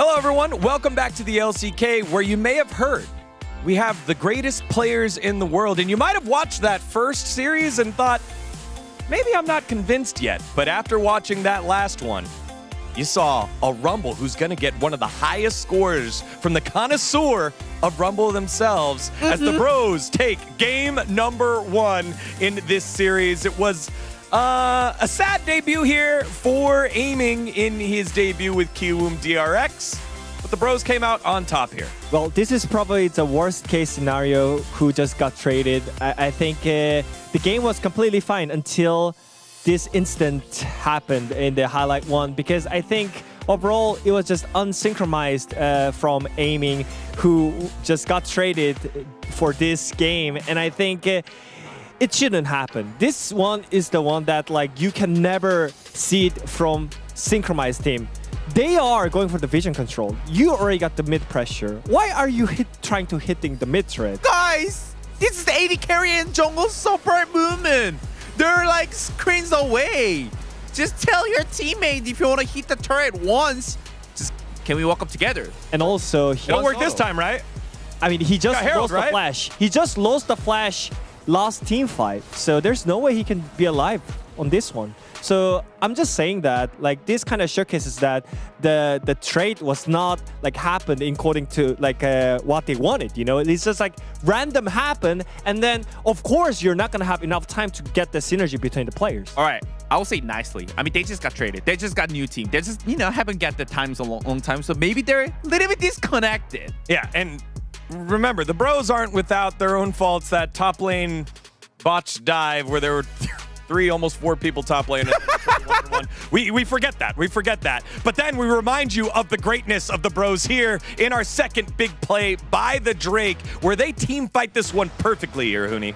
I mean, like, they could have pulled the trigger like 3 seconds earlier. They would probably secure the Drake as well, because like they had a great setup. Like Bros like ahead like 3,000 gold, but they're also like kind of move the backwards to make sure enemy team can come closer to the Drake. So like they could have just pulled the closer earlier, like a little bit, just a little bit, tiny little bit. But I think still it is a really huge win for Bro there, like to get huge a lead.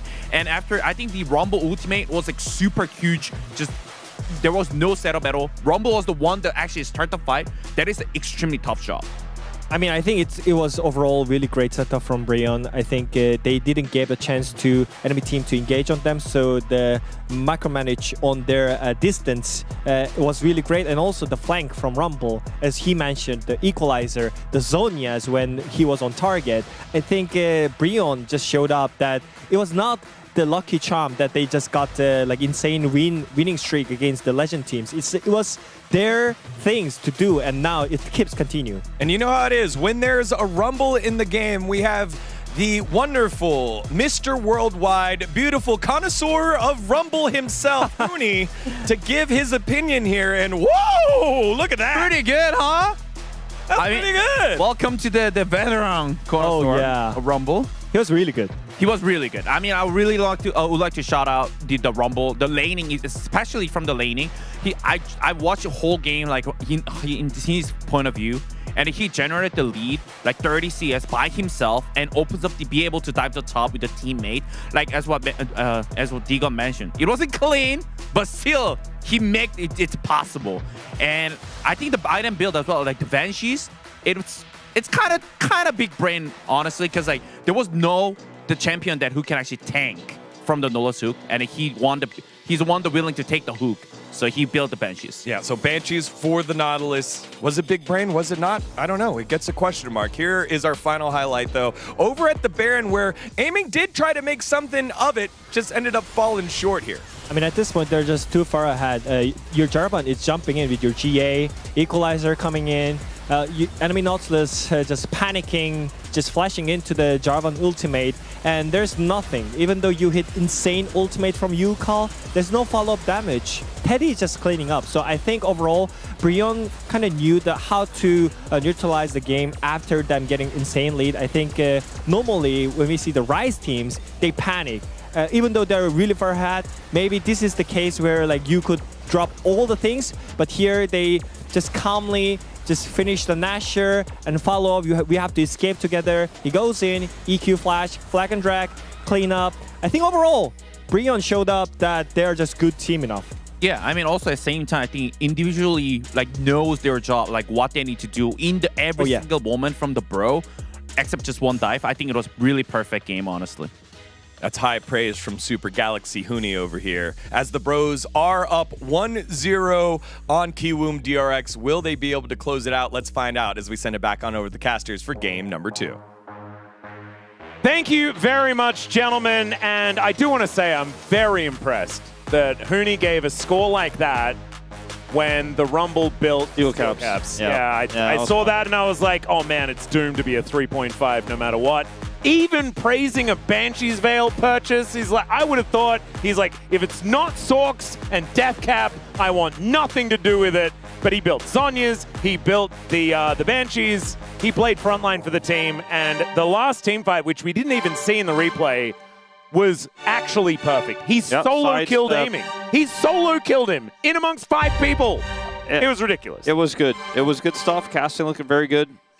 And well, I mean, if we do say so ourselves. Yeah, I mean. Okay, probably going to be banned. Jace going to be banned as well. It took a lag there. Yeah, it's okay. We're at the game 4. You know, this is potentially the last game of the night. I don't see. There's just mainly brain lag. That's what we have left. I don't see co-streaming the player on either of these lineups. You know what I'm saying? Technically, we are co-streaming. Yeah. Because it's the Korean broadcast that we're working over. So technically, our entire broadcast, our whole existence, is a co-stream. If you think about it. I guess. Maybe my whole life maybe life is a co-stream, Wolf. I'm actually literally just talking and my observing. Consciousness is only co-streaming my body. Everything I say is actually just what I've observed about the planet I'm on that's rotating and revolving around the sun without I haven't produced it. I haven't controlled it. It's just your interpretation of it. I knew I was a co-streamer all along. See, we're all co-streamers. All right. Yeah. All right, let's take a look at this final ban. Is it Lock? It is. Romer got to play Lock in Kespa Cup, and it was very fun. It was, and now he's not allowed to play it. Not anymore. He's going to ban it away himself. They do have first pick, so they didn't have to. And they're obviously going for something else instead. It's not going to be Orianna or the Vi. Let's see what's going to be picked up here. Maybe just a Lee Sin for Gideon. Maybe an Ezreal for Teddy. That's a really good point. I think it has to be Ezreal, right? Just get Ezreal. Just slam it down. The Ezreal in the Fries group bag. Yep. It's the best one. Come on, Teddy. Do it. The cameraman knows. The cameraman knows. It's Ezreal time. It's Ezreal time. Isn't it Ezreal time? It's first pick Lee Sin time. It's first pick Lee Sin time. Oh, no. Why did I manifested that. It is Gideon. Gideon's like, put some respect on my name. I know Ezreal 100% win rate, but Lee Sin's really good. Very flexible. Fine. Okay. I'll give Gideon some credit. Let's see if there's any grub pickups later. For the response here, Victor, less appealing these days. It's kind of fallen off a little bit. We're not seeing it as much. In fact, we haven't seen it all day. Annie Wukong in my Rise group. Oh, there we go. The Fries special. You love Keep to it see simple, Rise group. Willer, you know you like to play Wukong. We've seen quite a bit of Wukong out of you. You can go with on 3 because you already have the jungler on the other team locked in. They'll get the Ezreal as well, and Kiwoom DRX with a nice little setup here. Pay no attention to that win rate on the Ezreal. That is year-long. Yeah, and so that is taking into account all of the matches that happened prior to the meta going insane. The last week or so, Ezreal has been completely ballistic. Lucian Milio as the immediate response, I think sounds pretty good when you can nullify the bear drop. I wonder if they would consider going Karma. I don't think you want to because you want the Wukong. They could go Rakan later, maybe, you know, with all the setup they have. It's not going to be great in the lane, but they are just going to say no to Lucian and also no to Wukong, sadly, for Willer. I think it has to be the Karma. I think that makes a lot of sense. Not having the Rakan for the Rise group combo, I think, is a worthy sacrifice, but they're going to need engage from somewhere else. I don't think Yukal can do it on his own, as the Rise is going to be taken away from Roma. Rise Lee Sin has been pretty popular, and I'm expecting... Oh, okay, so the Xin Zhao ban going to come through. I actually kind of thought it would be Wukong Skarner taken away to protect the Lee Sin pick as much as possible. They can still ban the Wukong in that final spot if they want to, because this was a big commitment to grab the Karma here for Andil. Yep. I do really like Skarner in this spot for Willa, though. So maybe they will get a free monkey with the Scorpion banned away. The Galio are going to be taken away from Roma first. It will get one of the two, as the Galio counterpick to Annie has been very successful. It's great with the Lucian comp like this with Lee Sin in tow. I think I'd rather play against Skarner than Wukong in this draft. But Skarner is very difficult to kill depending on what Romer is planning on playing. They agree they will ban the Wukong. Was it Willa that played the ridiculous Skarner game? It was. In the Casper Cup? It was, right? Yeah. Him and Canyon having absolutely insane performances on that champ. Hecarim would be very fun. Yeah, I don't... Also probably bad, and don't do it. I don't think that Hecarim is going to be the lock-in, but Aiming is hovering it for quite some time. Pantheon is a pretty big curveball here, but it does give this draft a little bit more direct engage, and also a lot of skirmishing power, like the burst damage in the early game is very strong, and the 3v3 on the bottom side is much better than Wukong would have offered pre-6, obviously, so it can help that bottom lane. As the Aurora is a classic counter to the Annie. Like these are the two, the Galio and the Aurora. This one a little bit less common than the Twisted Fate, but really suits this composition. I like the Aurora more, though, because I think it has a lot more power in sides, a lot more safe. Yeah, I wouldn't have minded something like an Akali as well, but I guess up against the Annie, you're not having as much fun. The Aurora has been an answer to it before. Although, Aurora, last time we saw it, I believe it was Zeka playing it in our series yesterday. Didn't like it as much there either. But now I'm going, what are you locking away for casting? That is the question. Yone. Wait, where are these champions going? Well, it might depend on what Frog is picking. If they are going to play Yone, they might not. And they might just play something standard here instead. You could just play Renekton. It's available. Yeah, or you can just lock in Anivia. Okay. Now we have no idea where either of these champions are going. However, the archetype is similar for both. I think it's probably Aurora mid just because of the matchup into the Annie, but that being said, Yorick for Frog. This is not a simple matchup into either of these potential top laners for the Yorick to play out. The Anivia wave clears through everything, and the Aurora's burst damage has to be respected. I do think it's a better matchup into the Anivia than it is into the Aurora.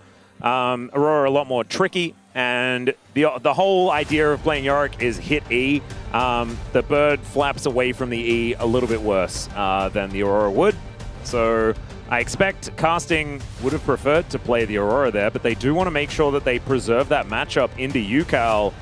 So let's see whether Frog can find some advantages here. It's a bit of a additional layer of setup for team fights in the pick with the Lucian Lee Sin.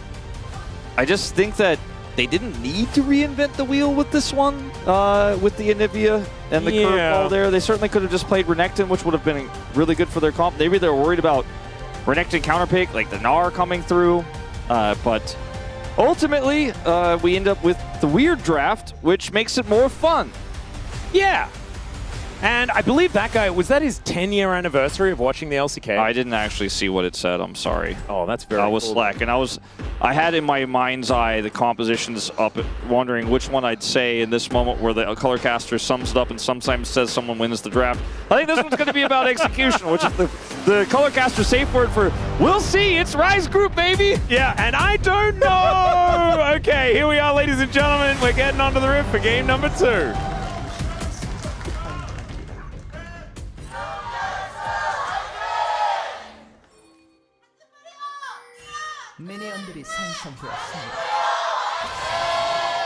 All right, I do want to say the coordination of the KMDRX fan chants, much better this time around. So very, very nice. Oh, wait. So apparently that guy, the last time he went to watch the LCK was 10 years ago. And now he's back after 10 years. That's pretty Wonder why he took that long break. Maybe he just stayed home to watch the LCK anyway. I mean, streaming has improved quite a bit since then. Although I suppose back then he might have watched it on television. 10 years ago, wow, 10 years ago, 2016, we actually did have HD on OGN back then. Yeah. It wasn't always like that. I mean, a little 4x3 action for quite some time, but... You did have to be subscribed, I think, in 2016 in order to get the maximum value. But I mean, I'm sure he was. Is aiming, taking a lot of damage here. Is a little bit of a late barrier there as well. We'll get some of that damage to stick. Andil going to straight up miss a Mantra Q, which always feels bad. And as we can see here, the Bros now find themselves 2 summoner spells in the advantage with this Melio Lucian lane. Aiming and Andil just trying to put on as much pressure as they can here. As now they hit level 2. A little bit more power there, but the level 1 for the Karma should be really good. I don't want to do it. I don't want to say it. Yeah, Frog's masochism is really showing itself here as he did decide to play this matchup. Oof. Oh my goodness, yeah. So something. The wave Frogger, will crash, Wolf. Frogger game over screen impending. Yeah. You ever play Frogger 2?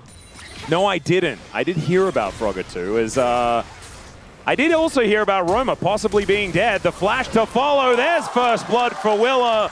Beautifully played here by KRX. Off on the right foot this time. Get the kill and the flash. Flash trade, but Roma not going to be happy about this one, especially because it's really easy for the setup for UCal.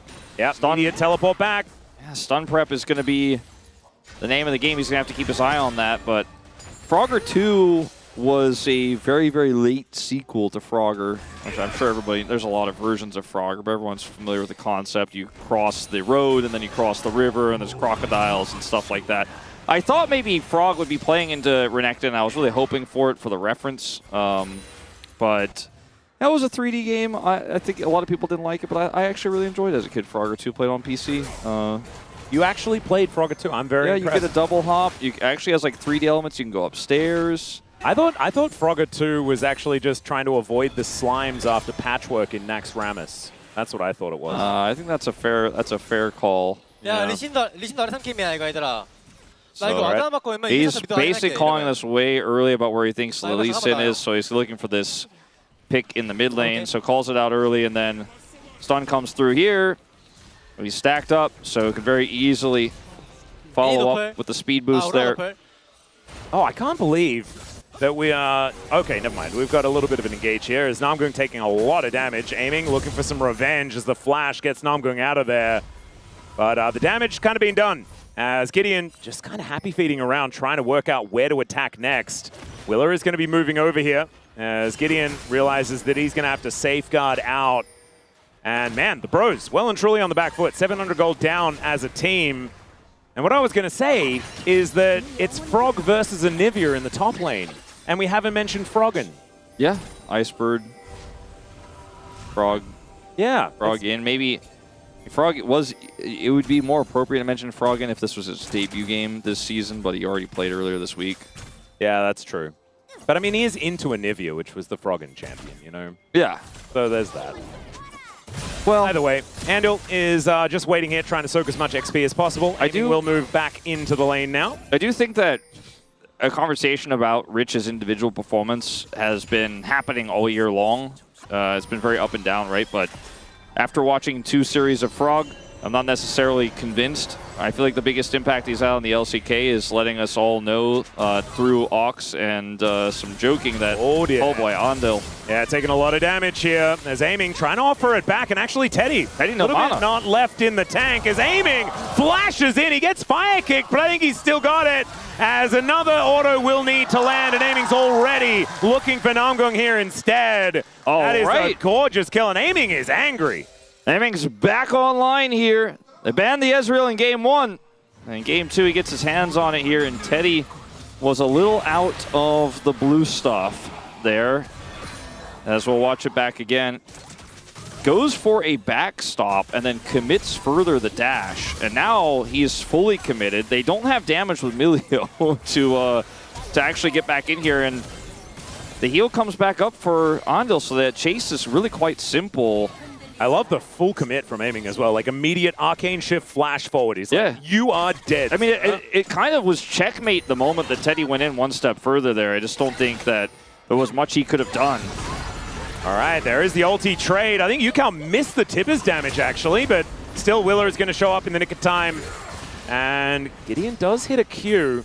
It looks like KRX are going to be absolutely okay here in this mid lane, retaining that advantage that they have. 1.4k, Gideon now going to move over. Doesn't have kick. Does have the flash up and available. Both of them just looking to see whether they can get control of this scuttle for that level 6. It's now Teddy and Andal fighting once again, but they know how this goes. There's another dash forward as Andal flashes away. And now aiming. He doesn't have his flash, remember, so does have to be a little careful. It looks like the bros might have control of this crab. Tibbers being the bodyguard, keeping Romer out. Can't come in and rejoin, so not only do KMDRX have to stop the aggression, but also there's no punish to come through. So 1.5k gold lead remains here for this squad. You can see it's starting to stack up leads everywhere except that top lane.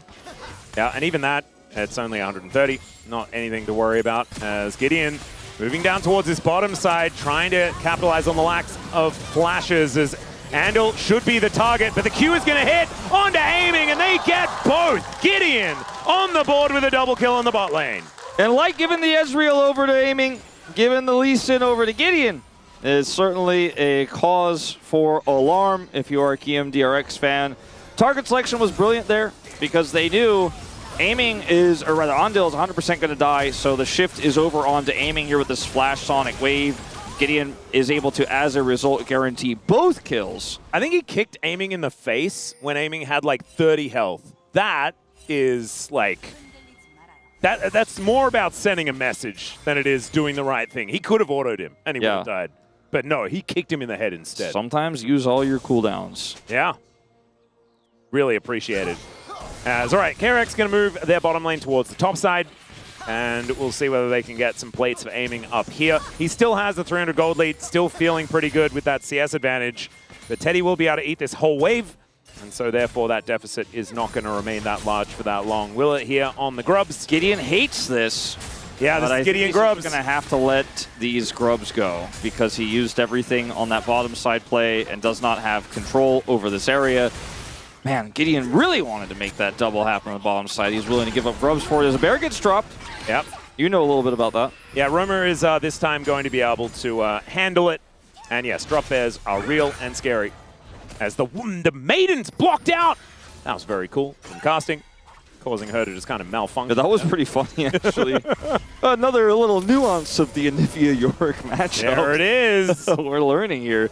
Frog was able to teach us, as I was mentioning earlier, indirectly that Dagon's spirit animal is the Afghan hound. Indeed. But now he's, because he picked Yorick into Anivia, teaching us that the maiden could get walled off and create a bit of a funny situation. Now casting as well is going to pick up a Rod of Ages at 9 minutes. That's very early. Really raced towards that item. The early Catalyst was great for lane as well, but now he's going to be stacking that one up. And when you're a top laner, like, think about the level advantage that casting's going to have over the rest of the map. He's going to feel very good about that, as well as getting his level 3 ultimate online.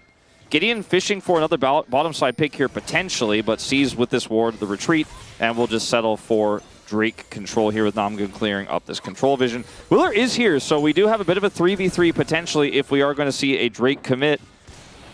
Cool. Taking a bit of damage here as now Willer is going to get tagged by a Q. Gideon does have his kick back, but doesn't have flash, and immediately he's going to get stunned. There's the safeguard. The ulti has to be used here from Namgung and Teddy. Just going to play some defense with that Culling. Gets rid of them. But that is some good defensive play from KMDRX. There's a lot of burst damage here for KMDRX. I think Gideon was really playing quite riskily to go in on a play like that. Does get pushed out, but nothing eventuates from it outside of KMDRX actually getting back control of the Dragon Pit themselves in the 3v3 as Gideon relents and goes over to try to make a pass on Yukal. But Yukal is too safe. Yeah, he is transitioning back down again. Yeah, it looked like he was safeguarding to go up, but instead he's going to go back as now Teddy going to try and find some damage towards aiming. He takes a lot, though, as now Gideon comes in, kicks Willer away, and doesn't do enough damage. Now Yukal's coming over. We're going to need a safeguard out, and Gideon will leave. Does feel a little bit like a waste of time, as Willer almost dying to the Chemtech Dragon, but he'll be all right as, oh, Yukal, you could see he wants it. Finds the bear onto the Lee Sin, and we'll be able to take them down. Now Roma, does he have an angle for it? The answer is no, and the health bar is just a little too high for this Aurora to burst them down. And Gideon was very indecisive, I think you could say, about a lot of the plays we were just watching there. You know, going back and forth, going back up to mid, then deciding to commit back to the bottom lane fight. And like I said, in the moments leading up to that, it's a lot of burst in KRX's composition. And when they opted out, they couldn't get out of range of UCal, who ends up setting up the kill there. So Dragon goes over, kill goes over. And once again, Hanjin and Breon find themselves at a 1,500 gold deficit here in this early game. Oh, we're ulting in towards his bottom lane. Is Teddy almost just dead from the True Shot barrage? Gideon is right here. He was doing his Gromp at the time, so Willa not going to be able to grab the kill onto Teddy, who does have Flash and Cleanse up and available. The Cleanse wouldn't be all that useful because he'll just die to basically anything hitting him. But they are still able to clear up these minions. Willer's not even going to charge a Q. Not interested in even attempting. Teddy does have Flash as well, so even if it looked like it was going to hit, would have been able to flash it. But didn't want to stay too long channeling that spear. Just decides better. But I think that's a mature Pantheon decision. A lot of Pantheons, myself included, absolutely would have died trying to kill Teddy there. Oh, yeah, me too. Sticking around because I'm like, why did I ult in? To kill Teddy. So I will right-click towards... You're like, he's on like 30 health. The execute value is so high. Yep. And then I'd immediately start complaining afterwards that, you know, somebody else made a mistake and therefore it's not my fault. Yes. That I did the thing that definitely caused my own death. Well, that's kind of rude. You shouldn't do that. I would have done everything except afterwards. that part. I would afterwards, like when I've said that, you know, in the initial emotional response, I would be like, hang on a second. Let's think about this rationally for a moment. And then I accept the blame. And then we move on from there. Okay, that's fair. Yeah. As long as you own up to it. It's yeah. As Casting's going to be able to stun these ghouls that are sort of attacking him right now. Does have the Swifties now completed. It's going to feel a whole lot better for trying to avoid these morning mists. As the Maiden going to pop up and take a lot of damage here from Casting. Get out of there, Maiden! No! Yeah, she only just spawned!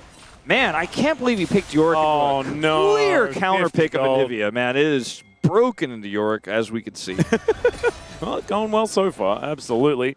He is one of the only gold advantages on the map right now for the Bros. I think a lot of it has to do with Casting just having a really good day today. To be honest, he's looking very, very good. His Rumble, phenomenal. And this Anivia working out well This Lucian, by the way, really isn't for Teddy. Like, he had a lot of setup early, but he's not controlling the tempo of this game anymore. It's Aiming who's constantly harassing and threatening him with this Karma pick. And the fact that they have this Pantheon ultimate always in tow makes it really difficult for Teddy to try to look for extended trades against Aiming's poke, because when the ult comes back up, he's going to be vulnerable. Speaking of vulnerable, maybe... What's the idea here? Oh, Gideon. This is so cute. I don't think he's been spotted. There's the flash kick. Aiming going to get tagged and taken out in the mid lane once again. And the shoe's on the other foot in terms of what I was just saying there, because it was, in fact, Aiming was putting the pressure on, and he gets punished. Here's another one as Andil has to flash out of the Between Worlds. Now Willa does dive forward, looking to try and get some damage onto Roma here, who's waiting will help him move on out of there as Andil very close to dead himself. Roma going to get ushered out by Namgung and will be okay now. So the Bros even out the kill score and do a decent job evening out the gold as well. It's the way that trading pattern went. I think Gideon is just like, all right, I think there's an angle here. Gorgeous. It's obviously the follow-up Q. He gets the kill as well with the Q execute. And that's another dead. Overextended Aiming, although this time a little bit more forgivable because of the information he had than the Jin moment. It was a really beautiful play around vision. I assume Willa didn't see him when he was walking over there. Do want to make sure that that is stated. If he was seen, then I think they probably should have been moving back a little bit sooner than that. But otherwise, really nicely played by the Bros. As Teddy now with a little bit of free time perhaps with this turret, as never mind. Aiming is able to get back. Rift Herald goes over to KRX, and 20 seconds until this second Dragon. It's a really close game. You know, the Lucian didn't control the tempo that much. Gideon has a pretty nice lead right in this game, but it's 500. Like, he has 3 kills, but it's not like this Lee Sin is going to take over the game by any means. The Ezreal 2-item spike is still a ways away. The Lucian, who had Essence Reaver, you know, in a lot of drafts would be controlling the pace of the game, but he really hasn't been able to in this game with the Aurora Burst either. So maybe this next Dragon fight will be the first big skirmish where they can get value out of this Lucian. Otherwise, we are looking at an Aiming 2-item spike pretty soon. They have Herald control as well, and Gideon has his eyes on the Annie. Yeah, and that means that this Rift Herald is going to get a free charge. It's not going to take down the turret just yet. Aiming will be able to, sorry, Teddy will be able to claim the 25 gold. The Drake is what they're looking for. Gideon on the Krugs. And he's been down here for a long time. Unseen right now. This Lee Sin has been playing some Stealth covert Lee ops. Sin. Exactly. Yeah. That's all right. Now looking for an option towards Roma. I believe Willa showed himself on the Scuttle Vision. This is such a strange situation as Gideon is still behind enemy lines here. We'll be seen by this ward. Yeah. He wants to find aiming again. Oh, I think he thinks that he's unseen. There's the flash over from Willa, and boom goes the Lee Sin. That should guarantee when you're Drake for KRX. When you're playing this tricky, sometimes you get caught, sometimes you get found out. He didn't the last time around. He got aiming then, but this time he is blown up. And unfortunately didn't have a sweeper because he's Lee Sin to know that he was on a ward because he wants to keep the trinket in order to maximize his mobility. One of the small weak points that you can have as Lee Sin in a moment like this where you think you're being tricky, but you're actually just hiding in plain sight. Yeah, a little bit of a problematic scenario there. So that is going to be the Drake secured another Ocean Soul. I feel like with this draft, it's hard to scrap with Lucian the way you want to. And they're just trying to resort to covert ops instead of trying to use this Essence Reaver power spike. So as a result, guess what? Aiming is on 2i. I'm sure he hasn't transformed yet, but he's about to. And Breon have kind of lost their little tempo window here. Yeah, I would agree. Game. I do think that once they get into the teamfight phase, if they can play around this Anivia well, then things could work. But it reminds me a lot of the Gen G draft in game number 2 in our previous series. And that one just didn't quite work. Roma down here, though, is going to be able to get some damage on this outer turret. And we'll see whether the bros can pull themselves back up after this, because aiming just running amok in the mid lane will be able to take out this outer turret very comfortably. He is first turret blood over to KRX. You know, when aiming plays checkers, he says "Gold King me" when he kills the structures. Instead He does of do that. Me. It's kind of annoying to people who are playing checkers with him because they don't understand the reference, but he gets the first brick. Like, it's mid-turret. That actually is the first to go down to an Ezreal who's just had control over this Lucian. He's really actually made a much larger impact here as Gideon once again.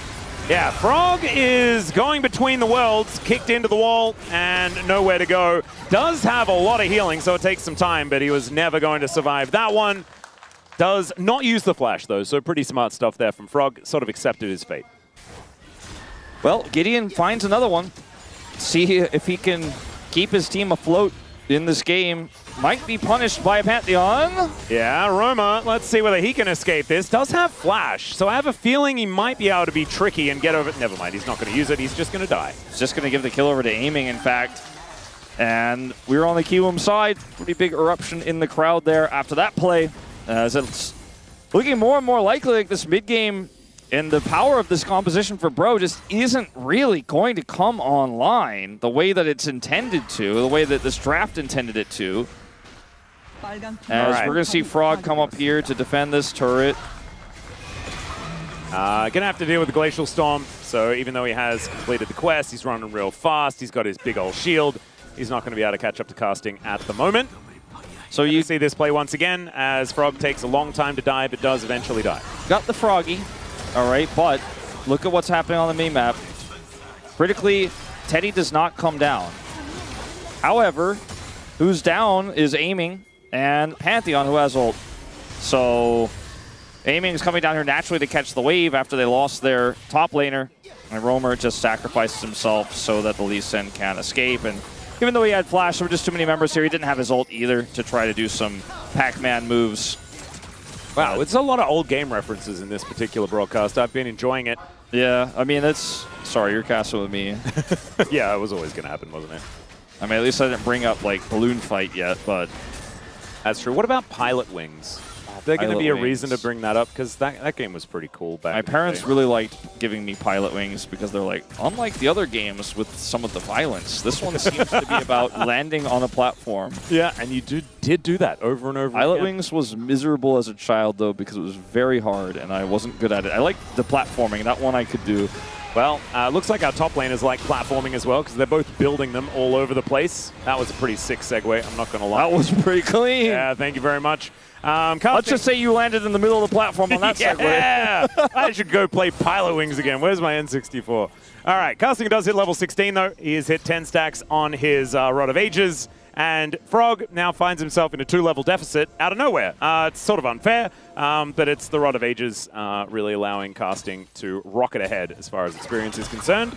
We're going to have a level 20 bird very quickly. You know, earlier today we had that T1 game where I was like, wow, this is like the most dominant 1.5K gold lead I've ever seen. This is not that. This is like 1.5K gold lead, almost accidentally. Aiming's been spoon-fed some kills here. It's like basically only his lead right now in this game. He hit 2 items, but bro, the thing is they're just not able to utilize their comp the way that it's like the Essence Reaver was kind of missed that spike there. He's got rapid fire cannon, but there just isn't a lot of setup for him. Gideon is the engage because they're running this Milio lane.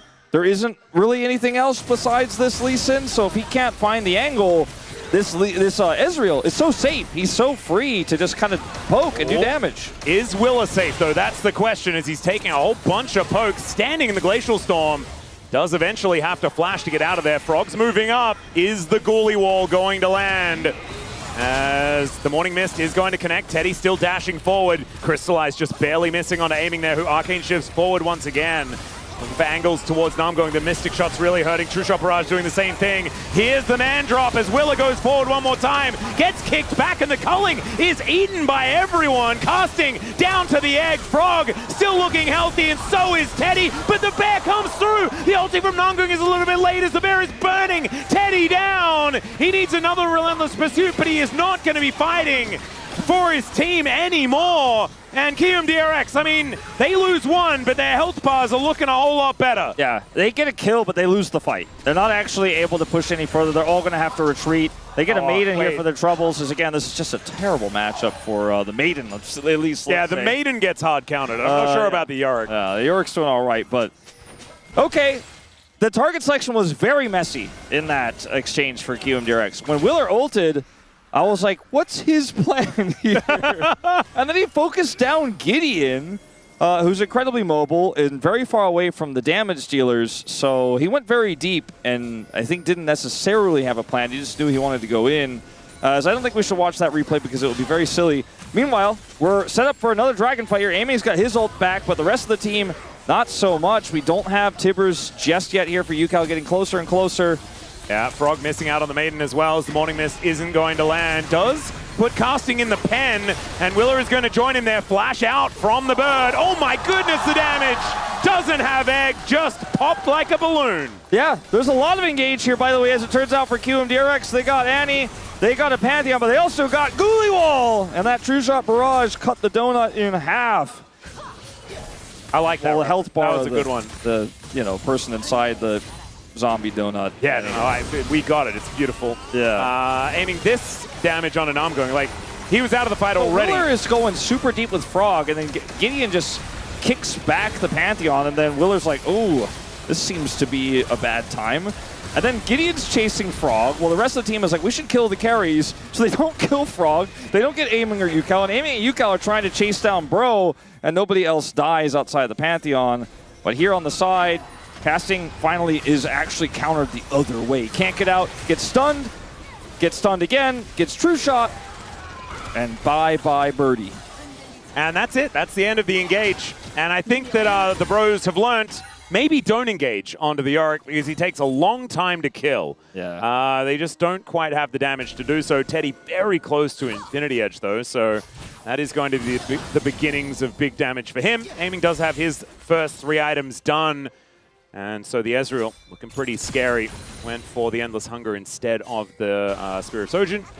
As Casting will be able to finish off this outer turret to grab the first one for the Bros. And even though, you know, it's Soul Point for KRX, it's only an Ocean Drake, right? And yes, that'll be a very annoying thing for Frog, right? Like the Bros dealing with Frog as a result of that Soul coming in, that'll be a worrisome situation. But Ocean isn't the biggest of deals. There is already an Oblivion Orb here for casting, who's going to be putting that Glacial Storm down for everyone to deal with. The Dragon, honestly, at this point, is just an Elder Spawner. Effectively in this game. And Bro just don't seem able to win traditional team fights in this game.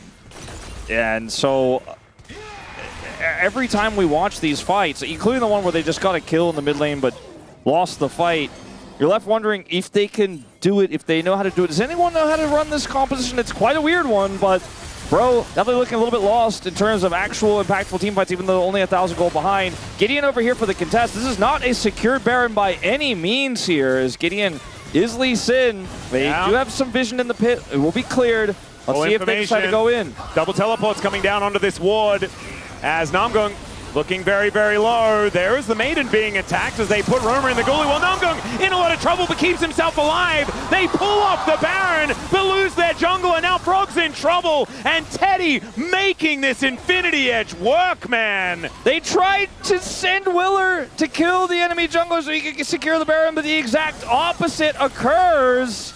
As he's focused down, they lose the Baron. And this game is just peak comedy. Oh, it is.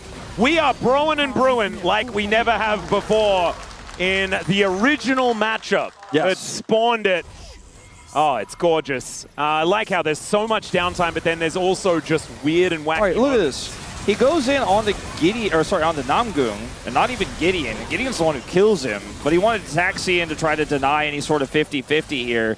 But the rest of the team couldn't follow up, so he was a one-way ticket. It felt like Yukao was looking for a flank angle, and then Willer just went in that little bit too early. Because if there was a flash Tivers, then that play looks amazing. Yeah, instead, it's like, ooh, we just gave the lead to Bro. Yeah, and for the first time so far this game, and there's a minute and a half left on this Dragon, maybe it's time for the Bros to start stacking up some Oceans. As Gideon gets a GA as well, that is actually going to be a huge deal for providing a little bit of frontline here for the team. Look at how, look at the mini-map. It's Willer and his kill squad running around trying to find people, but Bro are like, nah, I'm not crossing the outer turret point. I'm just not going to give you any kills. And KRX are not starting up Baron again. They're not trying to look for a turn. They're just trying to see if anyone will walk into Pantheon's engage range, and the answer is a pretty resounding no. Nope. and are like, yeah, that Pantheon's kind of a problem for us. Let's stay away from him and just farm it up. And so as well, we have a pretty quiet state of the game here. And Trisha Barrage is going to connect. There's the culling, is aiming. Arcane shifting forward. Structures being built all over the place. Bro having to contend with Fortnite happening at the bottom side of the screen as KRX will back away towards this this Ocean Drake pit. They have reformed now, though, as KRX being set up on one more time. Crystallize goes down. Frog now down to half health as Roma bounces out of the Ghoulie wall. Willer there with the Aegis, but now has that one on cooldown as Teddy will clear out this wave. And, oh my goodness, Andal taking a lot of damage. They go between the worlds. Aiming takes a lot of damage from that one. There's the flash kick back onto Willer. His health bar is going to explode. The last shot there from Teddy. Fantastic. As now this Glacial Storm is blocking the rest of KRX from getting in. And without a smite, I do not think they're getting a soul off the back of this one. And Frog is going in. They're trying to get hit. Now the fight is down. Casting goes to the egg. Do they have enough damage? Yes, they do. Still, Roma gets a lot of AoE in there. Gideon locks down the Dragon. Can they get out, though? As Teddy will be taken out by the Pyroblast. Aiming, gets over the wall. The Mystic shots are raining down. He flashes over. Roma's taken out for a double for Yukao. And KRX, even though they miss out on the Drake, they will win the fight. That's Rise Group, baby!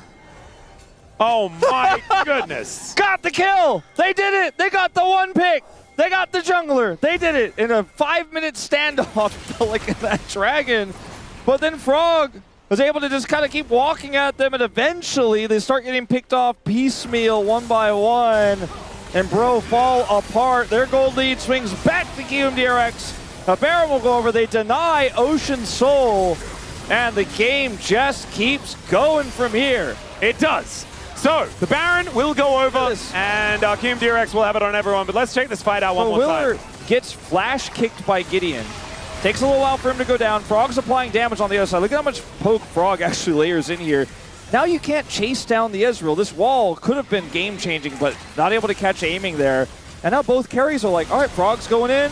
Look at casting Isolate while Teddy and Gideon are like completely on a different page trying to focus down a Baron that's at like 6k health. Oh, so then Teddy was just trying to kill the dragon. Yeah, and they got the dragon, but then he dies to Yukal's Q here.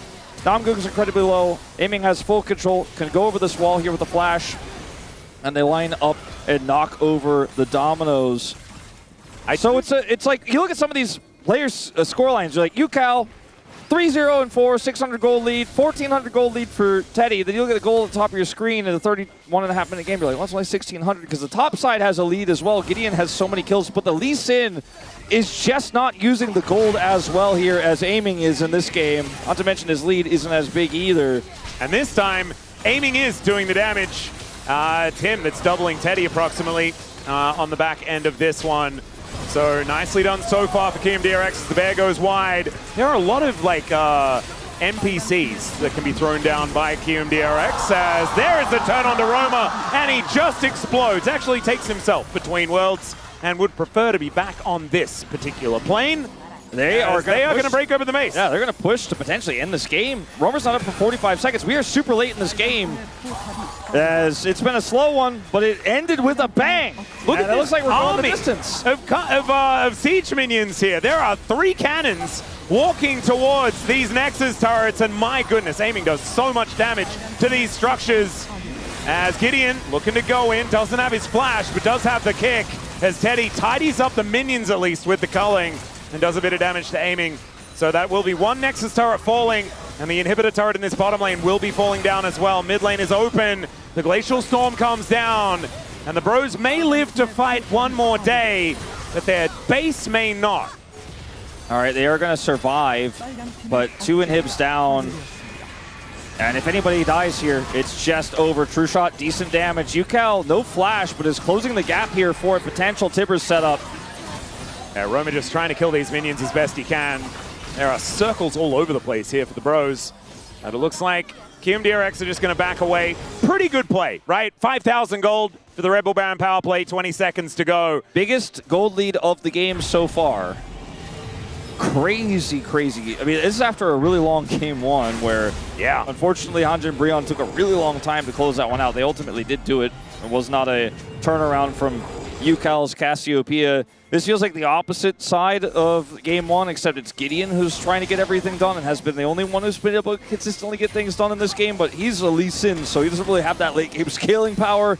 And I think QMDRX, there is no way they lose from here, right? I mean, they have such a massive lead now. This Ezreal is just untouchable. And, I mean, the setup is pretty simple. They've got Pantheon with map control. They've got an Annie. Just look for another turn on the next Baron or this Ocean Soul fight, which is arguably less important, frankly, than the Baron with 2 inhibitors down. They're just going to continue to group and look to actually siege up that top side while they 4-1. Yeah, and the Bros were given a little bit of respite, but I think QMDRX did the right thing where they just say, I don't care about your brush camp. We're just going to push this super minion wave into your base. As Teddy taking a lot of damage here. Another minion wave does conga line out. He also has TP, so even though he's relatively far away, he could have just TP'd at any moment. He is just going to get the group up here to actually start sieging this top inhibitor turret. Oh, bit of poke damage there from the Bros, but not looking like it's going to be enough. The Medium is just going to be annoyed by the Crystallize once again. I see a on-the-way ping from Willer to the Dragon. He's like, okay, we're not. This game is going to go on a little bit longer. Going to go down here and take the Ocean Soul that no one really cared about. Oh, Gideon. Gideon is invisible this game. Yeah, did he manage to sneak that whole way there? He gave the blindfold to QMDRX. He does get spotted here on this control ward, though, as KMDRX are now just going to look for him. He does have information about where they're going as Aiming gets over. Tagged by the Q here. And if anyone was closer, it might have been an option as, yeah, the rest of the Bros do turn up. There's a Crystallize to block Willer out. It's not worth it. Dragon. It's just an Ocean Soul. It's okay, QMDRX. All right, well, the TP does go down. The culling's fantastic, but the Frog is just going back to the base. Aurora going to show up. They deny the soul, and the Bros look to escape. Willer a bit worse for wear, but he's still ulting in. As Namgoon, can he keep his teammates alive? Willer is so close to dead, but the bear flies down. True shot barrage onto 4, and Frog pulls out the shovel and looks to dig the grave for the Bros here in game number 2. They finally close the door. Nothing left in this Nexus. Turret Roamer doing his best to try to get to the back line. He'll get there, but that's also where he'll stay as a corpse. The Nexus will then be taken down, and KRX, they'll bring us to game number 3. The Rise Group matchup we deserve today as Aiming strikes back in a big way on his Ezreal here in this second game, but also a big performance, a big glow up from Frog, who has had some tough games so far here in round 3. Even though the early matchup didn't work out, his impact in team fights, his flanking, set up so much of what they were trying to do, but the unsung, well, maybe quite sung heroes, the true heroes, I should say, were mid-jungle, right? With the Pantheon and the Annie setting up so many of those picks. And in the final moments, Willer and Yukal sent it in together. Yukal TP'd mid, Willer followed with the ult, and Frog closed the door on the wraparound as Aiming crests 41,000 damage. We are going to a decisive game 3. The Rise Group is so close. Right now, just one win separating these two. 6 for Bro, 5 for DRX. QM looking to tie it up. And this is also where the DN Supers' hopes may die. If DRX are actually able to win this series with another victory. So we'll see as we go to a short break. The Space going to break down that game, and then we'll have the last one of the night. Stay tuned.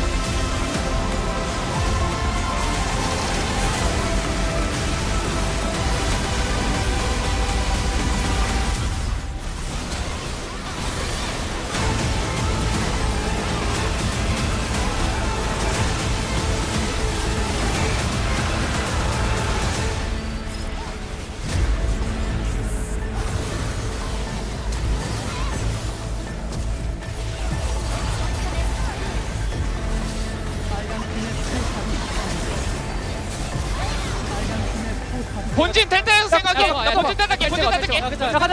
괜찮아. 천천히. 우리도 본진 텔이야. 나 못 밀어 내나 에디 풀로. 무더 맞아.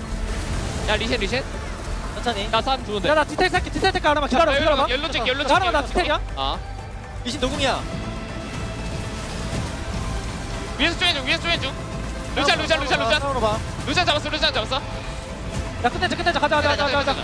나 풀 20초야. 쭉 가면 될 듯? 얘 지금 못 갔어 이거. 지금 못 가. 바로 끝내. 보고. 끝내자. 나이스요.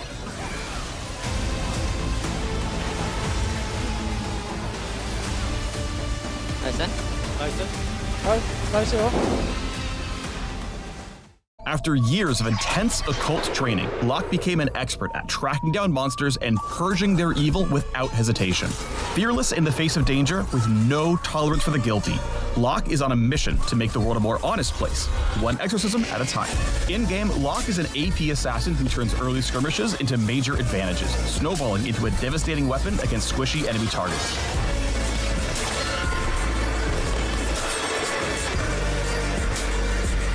It's time to lock in, mid laners. Welcome to the Locke Champion Spotlight.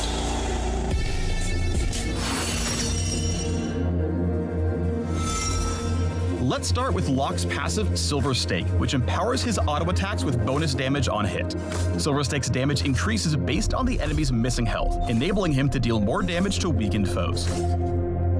Locke's Q is Ritual Nails. He throws a nail forward, damaging, marking, and slowing all enemies hit. He can recast this ability twice more before going on cooldown, with the slow improving on enemies with more marks. Attacking a marked enemy consumes the Ritual Nails, dealing significant damage per stack. Ritual Nails pierce, allowing you to get stacks on multiple enemies simultaneously. Be sure to aim them properly to maximize your damage. Next up is Locke's W, Soul Ignition, which increases his movement speed, decaying over a few seconds. While active, Locke suffers true damage based on his current health every second. When the ability ends or is recast, Locke heals based on the champion damage taken, including self-damage, his missing health, and how long the ability was active. Soul Ignition can be recast while crowd control, so even if you're out of other options, make sure to heal back up before your opponent sends you to an early grave. Every assassin needs a way to stick to their target. Locke's E, Ashen Pursuit, lets him blink, dealing damage around him upon arrival. After casting, Locke's next attack will trigger a dash toward his target, damaging all enemies in his path. Ashen Pursuit also consumes Ritual Nail stacks, just as basic attacks would. Ashen Pursuit's dash is a fixed distance, so keep your positioning in mind when hunting down your foes. Whenever Locke secures a takedown, Ashen Pursuit's cooldown resets, allowing you to keep staking your claim across the enemy backline. Finally, Locke's ultimate is Purgatory. He throws his totem, which fires out to damage and slow enemies in that area. The totem stays open for several seconds. During that period, afflicted champions are executed if they drop below the health threshold, whereupon their souls are pulled inside the totem. If any souls were trapped, the totem seals itself and remains where it was thrown at the end of its duration. Locke can pick it up to partially refund Purgatory's cooldown and gain a permanent bonus for each afflicted champion who was killed. Purgatory's debuff is time-based, not distance-based. Run as far as you want, but if you're brought low while the totem is active, there is no escape. Fun fact, abilities like Yasuo's Wind Wall can't block the incoming totem toss, but they can interact with the missile it throws upon landing. Just a little detail that'll help you nail down players who don't know any better. You're welcome. Locke needs to be aggressive early and often to become a major threat. Look for opportunities to secure 3 Ritual Nail stacks and massively slow the enemy laner, especially if they're overextended in the laning phase. Time your Ashen Pursuit dash to cut off their escape route. Soul Ignition allows Locke to go all in on high-stakes plays. Use W to gain the movement speed needed to tower dive. Stay in the fight as long as you can, and recast the ability just in time to heal back up and survive the encounter. Early in the game, Locke has the damage and mobility he needs to take punishing trades against tankier champions. But Locke's damage doesn't scale off max health, so defensive items in the mid to late game can greatly hinder his kill potential. Use Purgatory and Ashen Pursuit resets to chain kills off their squishier teammates before taking them on. Like most assassins, Locke is relatively fragile and weak to crowd control. Coordinated ganks can punish his early aggression, and he'll struggle to get value from Ritual Nails if you approach him from different angles. However, if you leave Locke unmarked or take unnecessary risks in the laning phase, you'll have a hellish game ahead of you. If you love AP assassins or thrilling snowball champions like Echo or Zed, you'll enjoy the high-risk, high-reward gameplay Locke delivers.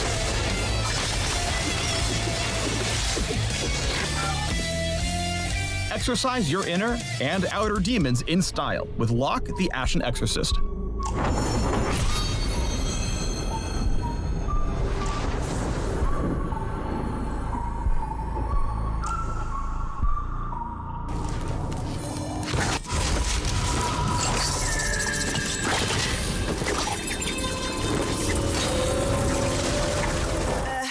Every sky's a line I'm drawn. Cut by cut, mark by mark, my name forever in the stone.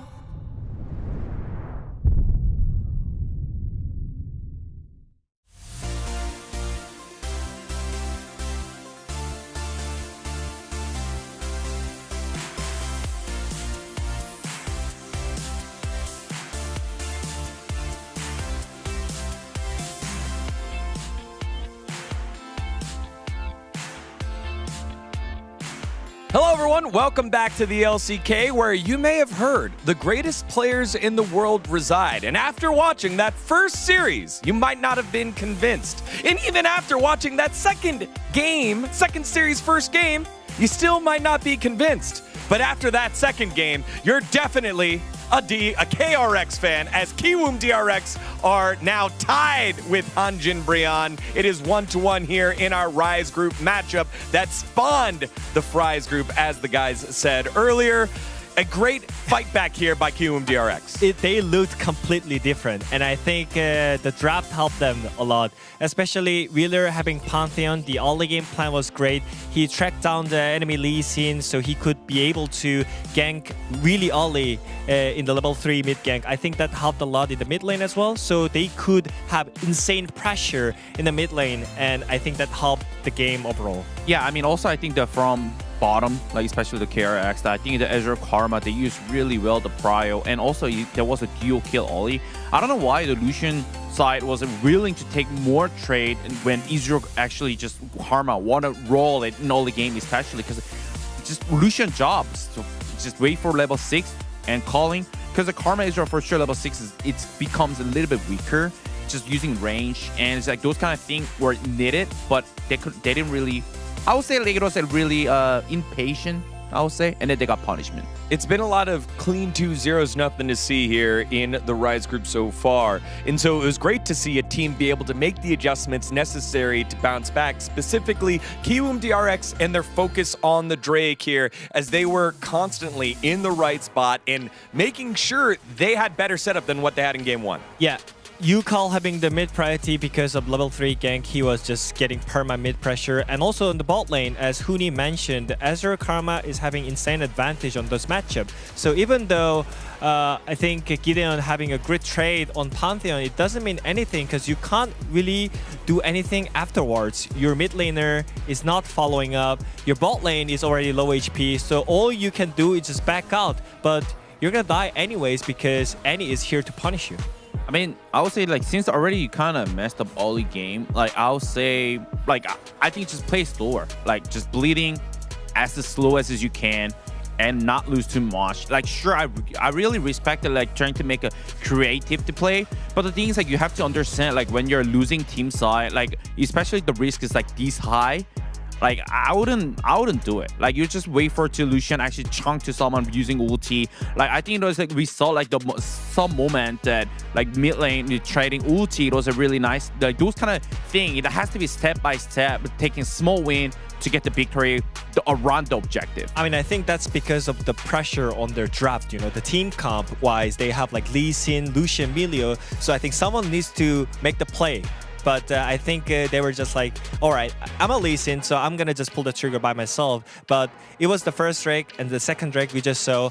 They couldn't really do anything because they have just target CC, just click on it, and you're instantly dead. So yeah, again, the early pressure on the mid lane by Kiwoom DRX, setting Roamer behind, and then Roamer being late on those roams, not living up to his name, allowed UCal to get there first, allowed them to punish a lot easier, which then led to this highlight here later on.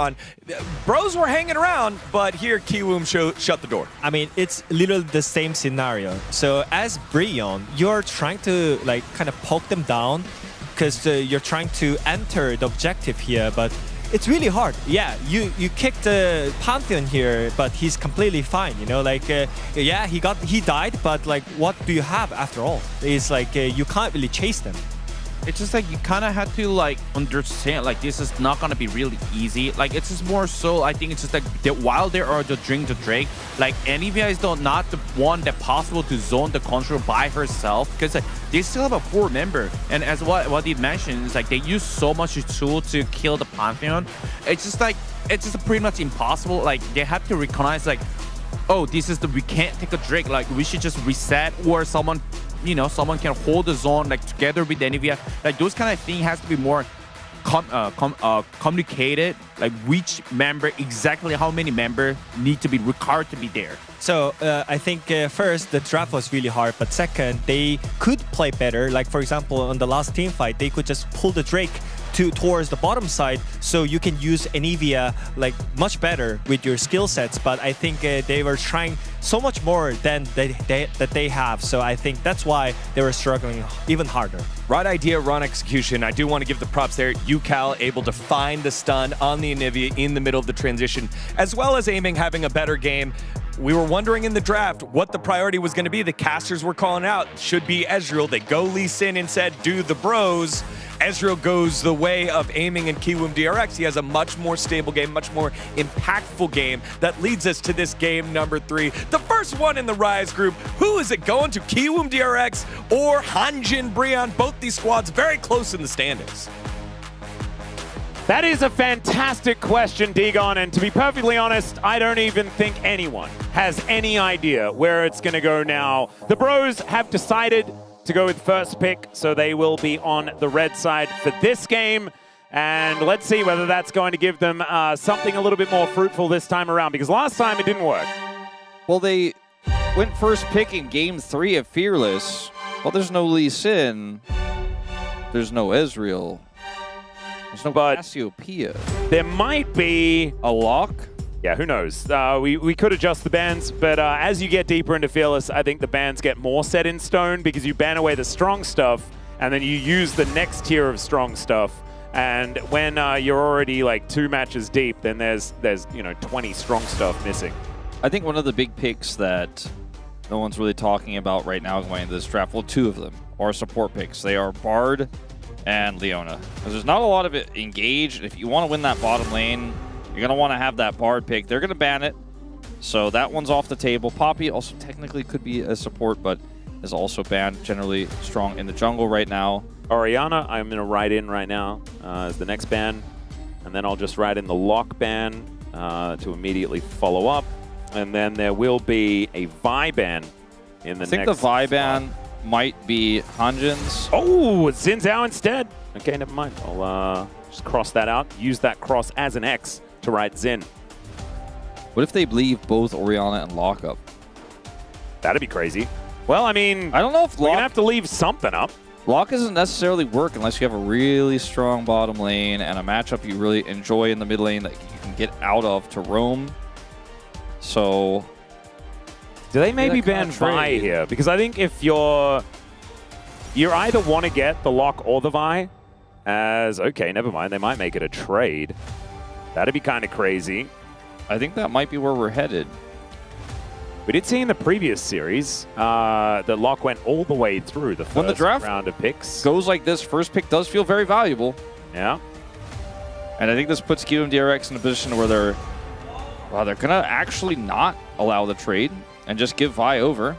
I don't know whether that is the right play here, but we'll see whether they get punished for it. They banned Xin. Yeah, so the Vi should be going over to Gideon here. I don't see any downside. Yeah, I don't see downside to that right now. It's a very safe blind pick in this Fearless situation. And the Fury's already gone. Don't you dare first pick Victor. Okay, that's not allowed.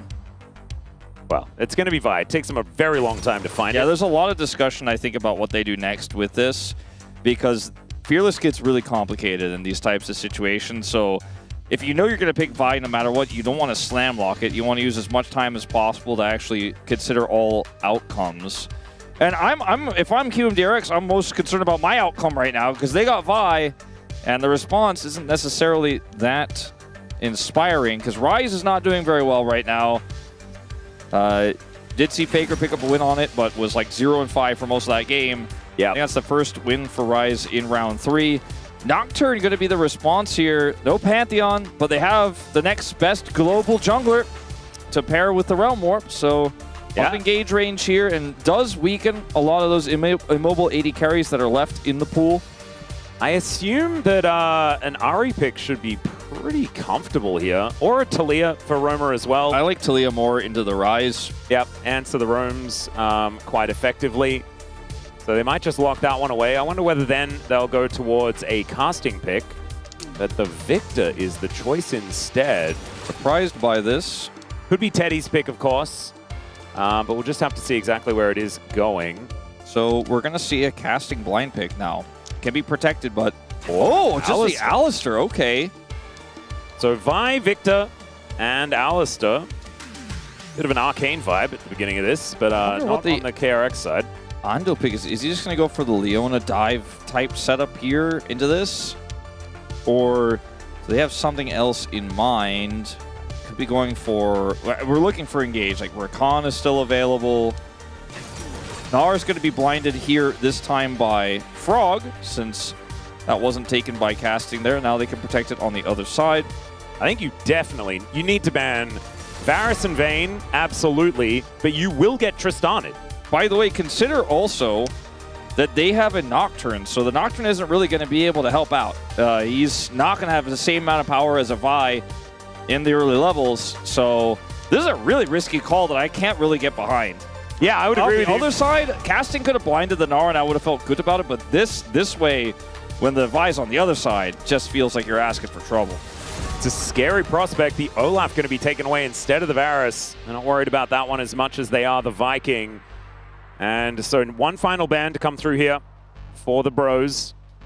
See what they do want to take away, whether they target aiming here a little bit, whether it is going to be something else. Might be more supports. Because they have the Alistair, I think they can fairly comfortably go for that Varus you were talking about.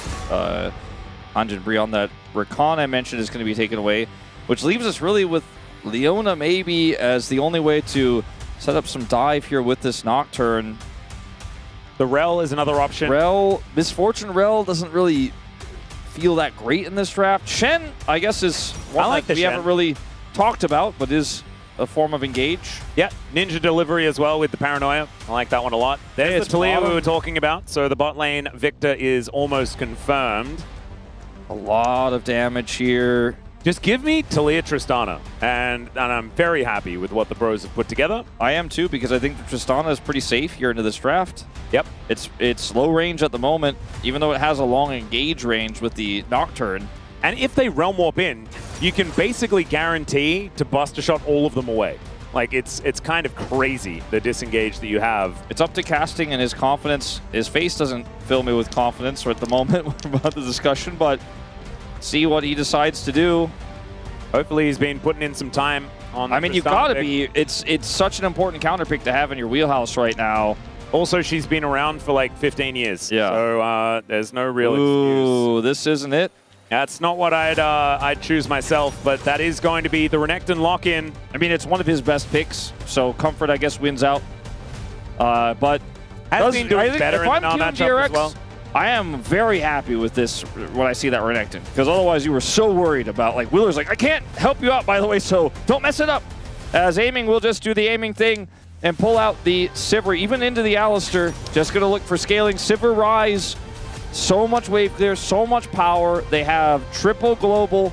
You can follow that Rise and the Nocturne with the stand united to any fight on any place on the map. I feel like for me, for Hanjin Brion, the draft has a lot of dive, it's got a lot of step, it's got a lot of layer of CC, but it needed that early jungle power and the ability to shut this Gnar down early, because the scaling on Kiwum's side is so strong.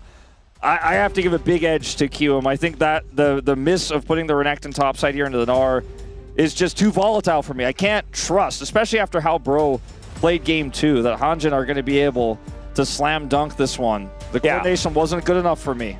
Well, they're going to need a lot of coordination if they're going to win this one, because there is so much chain CC out of the Bros. They could theoretically, you know, just lock down a single target and absolutely obliterate them at a moment's notice.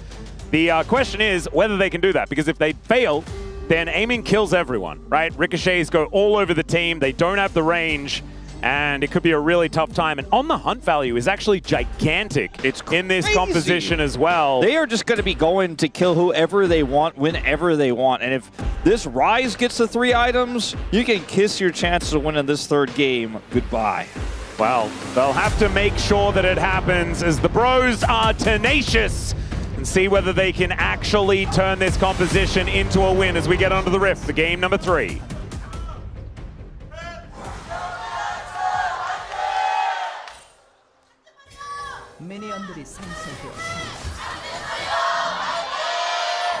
All right, here we are, ladies and gentlemen, onto the Rift for the 3rd and final game of the series. Our last game of the night. As the Bros already set up here. There was a little question mark as to whether it was going to be Teddy or Roma playing the Taliyah or the Victor. This is what we assumed would be the choice. As, okay, there's a taunt in onto Andal. Not sure about it, as we do have casting moving over, but they do get the ward into the brush. I want to remind these two teams, casting didn't pick Tristana, so we don't have to do all of this, but we are doing it. And it is not really working for KRX right now. There's another Pulverize, as Gideon is going to be able to take down all of his Raptors, and KRX just going to donate their health bars as they watch the first camp get taken. Not a fun time for Teddy in this lane, which I think is part of why Bro were trying to make something happen with Alistar at level 1 on the top side of the map. They did get a lot of work done, and in part because of Namgung himself, but he misses this pull. Yeah, it's a great sidestep there from Andal, actually, as Namgung just going to get chased down here momentarily. With Shadow Dash first, you don't have the damage from the Shen, but Namgung is going to be okay for the moment. Aiming, not so much, as Teddy just trading a little bit better here towards his bottom side, utilizing that extra shield that he does have.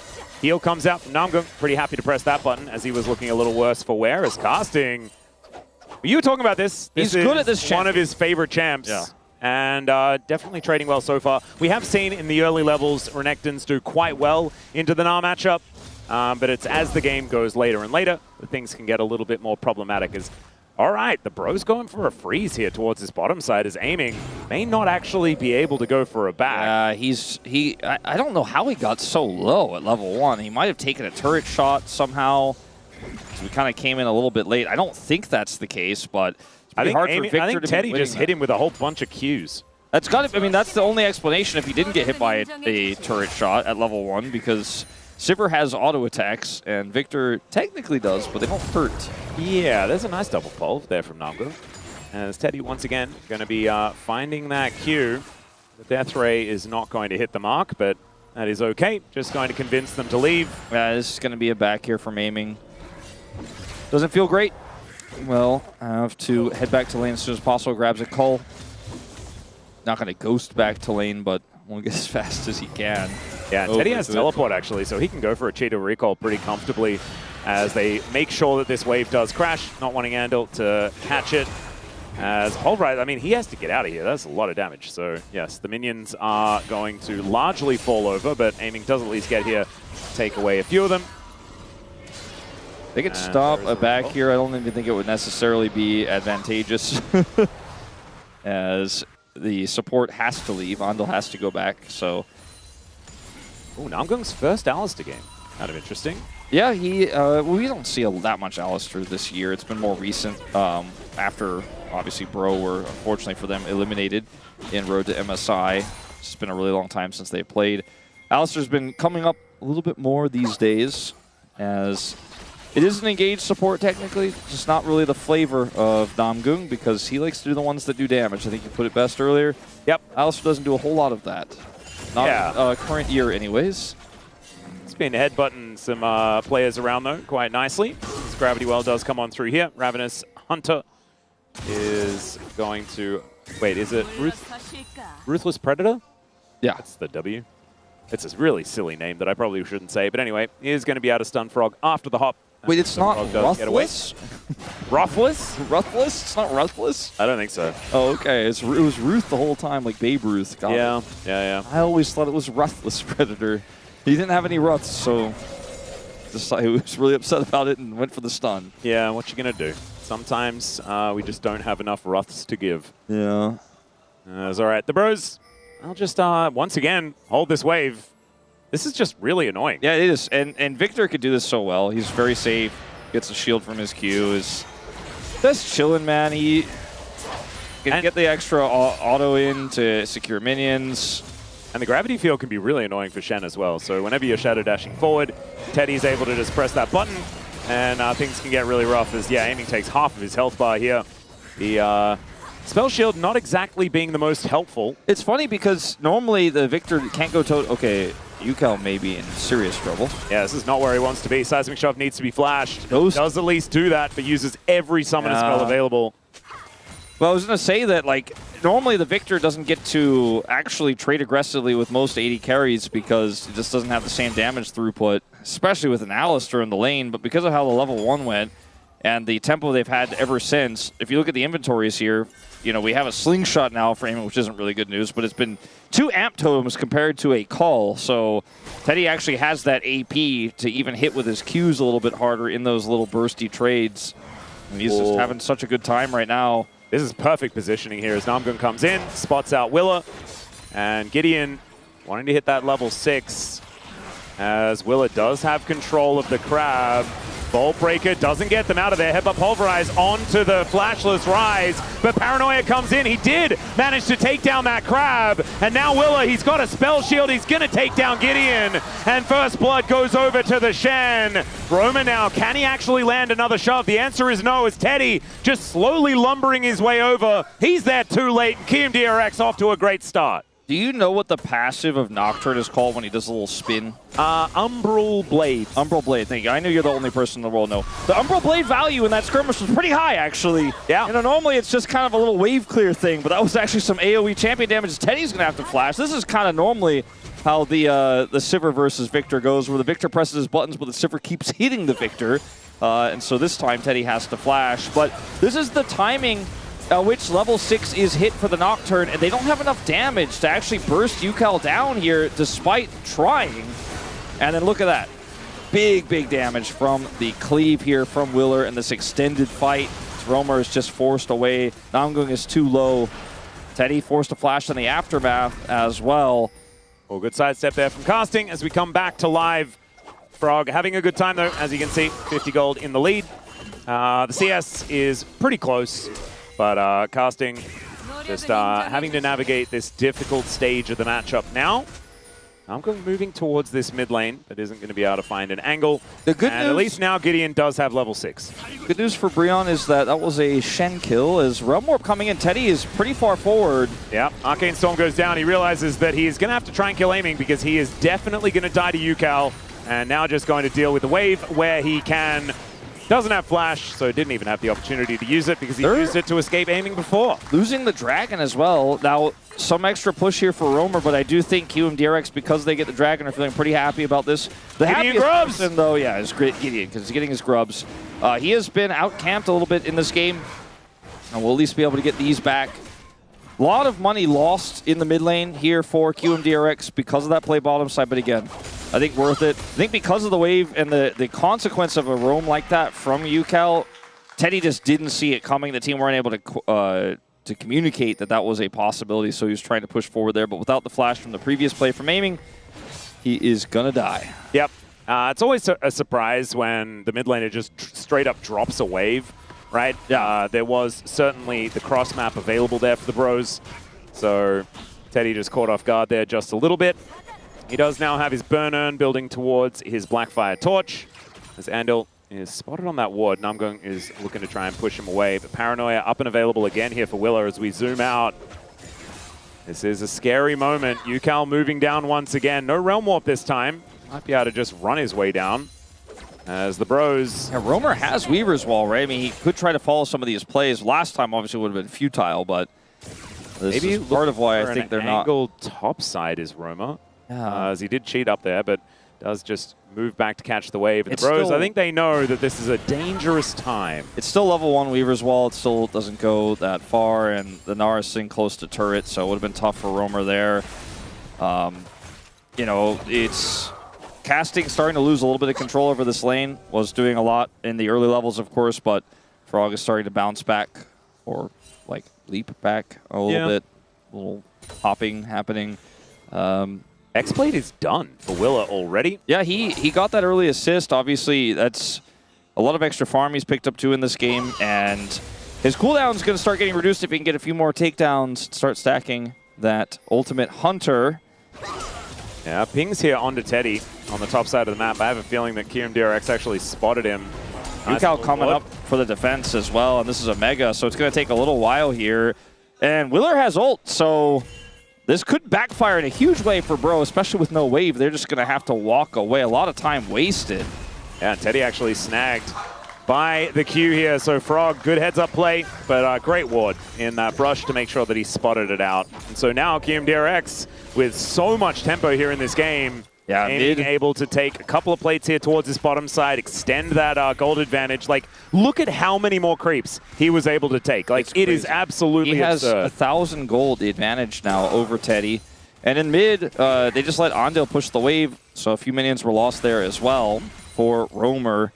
Nothing crazy, but they have that first dragon, 2.5 minutes until the second. And this Sivir is a bit of a problem. a little bit early in this game, and that call hasn't even cashed in yet. We're 16 minions away from it, and that lead will even get bigger. As you can see, Casting is even not going to enjoy it with the steel caps on. Yeah, this is a very scary time of the game for the Bros. 2.2k the advantage, actually. And that lane swap, really not what the Bros wanted. As Casting dashing around will be able to at least clear out what was left of that previous wave. And another one is now conga lining forward and aiming, just slinking back off into the fog of war. Willis stealing away a Grump very comfortably. Look at this. Gideon and Roma, both of them just going back to base, realizing that they just cannot do anything about this. No camps left on Bro's side.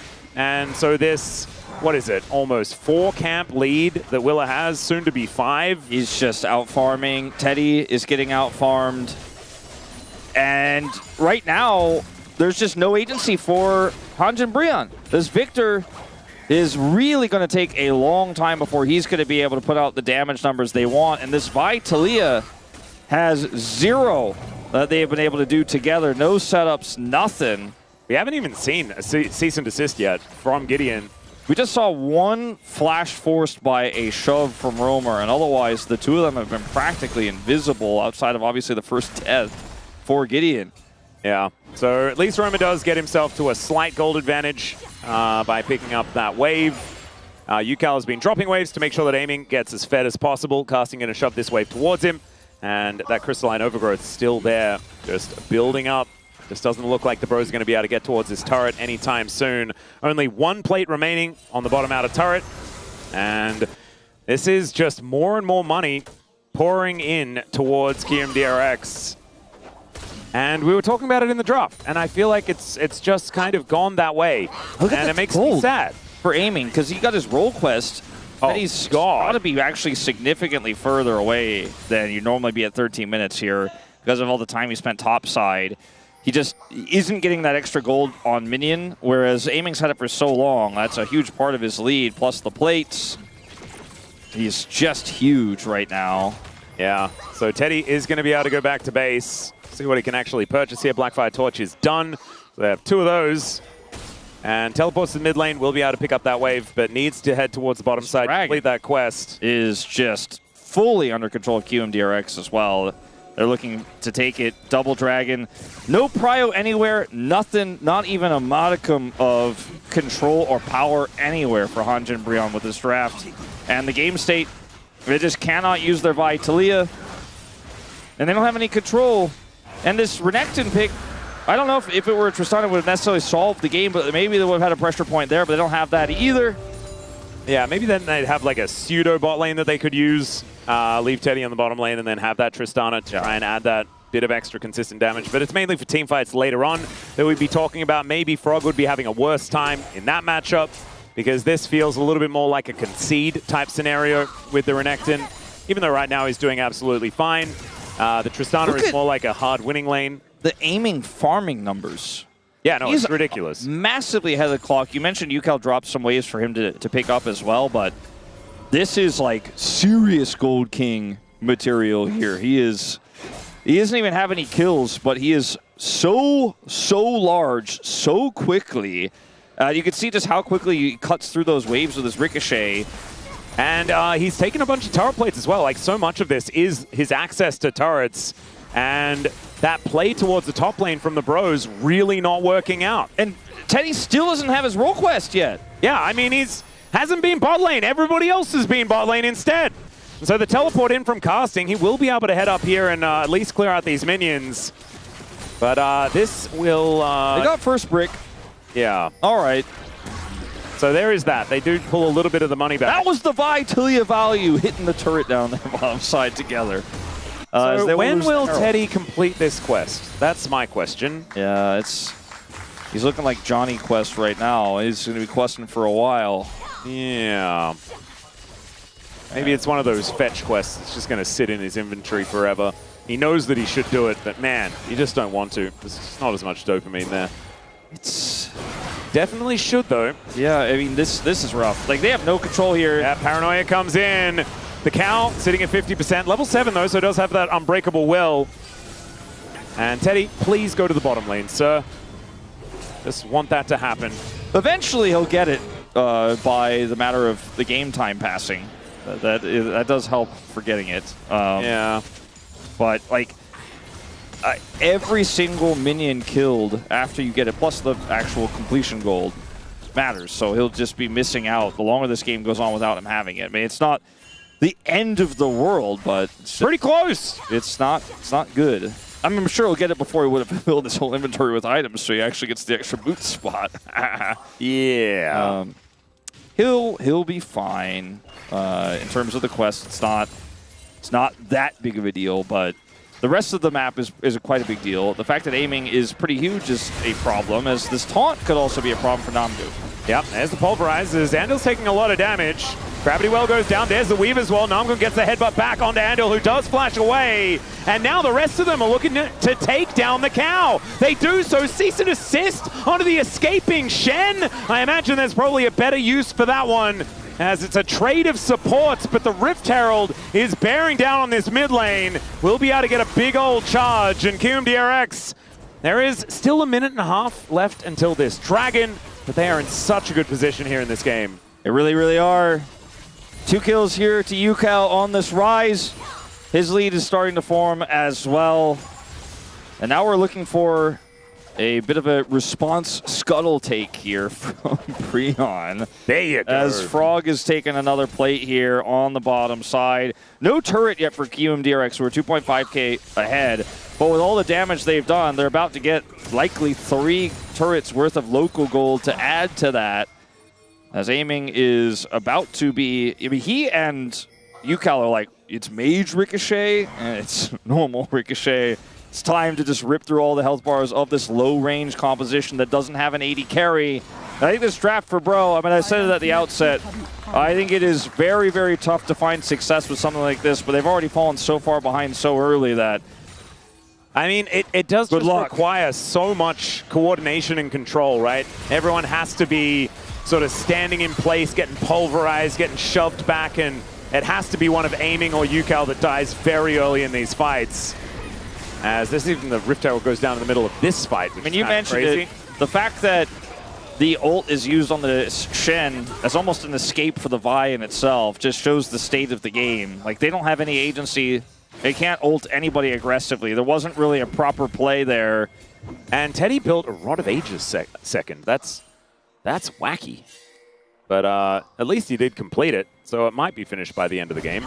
I think he realizes he's a level behind, so he needs to catch up. There you go. That'll do it. I don't really think it's a very strong choice right now, but...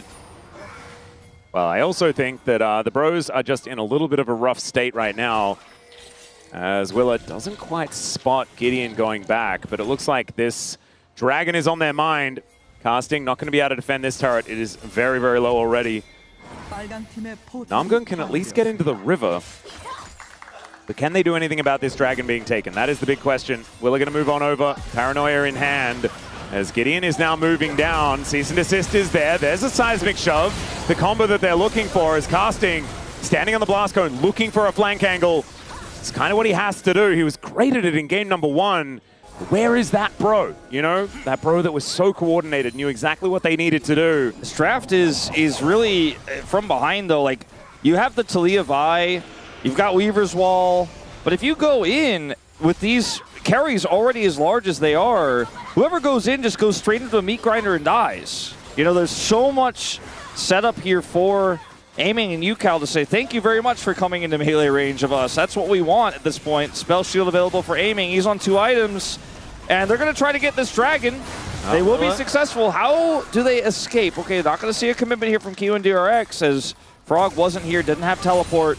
Yeah, at least that mid lane outer turret is still up and available, so they take away the Dragon, and they do manage to at least keep their outer turret alive as well. So that's something.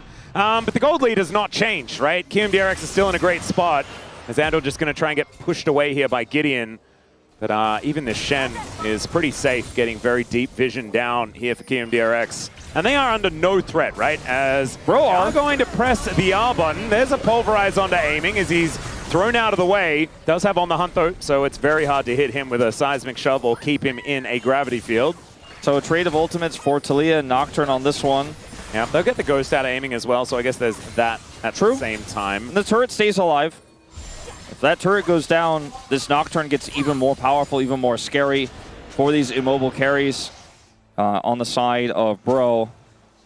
As Teddy, I don't know if he's going to be carrying anything with this build, but that's the thing about this draft too, is not only do aiming and UCal do a lot of damage earlier than they're supposed to, I think, in this game, as Arcane is almost done. I mean, he's not like on 3 items, but he has so much setup with aiming's damage layered with his. They also can't punish the Nocturne when he goes in because they're not doing that much damage themselves. It's double burn here for Roamer. What are you burning? You know? Well, I mean, you know, Mega Gnar has a lot of health. Okay, fair. So yeah, I guess it makes sense. Yeah, sure. I'll let it go. There's something. But that's we're clutching at straws here just a little bit. Aiming is going to demonstrate a little bit of that as the Blackfire Torch from Teddy does burn him a little. But KRX just waiting around, making sure that they get control of this river.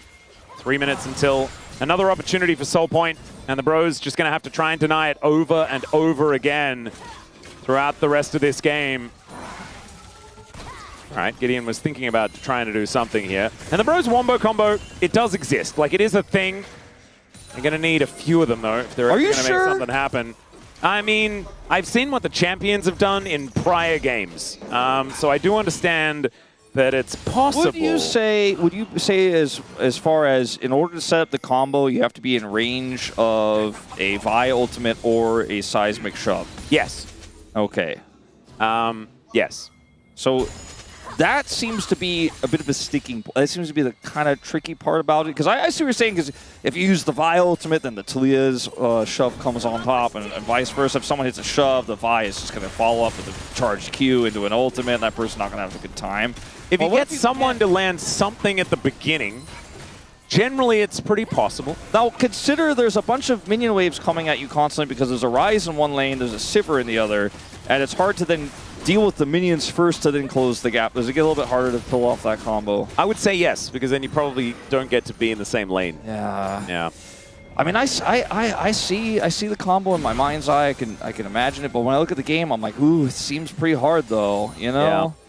I've seen all sorts of things in my mind's eye, though, so honestly, it's a tough one. Gideon going to miss the Vault Breaker, and there's on the hunt. Paranoia comes down again. Decent pulverize as Andal in a bit of trouble, aiming forced to flash away as the exhaust comes through. Another altered Shen is going to be Andal on the floor. Gideon gets out of the way of the Duskbringer as Willa getting pushed away from the fight. So 1-0 so far for the Bros. They got the flash. You could say that it's positive. Yeah, they got the flash of both of the bottom duo as well. So no flash for aiming anymore, no flash for Andal. That's, that's how they won game 1. They get the aiming flash. I saw 5 people together in the lane as well. So that means that it's possible for us to maybe get this combo to work. I thought in this moment I was going to look silly because, KRX walked into combo range, but they didn't actually do the combo itself. It was just a really late ult here from Vi. Oh, Roamer is dead. Andal is going to get cut up by the Kolomeek, but that is not an even trade.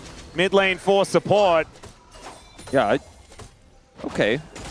Yeah. They're getting some stuff though, They're getting these kills. They're buying some time. It's going to be 3rd item death cap for Teddy. I'm trying to work out how Roamer died. Yeah, I'm still. It's I can't see Colonel Mustard with the pipe in the museum or something like that. He has no ghost, no flash. Is he? All right, here we are. We're going to actually figure it out immediately. That's not the combo right there. He just got Shen bonked. He got taunted after UCal went on top of him there. And then casting shows up. So they also got the TP out of the Renekton. It's a multiple faceted win here for KRX as they're sieging up the mid lane. Frog's going in with an R set. Yeah, well, he does find it onto 3. It's pretty big. Paranoia gets into the back line as, all right, Namgung did a decent job tanking them up, but he will still go down. And so there is the Wombo combo now on cooldown. The Bros still have some buttons left available. The Arcane Storm is there. The Weaver's Wall just came up now. As the Realm Warp comes in, Gravity Well comes down. It's a Shen delivery as Andal is going to help take down Roamer yet again. But there goes Willa. Casting will get cut up, and now it's at the aiming show, whose ricochets will tear them apart. And yeah, they may not have had the ultimates, but they did have a right click from a Sivir. Roamer I saw that rumble, people was like, did they throw? Am I about to have the sickest shove of all time? And then only the Shen comes out. And then the taunt is good. As we're going to go all the way back to the initial part of this. Frog has his Gnar in a perfect spot here, gets behind Namgung, who's trying to set up the flank there, gets the triple at a crazy angle. Very impressive stuff here. Initially, it's Namgung who's burst down, then they fight back to the Dragon, and then we see this Realm Warp attempt here from Yukal, and they're like, wait for it, and it's actually just a Shen. Goes straight onto Roamer, so he can't be shoving really anybody in this exchange. And Casting is hoping he's big enough to get value out of that Q and the heal, but they have no retreat, and aiming just ricochets them down. And I think this is the beginning of the end of this game here for KRX. They've had so many advantages. They've had such a strong lead, but it hasn't translated into big team fight wins until now. And now it's Soul Point for Infernal Soul. So much map control again with all the wave clear. Rise Sivir has been picked so often in the LCK because of what it does for you in these slower game states, where you, especially when your enemy team has dive, but they can't deal with the waves, and you have basically map hacks with all your minions everywhere, not to mention all the wards you have. I mean, look at the wards on the top side of the map around Baron. It's anti-map hacks as well, right? Because you've got a Nocturne there as well. Yeah. So you can turn the lights out. You can make sure that the bros can only see underneath their turrets, and therefore you have full access to the jungle, and the suffocation commences. And the bros, yeah, just the comeback mechanics for this composition just don't really work. You can see Roamer here just trying to burn Yukal down with this couple of buttons, but it's looking saddest trinket of all time. Yeah. And all right, Vault Breaker gets Gideon out of there. But when Casting has to just be sitting here, like trying to back up his jungler who's trying to get some vision on a Baron, that the bros are never going to be able to start. It's just a tough time as aiming cuts this minion wave down. And we'll now move on over. I think that they can just start this. When Rise has, by the way, Crushers and Belt into double mage, it is broken. Yeah, and he's got fair. Seraphs. I mean, this is he's a pretty tanky boy. As Will is still going to take a lot of damage from this Baron. He's tankier than the Gnar, like basically factually. Oh yeah. Who's also building MR now on his third item, because guess what? Double mage. Yeah, and the Renekton is probably not that scary at this point in the game. Does have a slight advantage, I guess. Gideon as well does have a lead. But it's the lead on aiming that is the most terrifying, and he is building towards his Infinity Edge. We'll have that one very, very soon. As I'm not sure what Gideon's doing in the Baron pit. Does manage to get out of there, though, as we check out Roamer and Yukal, just farming it out between one another. They did manage to burn down that cannon. It's this. We've seen very few Weaver's Walls, right? We've seen very few Vi ultimates because there are no targets, there are no angles, there are no opportunities. Gideon has a GA. Yeah. So what? I mean, he did just buy it. There's also a death cap on Teddy. That's something. I mean, they do have the correct tools, but they can't see. Yeah, that is blind. the problematic part. Aiming now has level 16, so On the Hunt is maxed out. He's almost got IE. Yeah. I mean, look at all the gold he's getting everywhere. He's gold kinging again. God, Does get that award quite often. As Teddy... Keep your headset on, son. Yeah, exactly. I mean, it was obviously hurting his ears in some way. Hopefully, he is now going to be feeling better. Maybe Pro gamers can't take that off. It's like taking off your helmet in space. Yeah. You instantly die. That's what happens. The Kesper refs will come down on you. Like a vacuum. All right, well, this is a slow burn, but it doesn't get easier, it doesn't get better for Bro. Like, more items are coming through. Infinity Edge is done. Yeah. All right, you know, yesterday we did the whole thing where I kept saying, well, what if they catch Guma? What if they catch Guma? Eventually, maybe they'll catch Guma. Then eventually they did, in fact, catch and kill Guma. What if they catch aiming? That could happen. He is very big. But also, if they just win one team fight, they get back map control, and then Taliavi can play again. They can actually be oppressive. That GA will matter. They can use Weaver's Wall to siege and to cut people off and to control objectives.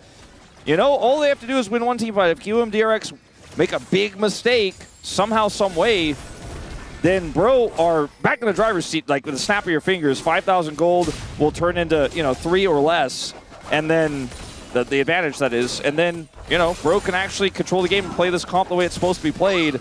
I just don't think KRX are going to make that mistake. They look so practiced on this. I mean, aiming on Sivir doesn't matter what team he's on. He doesn't need communication to know what to do on this one. Yeah, I mean, he has the donkey whistle. It's like the easiest communication. You just press your R button and you're telling people, we're going in.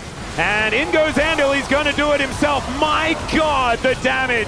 It's a decent shove, but Teddy is already dead. Willer is able to escape here as well. They're staying alive for a little bit longer than I was expecting, but aiming is safe. He cuts up the Renekton, picks up a double kill. Namgung is just going to die underneath this turret. Andil gets delivered. Actually, no. Namgung is going to survive. No steak dinner, but KRX will still be winning this game. All right, that's it. Simple as that. A very straightforward game where Bro waited forever for KRX to make a mistake. They didn't. And if anyone watches this game and says, well, I guess Bro just didn't do anything, they rolled over and died, they really couldn't do anything in this game. That was the problem. Well, as a three-man pulver, Namgung's dead. The Nexus turrets are also going to go down. It's 13-4. This was a complete shutout by KRX. And the Bros gonna have to try a bit harder in their next matchup.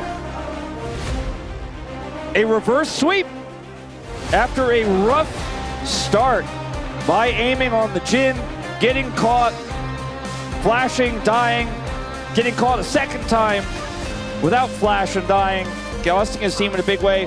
Pops off on Ezreal, destroys Teddy in the matchup, and in this third game was just given such a long leash on the Sivir. My God, he had his role quest on, he farmed everything, and was a fountain laser in the mid game. And it's just not fair when you don't have vision to play your Vi to Leah comp into something like this. Frog also with a big bounce back after a rough start in game one on the Ambessa. I think the whole story here for KRX was they ramped into this series really, really well. Everyone started having better performances. Everyone was looking better. But in game three, the draft was clean. They had a clear identity. And Hanjin Brion looked a little bit confused. Oh, man. Yukal, every single time, he is ready with a new celebration. He's definitely one of the front runners for POM as well. We might be hearing from him on stage. That could be. Wait, who would I give it to? It's a really tough one because of the weird nature of the last two games. It'd probably be Yukal.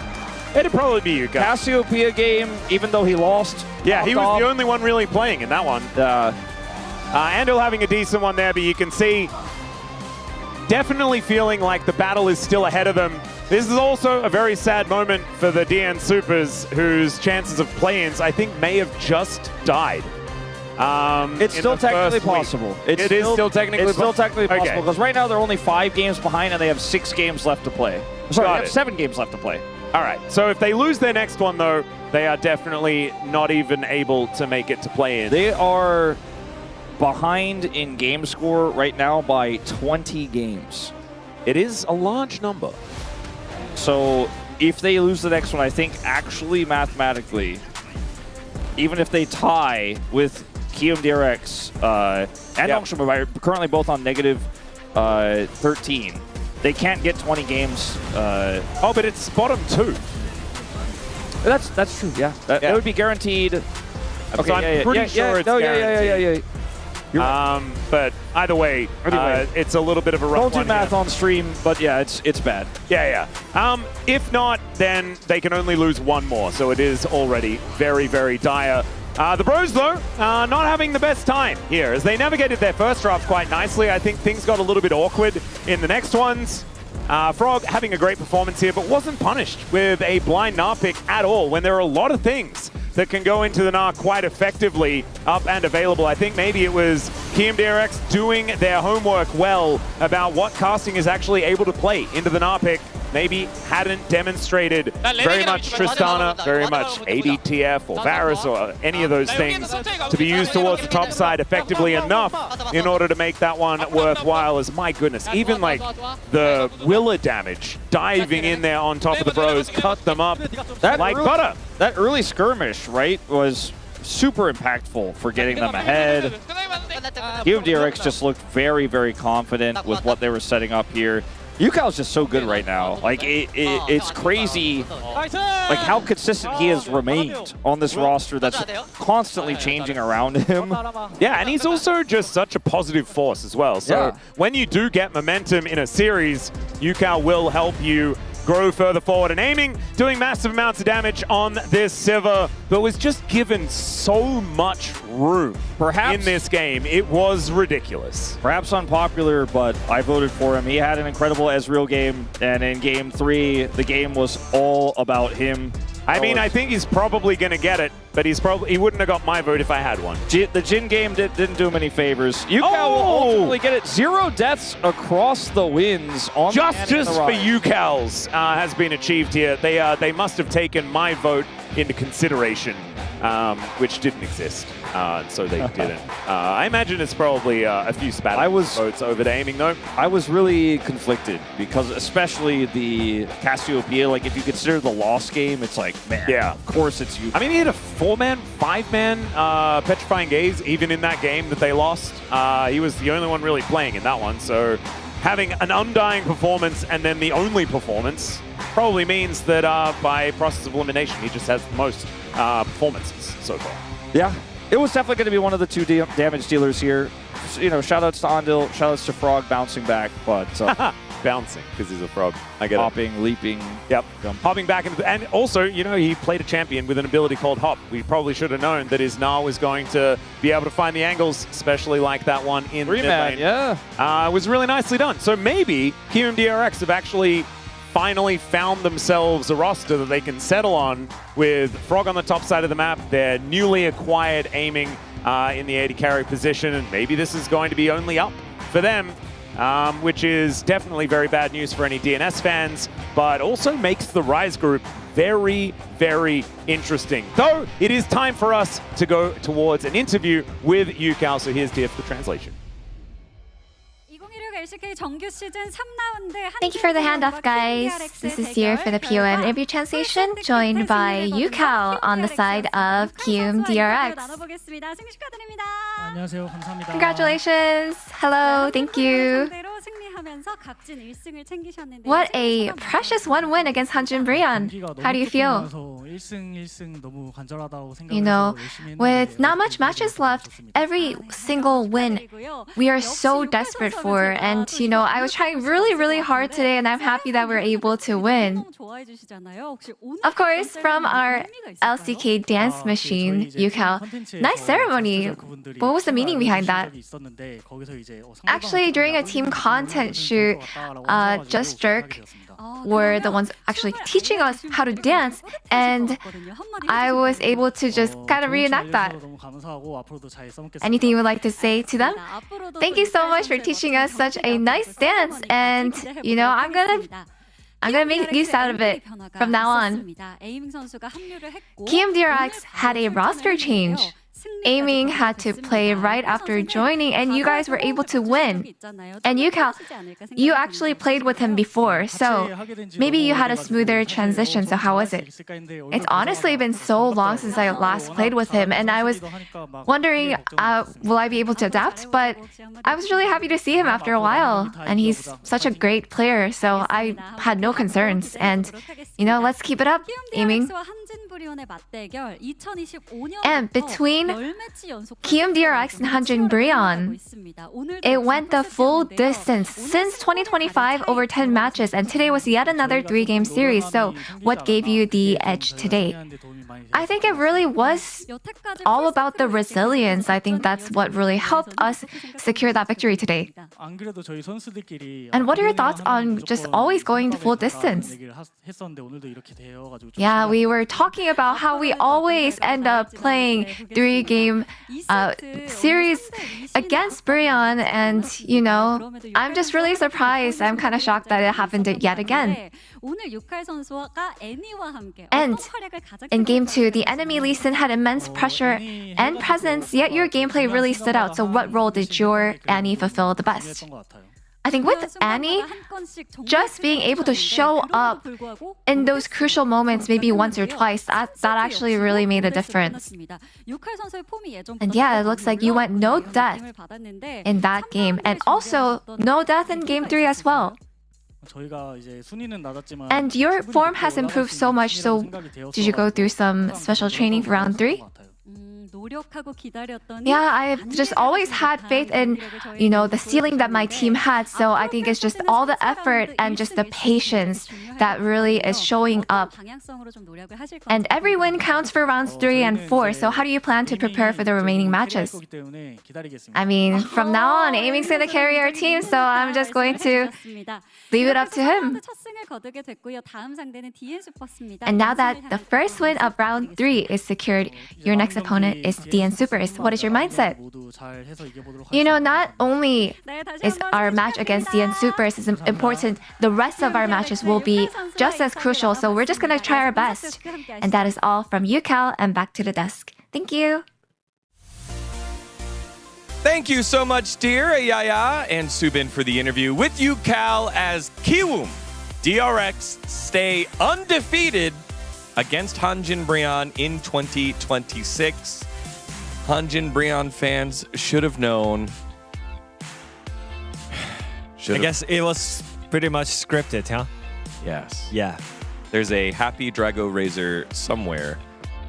Shout outs to you and the rest of Kiwoom DRX fans who come up big here with another victory. And we've said it because we're thinking about it. The bottom 2 teams of the Rise group get eliminated. And with DNS already way, way behind, every win matters as the rest of that standing group for the other 4 teams are all clumped up together. So a huge victory here. And no matter what, Kiwoom DRX will have a head-to-head advantage if it gets to that over Hanjin Brion with yet another victory here. I mean, I think it was the day for UCal. He was outperforming every single game. Even though he lost his first game, I feel like he just had so much better performance compared to Romer. I think that also kind of connects to the champion matchup that he had, throughout all the games, like game 1 to game 3. I think he had just better understanding about what he want to play and what he needs to do for the team. And I think UCal had so much better plan and also performance. Yeah, I mean, especially from the Rise group, I think the UCal experience, it glows more. I think the value, it's actually more because it's more so in Rise group. There's more rookie player compared to the Legends, and I think the UCal is the one that he's abusing the experience, especially on the playing on the stage. He's super veteran, as what he says in the interview. He's get so used to. Also, he find the new teammates that they were friend before and becomes really, as what he said. It's it was really easy to working again, even though it was it was really one of the sudden actually had to happen. But I think today overall, as what he mentioned, I think the performances wise, I think he deserved to dance more. I think we'll see more in the future. More? I don't know, man. Maybe we need the concert from UCal. I mean, more POMs like that will help him do that. And I like your point there, the experience there against Romer, shutting him down, because we've seen what Romer can do. He can have good games, but was very quiet here because UCal kept him in check. As yes, it's 8 out of 13. And some shout outs there, including Wolf for Aiming, who had himself a solid game 2 and 3. Game 1, compared to game 1, for sure. Hell yeah. Oh, man. Game 2 and 3. Yeah, I think we were also thinking about Aiming too. But, as I mentioned, it was the UCal having a consistent performance. So can't let my friend lose his first game on the team. Good friendship right here. Great friendship. Great friendship. Great friendship. Power friendship. Agreed. Powerful. Really powerful. Yeah, it's pretty much the same for me as well, Welcome to new home, buddy. We didn't really expect that, I think no one could see this coming, just out of nowhere, right? But I think fortunately, Aiming had the room to just adapt easily, because the UCal was one of the pre-teammate when back in 2019 it was back in Africa Freaks, so and also 2020. Oh yeah, true. So it was pretty good, yeah. Throwback teammates there, and the shout out by Wolf going the way of Aiming. Let's see what Wolf had here to close out our global votes. If you play like this in game 1 and 2, we can forgive the Jin game. Indeed. Yeah. Again, they picked the Jin into the Jarvan. You know, if you ult, you stay far enough away, but if you walk up to hit the tower, you walk up into engage range. But we forgive that, given the way that Sivir game, you know, maybe the rest of Kiwoom DRX was stressed, but Aiming knew he had it. The maestro of the battlefield says Helios here for UCal. Indeed, again, the veteran leadership there needed to get them over the line in the Rise group battle to make sure they got a win here in their first week. Not only like him winning the lane, he also used his pressure to other lanes, right? So like help the Viller and help the match on the bot lane. So indeed, maestro of the battlefield here. Again, think about game 2 and the highlights that we pulled early on.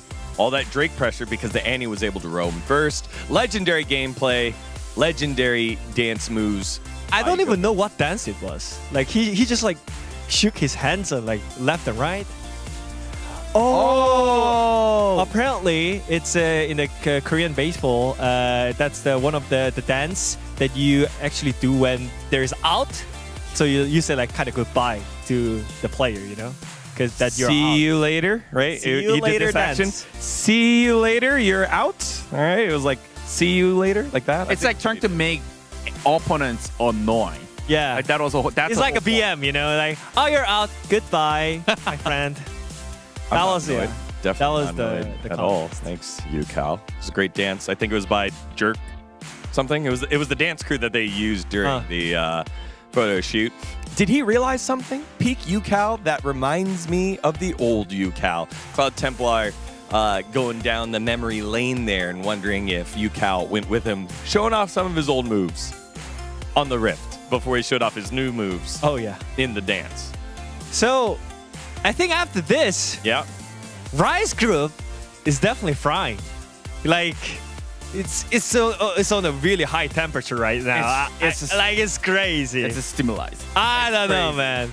I mean, it is like every wins really matter, as you guys see. Oh my God! 6 games losing streak. Can we go back to the beginning of the week when Bro was #1? Wait, no. What? No, you can't go back. What are we whatting? I'm just saying, you know, like I thought Hanjin Brion, even though they're in the Rise group, I thought like they showed up some performances against the better teams we consider it. But now, like when you think about it, they're just on a 6 games losing streak. It's fine. It's better than DNS that they're doing the. We don't mention all of that. They're doing triple better job. Also, Kiwoom DRX slowly climbing up, now tied with the wins, like 6 wins between these 3 teams. Looking pretty great. And with a legend group bot laner, now maybe helping lead the way with UCal. Who knows? Kiwoom DRX on the potential ascendancy as Nongshim, Bro, BNK, and DNS will all still play later on this week. And as we said earlier, DNS really have to start stringing together wins. If we take a look at the legend group after the T1 Gen G matchup, also very close. Look at those top 4 teams on both of the standings. It's a big clump here in the LCK. Very different to years past when it was Gen G by a ton, and then T1 kind of close, and then Hanwha also kind of close. And then KT and Nongshim were kind of there as well. Yeah, so many upsets are happening. The predictions are going somewhere else, you know? Like, so I think overall, I think this just like last day and today is all about like what you want to play and just stick to your plan. And that was just all, you know. Everyone has different pick orders and everyone has different priorities. So yeah, just do whatever you want and just stick to the plan. Yeah, I mean, since there's a lot of options that you can go for it as a team, as also individually, like pick how you want to play the game. I think right now it's so open. Like there's so many things that you can do in-game, out-game. You just have to deal with. Well, here we go. It is a Saturday showdown, the bad blood between the bot laners. It was the trade that originally shaped the LCK during the season. Nongshim Red Force and BNK KRX do battle. And then Gen G, one of those rare back-to-back days because they are having the LCK Team Roadshow, go do battle yet again. Going to be a big matchup for them against D plus Kia to try and right those wrongs. Yo, what a day it's been. What a couple of days it's been over the last 3, but we're not done. Saturday and Sunday still to come here at the LCK, so make sure to tune in tomorrow for all the action. On behalf of everyone here at the LCK, thank you so much for watching, and we'll see you tomorrow for the Saturday Showdown and the conclusion of the LCK Roadshow. Bye-bye!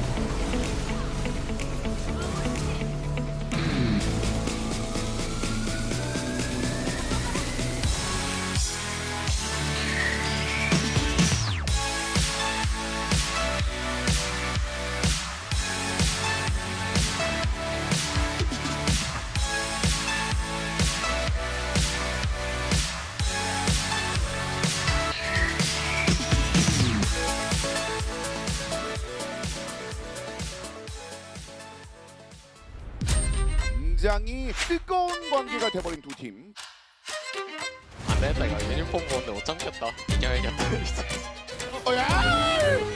아니 이타 우평은 좋아요. 상대가 상대인지라 너네가 누굴 버린지 알려줄게 라는 마인드라고.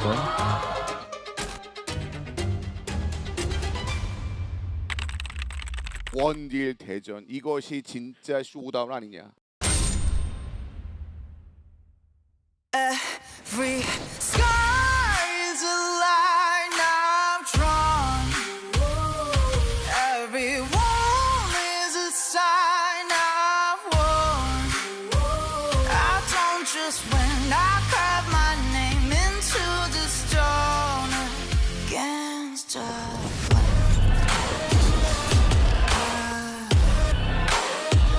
I don't just win, I live my mark into the stars.